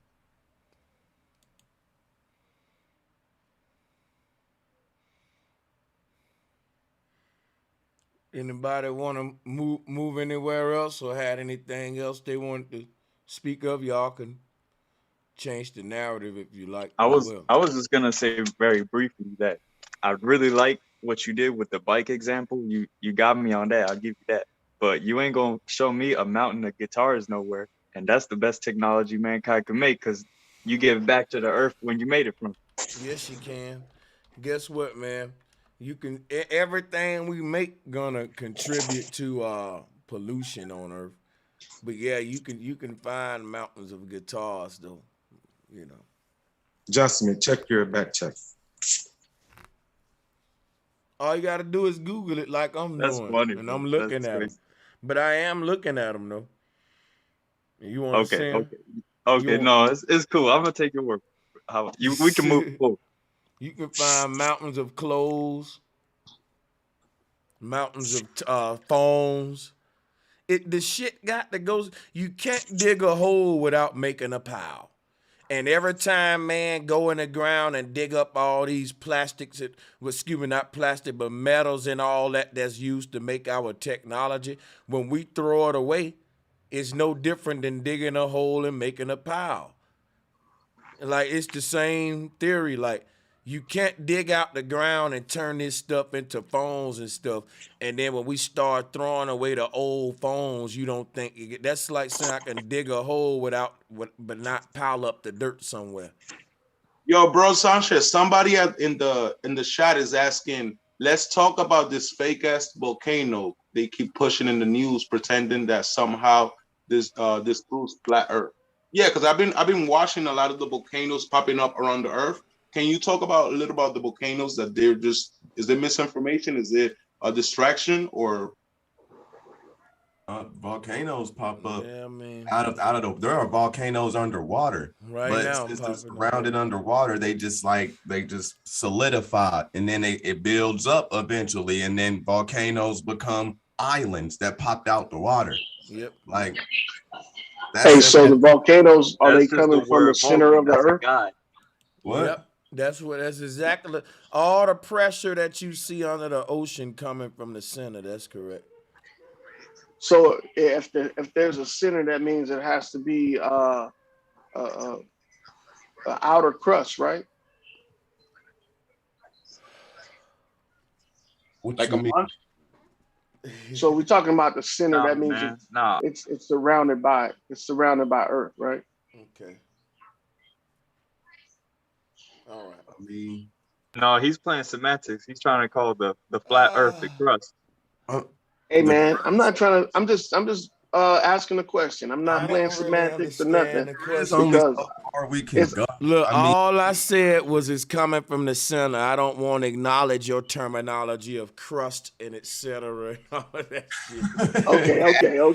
I see what you're doing. I'm being specific. Yeah, I'm letting you say what you say, and I'm gonna say what I say, and that's just gonna be that. Yeah. Hey, but Jastaman, you was trying to say I was speaking semantics, right? Okay, let's say we are surrounded by crust. Go ahead. Okay, so if we're surrounded by crust, that means that there's no infinite. No. That means it's a ball, right? The crust goes on as far as you can see. That means it's a ball crust, in the brother. middle. What you gonna do with that infinite? You're talking about like crust like a pizza? No, I'm talking about the crust like surrounding the ball or the center. The crust would be the ice ring in that case, like a pizza. Right. Hey, that's what I'm saying. But you trying to put he calling the ground we walk on the crust, bro. That's what that's what he's trying to do, Jasper. Right. You're right. That's what I am trying to do that, man, because if I can exploit the fact that y'all calling it we're not calling the ground the crust, man. No, not the crust, but the center. If y'all calling it the center and it's working its way out from the center. But look, we're not calling we're not calling the center the core. If I called it the core, then I would need a crust. Since you refer to the center as the core, you have a crust. My crust is the ice ring. Right, okay, so I'm not calling it. I'm not calling it a core. Man, I'm talking about the center of a circle. You talking about the center of a basketball would be a hole right there, a levitating point directly in the middle of the inside of the ball, like where your Earth core would be. My core, I don't have that concept, so that's why I'm not trying to intertwine them like you trying to do. No, you're right. I am trying to intertwine them, but I'm going to say it like you said it. You're saying a circle, and you're saying the core is the center of that circle, and the volcano or the magma is going outward. That means that the center of the Earth would be the North Pole, Mount Nibiru, or whatever you call it. And that's where the main source, huh? I was just saying, I think it's Mount Meru. Mount Meru, you're right. Mount Meru. So you're saying that the center is Mount Meru, and that's where all the magma is located, right? No, that's what I'm telling you. The source of everything on Earth is located there. The water, the fire, the everything is being recycled there and redistributed there. Yeah. And it's being pushed out. It's not being sucked in. Both. It's doing both. It's being pushed out and sucked in because I like a fish tank pump, pulling out, sucking in. Yeah, it's right? like you breathe.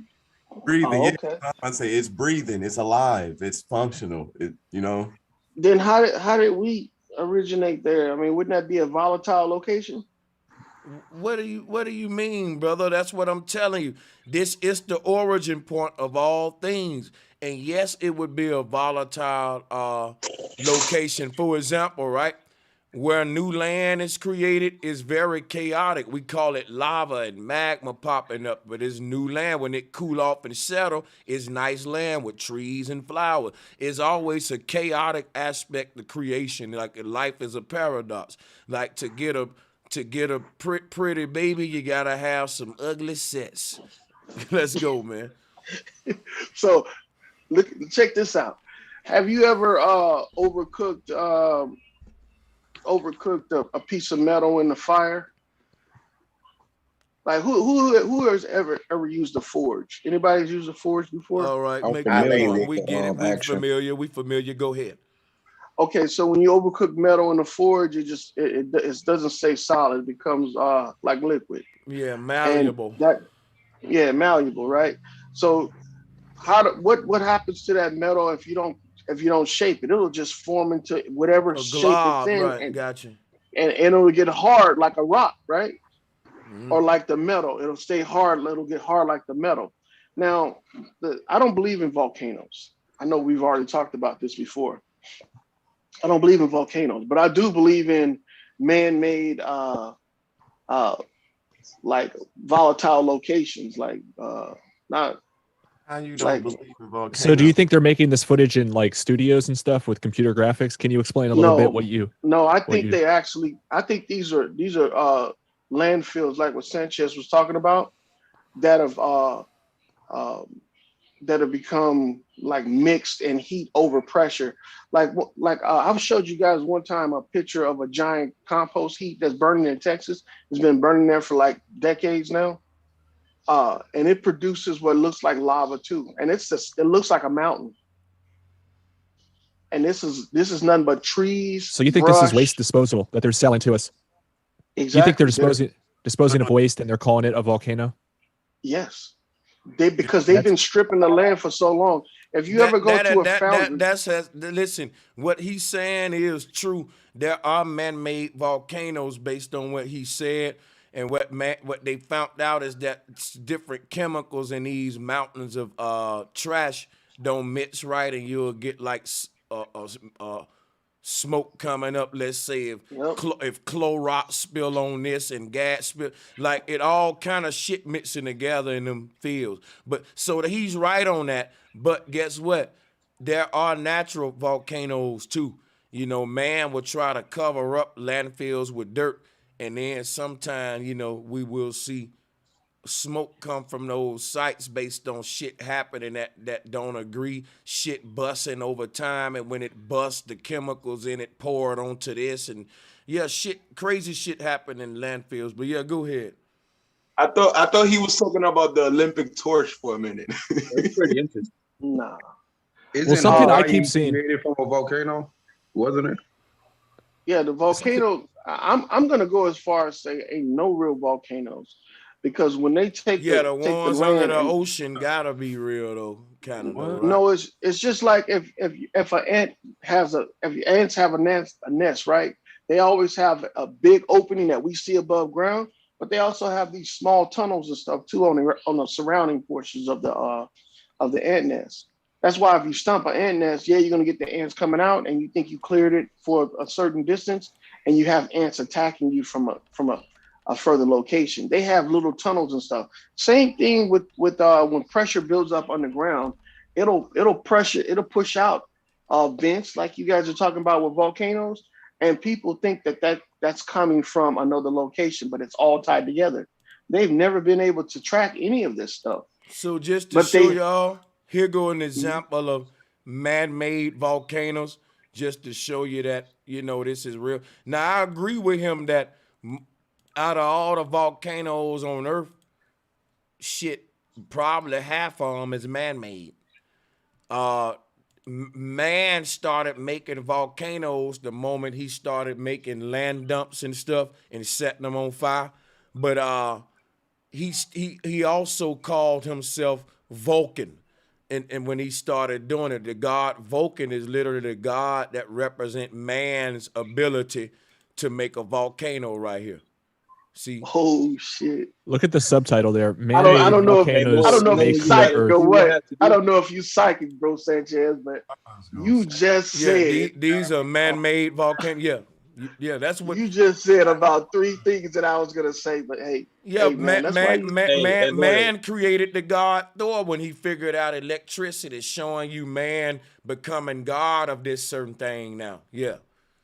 Yo, bro, Sanchez. Hey, you know what you have to do? Just real quick, man. Listen what you have to do, Lord. You have to use the scientific method. Go up to them underwater volcanoes, take a sample of that lava, and compare that to them trash heap lava in Texas, and tell me if you see a chemical similarity, and then you're gonna know what's man-made and what's not.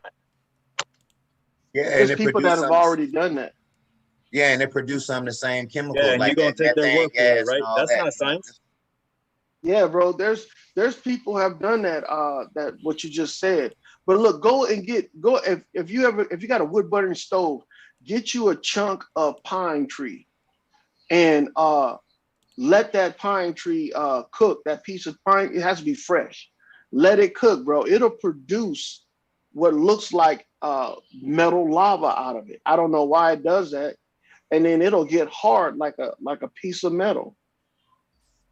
Like a fresh piece of pine, and you put it on the fire, and you know how it takes a long time to cook. The inside will cook. It will cook slow.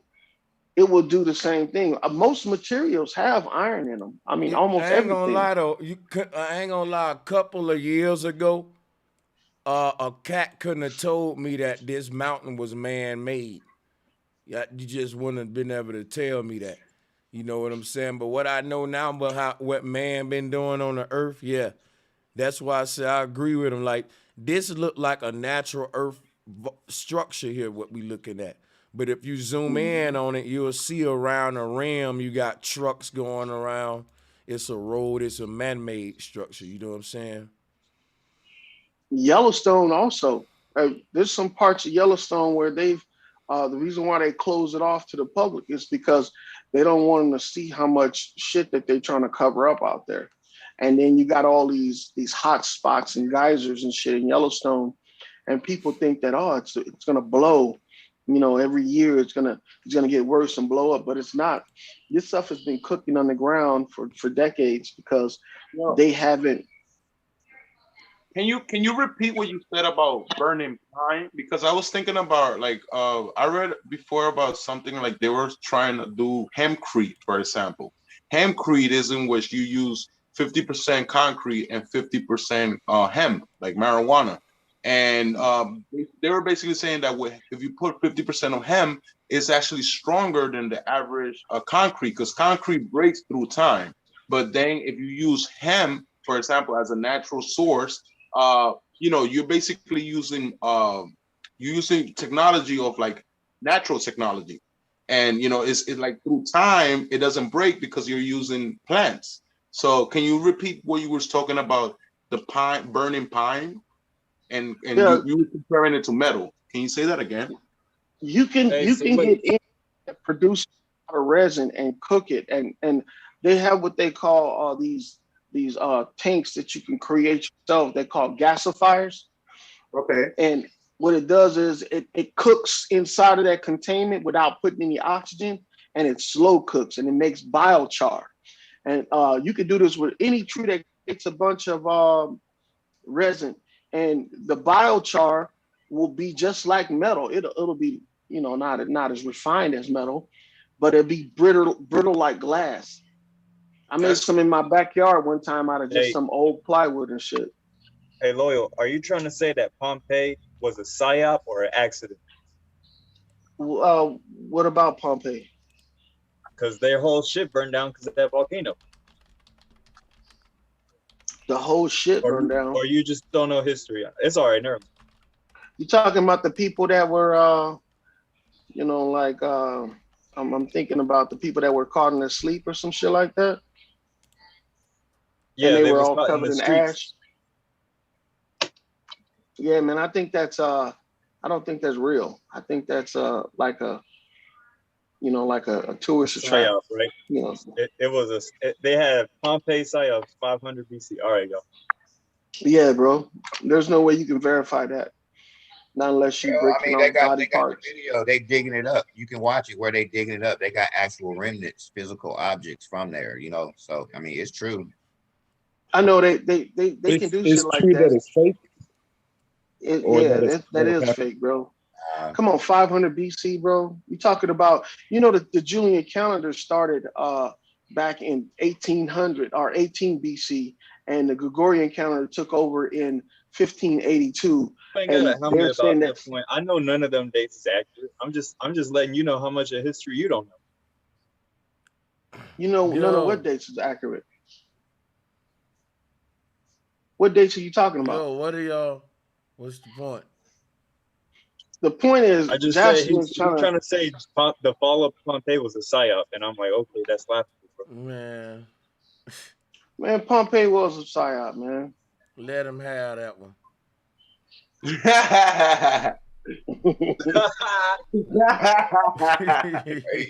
Way to solve that shit, bro. Y'all see how I be putting these motherfuckers in the coffin left and right, bro? They don't want me. You know, it's interesting that you brought up Pompeii because, or is it Pompeo? I forgot, but that's the Roman city, right? That was taken out by a volcano. I keep seeing a lot of references back to Rome. I'm not sure what it is. Of course, Washington D.C. is filled with the symbolism and everything. But one other thing I noticed is, you know, that new vaccine brand, Comirnaty?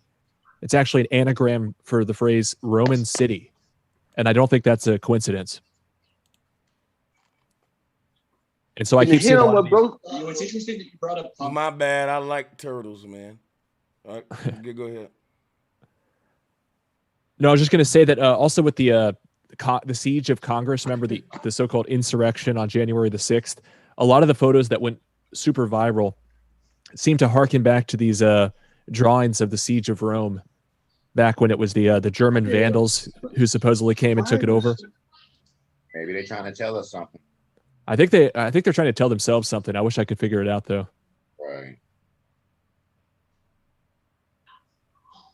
Hey, speaking on that, that freaking bro was talking about the rubber and stuff, right?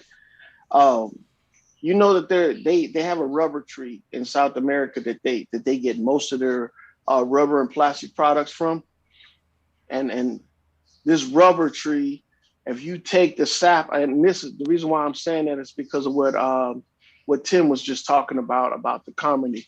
I'm not going to hit too much on about the Carmony, but I'm going to talk about something that they're making out of this rubber from this tree. They're making this stuff called lipids. If you guys have ever heard about that, it's like one of the main products that they're putting in everything. Like what bro was saying, it's around you and inside of you. They're putting these lipids in everything, man. And guess what these lipids are primarily created to do? They're created primarily to make small robots. So I don't know if that's something of interest or not, but I think that's, and you can imagine what else they're putting it in. They're putting it in all kind of shit. I'm not gonna say what else they're putting it in, but that's one of the main ingredients. Hey, y'all know, let me change this up a bit, man. Anybody know if there's a connection between the Grand Canyon and Yellowstone? I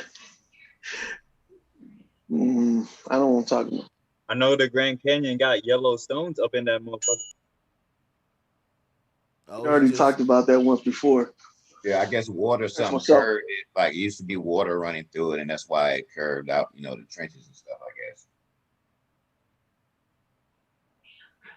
Grand Canyon is a fake, man.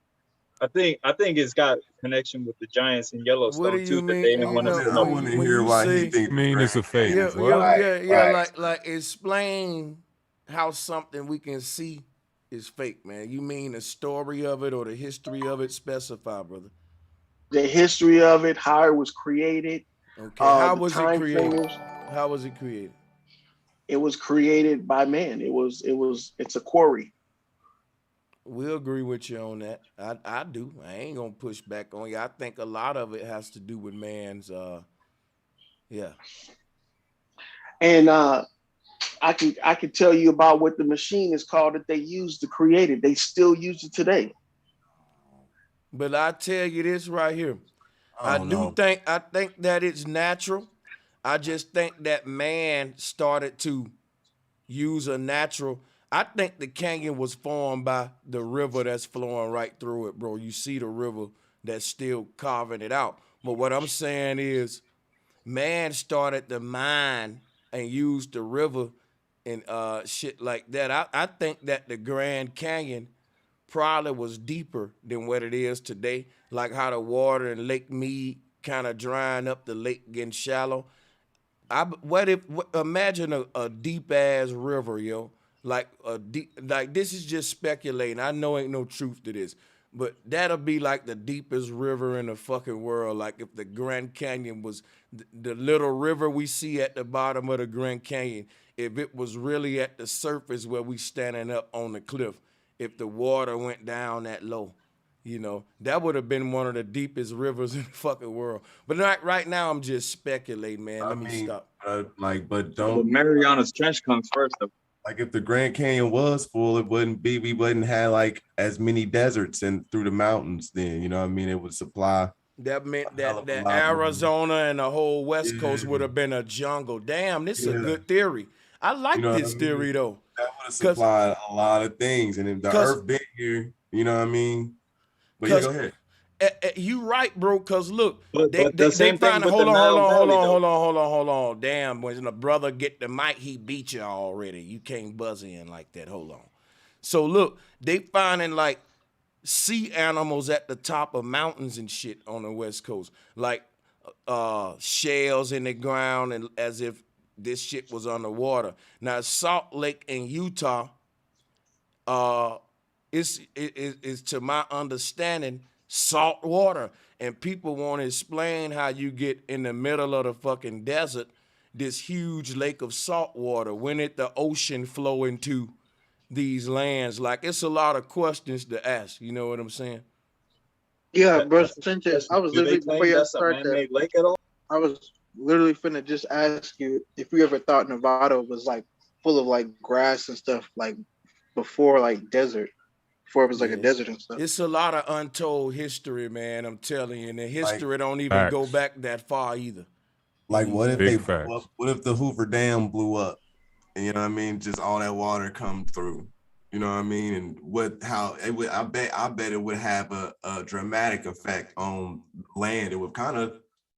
That's a lot of water they holding back. You know what I mean? And then just using it just for electricity. I don't know like where they diverting it to, but if it was going in its natural course, it would probably be way different in how it would affect the land and the climate of the region or whatever. But you know, there could be credence led to the fact that it could be a man-made lake, because in California you got something called the Salton Sea. It's a big ass body of water of salt water, but they claimed that it's man-made, and one of the reasons people can speculate upon that is because there's always hundreds of dead fish washing up on that motherfucker. Yeah, and Lake Mead is man-made. That was man-made when they created the dam, so it automatically made Lake Mead anyway. Right. Some of it is probably flooding too. You ever see those old maps where California was an island? They try to debunk it and say, "Oh, California wasn't an island," but actually, it's several maps that show it as an island. And there's a map in Vancouver that shows the connection from that lake that's on Vancouver, the one up by Seattle that I think it's called. I've been there before when I was in the ship harbor, but it stretches all the way down to the Gulf of California. Yeah, and California was an island. They call it Terra. They call it Califas, actually. Yeah. Yeah, they did. They did. That was the name of it too. So that means that the West Coast was actually in the middle of Nevada. I And wonder. that's I wonder how long yeah. ago it was. How long ago was all of this? I ain't heard of some of this stuff. But how long? 14. You can find it. Type in California Island 14 something 1400s. You can type it in Google and you might be able to find it You if they said ain't took it 1400. off. Yeah, 1400 California Island. So then, And then, Loyal, do you think they drained that motherfucker and now it's dry or what? yeah, they dammed it off. Oh my God, Trump yo, said something. that's way too much. You have you ever driven up the motherfucking 5? Huh? The 5, right? You said 5? Yeah, have you ever driven up that? Yeah, I've driven up the 5 a lot. You mean to tell me they pumped out those miles and miles of flat land as far as the eyes can see? Not pump out, bro. Like not pump out. Okay, yeah, stop trying to insult me. But look, it's not pumped out. You've been an asshole right now. But look, this is what I'm talking about. What I'm saying is that they can dam up water. It doesn't take that many years for it to dry up or to be absorbed into the ground to become groundwater. Water can absorb into the ground for 20 feet. 20 feet, bro. And that's without pumping it or anything. So they didn't just draw these maps for nothing. I hear you, but we ain't talking about no river, man. From the mountains of Fresno all the way past like to the Monterey, that's miles and miles of land. That ain't no river. That's an ocean. Yeah, bro. It was called the Red Sea at one time. Okay. The Red Sea. I'm not lying about it, man. If you can look it up. Yeah, I mean, of course. You're lying, but you can admit that you speculating because you ain't telling the truth either. You don't know if they pumped that shit up. I didn't say they pumped it out, bro. Didn't I just say water can soak into the ground 20 feet? Justin, you didn't want to pick a fight with me for real. What the fuck, dog? Okay, you say they didn't pump it up, but you did say man drained that motherfucker. So I just came by it. So check this out. Check this out, Jake. Check this out, Jake. So look, let me say it so you can understand, Jim. Damn, I wish this map was clear up. I'm about to tell you what the name of it is, and you can look it up for yourself. I think I'm looking at it right now, but I don't know. I'm still looking at it, but some of them come in color, and then some of them come in black and white. I think it's called. This is the name of it. RELIGIONIS, and it says. I think the other one says Catholica in America. Baru, and it shows from all the way from the Gulf of California up to Vancouver. Yeah. It's a black and white map. It's California's Oak Carolinas. It's like over by like New Mexico. I don't know. I don't know, man. I don't know. Maybe it ain't the right one. What this sounds like to me, though, for real, like the whole thing about thinking that, man could carve out the Grand Canyon with their tools and their fucking tractors and shit like that. Man, it's just psyops, I think, to make you think that man is really more powerful than they motherfucking is, and you trying to downplay like your own damn system. It's not to say that they power, it's just say it's they destructive. So are you saying the Dust Bowl didn't happen? You know what? Listen, I'm gonna tell you. I think we downplaying just how powerful man is, and when he start trying to be smart and develop technology, just how big of an impact he can have on the earth. That's the truth of it. That it ain't that we bigging up man, we downplaying man because we saying he's smart, but not in a good way. He's an evil genius. So like, I ain't trying to put him on a pedestal. I'm acknowledging the fact that we can see the result of technology just in our lifetime and its damage on the earth. So if man always been fucking with shit, manipulating, look what happened back in Egypt with Imhotep. There were whole plagues that broke out on the earth when we first started practicing medicine with Imhotep. They was experimenting with snake venom. I went into all that. People had like guinea pigs and shit. Like, so the impact, right? Look, the impact is deeper than just that on the ecosystem of the different snakes we hunt to make the medicines going extinct, and just You know what I'm saying? It's crazy because when we run out of one snake species that we use for venom, can we use another poisonous snake venom? How do we know? We need more guinea pigs. Like, I'm not making this up. When man started to be technical, which is the root word of technology, he really started to fuck shit up. And I ain't gonna lie to y'all, I like technology, but I gotta tell the truth. It's a choice that nature given man, and she's very strict about it. She's saying, look, I created the universe, and I gave you all the technology you need to thrive in a way where you won't fuck nothing up. And that technology was your hands, eyes, and all that. Because if you think about it, if nature intended us to be vegans, you would only need your hands to reach up there and get an apple or to plant a seed, or you wouldn't need no tools to, you know what I'm saying, do everything you would need to do. If you did all the natural things, they would be basic things, right? But once you wanted to be technical, if man wanted to create agricultural systems to do the farming for him, which is he would create technology now, pesticide planes to spray the crops. And now one man can create enough food for a whole nation. But look at the downside. Because of that, the food ain't as nutritious no more. Right. So the technology gonna always trade off something in nature that we need more than the technology. When man wanna be advanced, he'll dumb down nature. It's simple as that. If man wanna create advanced technology, he's gonna make deserts outside. The trees gonna go away. The flowers gonna go. The bees gonna go away. So our technology is smart, but our environment is dumb, and that's to say that man think he's smarter than nature. That's to say that your technology is smart, but look at the rivers that you drink out of and how polluted they are. And look at the chemicals in your air that you breathe. So again, your technology is smart, but your environment is dumb.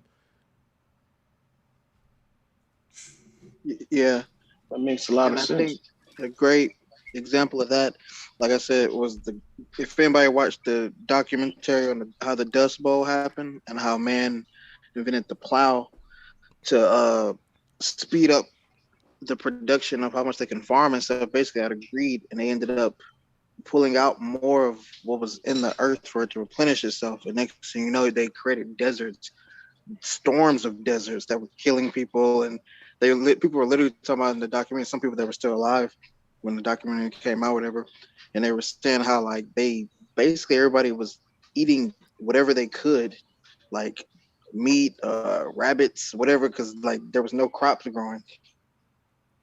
So, Brother Sanchez, how do you think that man first started like getting industrialized, I guess? Like if we was in the jungle, you know, in the woods and stuff, how did he figure out how to like go from a hut and like form metal shapes for a metal house, you know what I'm saying? And really like make stuff using the rock, because everything comes from the earth, right? How did he make that rock and turn that into like a skyscraper? How did he learn how to do that? So when man developed the concept of tool making, that's what changed the world and created industry. Tools are just primitive robots. That's what I'm telling you. So when man wanted to make, for example, if man say, look, without this tool, it'll make my farming harder and I gotta work more, right? I'm gonna be outside for more time to get less crop. So why don't I create a tool that would allow one man to grow so much corn that, guess what? That's why humans ain't gardeners and gatherers no more. Like because the technology took over farming, the average child don't even know nothing about plants and growing crops and gardening like our grandmothers did before massive scale agricultural systems, because my great grandma and grandma and them still had them skills in the South, and I got them because of that. But most of the people will be messed up, man. But check this out. What I'm saying is the things that we need to survive in nature, we create. So basically, tool making allowed man to build on a scale that was larger than man ever thought he could achieve, you know, and it's all from simple one concept of creating tools, the apparatus in between man and what he's trying to accomplish. So in this case, the smarter our tools got, the most advanced, the smarter our technology got, because it's our technology that makes our it's our tools that makes our technology, and vice versa. It's symbiotic. But where we at today with it is that man created a new tool to make his technology. And we talking about 3D printing, and actually robots that's building most of the shit in your house was created by a robot, an automated machine. So what happens is man don't have to be technical no more, because man have created the ultimate tool, which is a tool that will be technical for him. And this is part of dumbing man down too.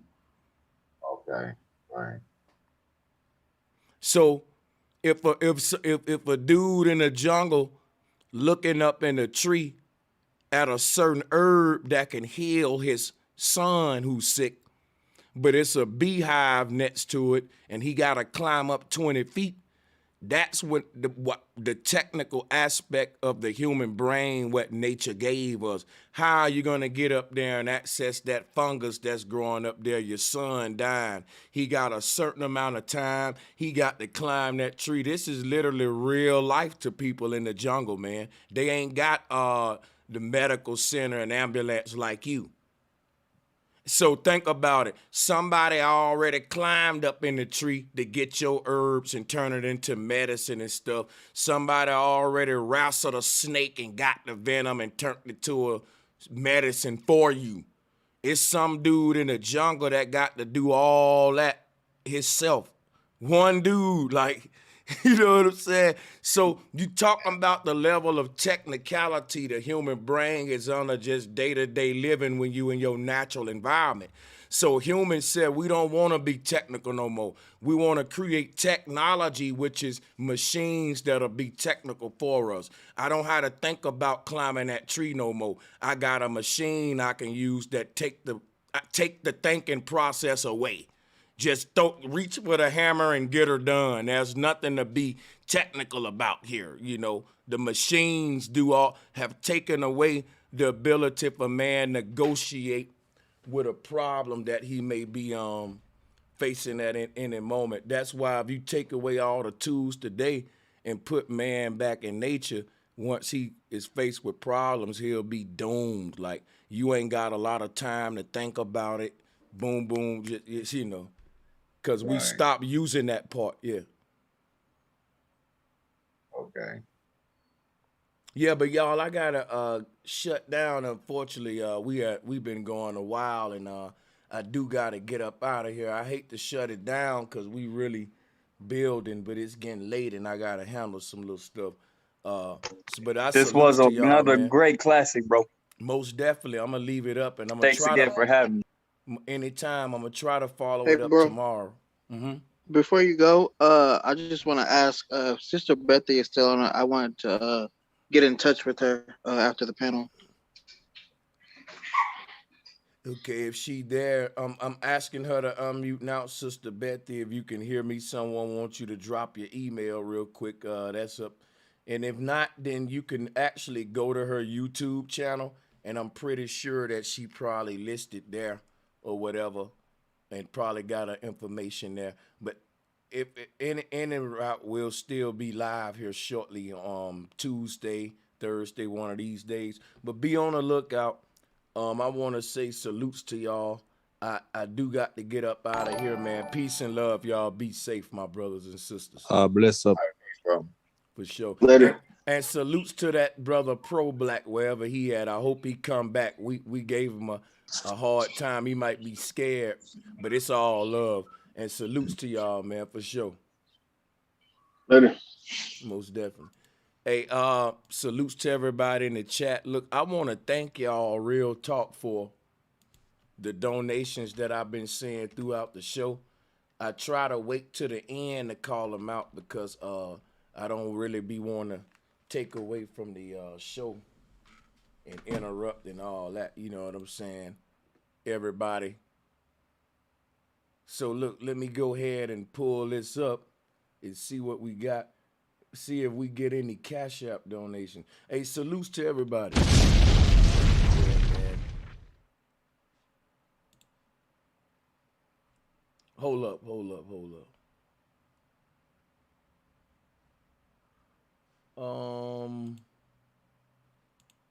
Damn. Where's my recent events? Okay, yeah. Shout out to Reggie P, Jared Jaguar, Gloria Clark. Jared Jaguar been hitting us up all night. That's what's up, man. Salutes to all of y'all. Oh yeah.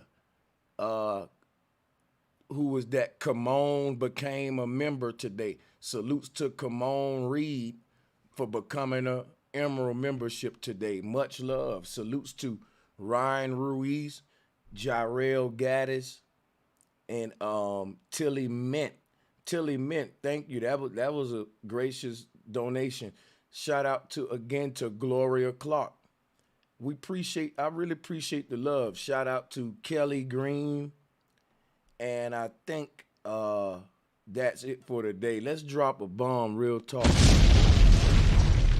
Yo, I really appreciate the love. Salutes to all my Patreons, bronze tier, platinum tier, diamond tier, gold tier, silver tier, all the tiers. We appreciate my Patreons, real talk. And to Cameron, salutes to you for the Cash App. Salutes to Sonia Smith. And to Daniel, said for me to get that good coffee. So drop a bomb for that. The brother Daniel joined and showed me what's gonna be my new coffee. I hope that shit is dope. It's the Death Wish coffee. I'ma order me some tonight. And it's on my brother Daniel. So appreciate that, brother. I'm gonna let you know how I like it, man. I appreciate that. And salutes to my brother DJ Troopy. My brother Troopy was on the panel tonight as well. Thank you for your time, my brother, as always. And it was a pleasure to everyone who was on the call tonight. And salutes to the sister Gloria. She was hitting me up on the super chat and the Cash App. Yeah. And I want to drop a bomb. I just want to say salutes to everybody, man. I really appreciate the donations, guys. Reggie P, thank you for that late show donation, brother. Yeah, Flat Sabbath, man. Salutes to my brother Flat Sabbath. You right, the army is growing, baby. Hey, y'all. Hey, salutes to Alicia OK. Salutes to you, my sister. Appreciate your continued support. And my sister Alicia said she gonna get some of that Death Wish coffee as well. Yeah, man, I'm a coffee fan, and I never heard of this, but it seemed like it's like some real good shit from the website. So I can't wait to order me a box. I'm getting the Keurig cups for my machine. But yeah, I can't wait to let the brother know how I like it though. Yeah, but salutes to y'all.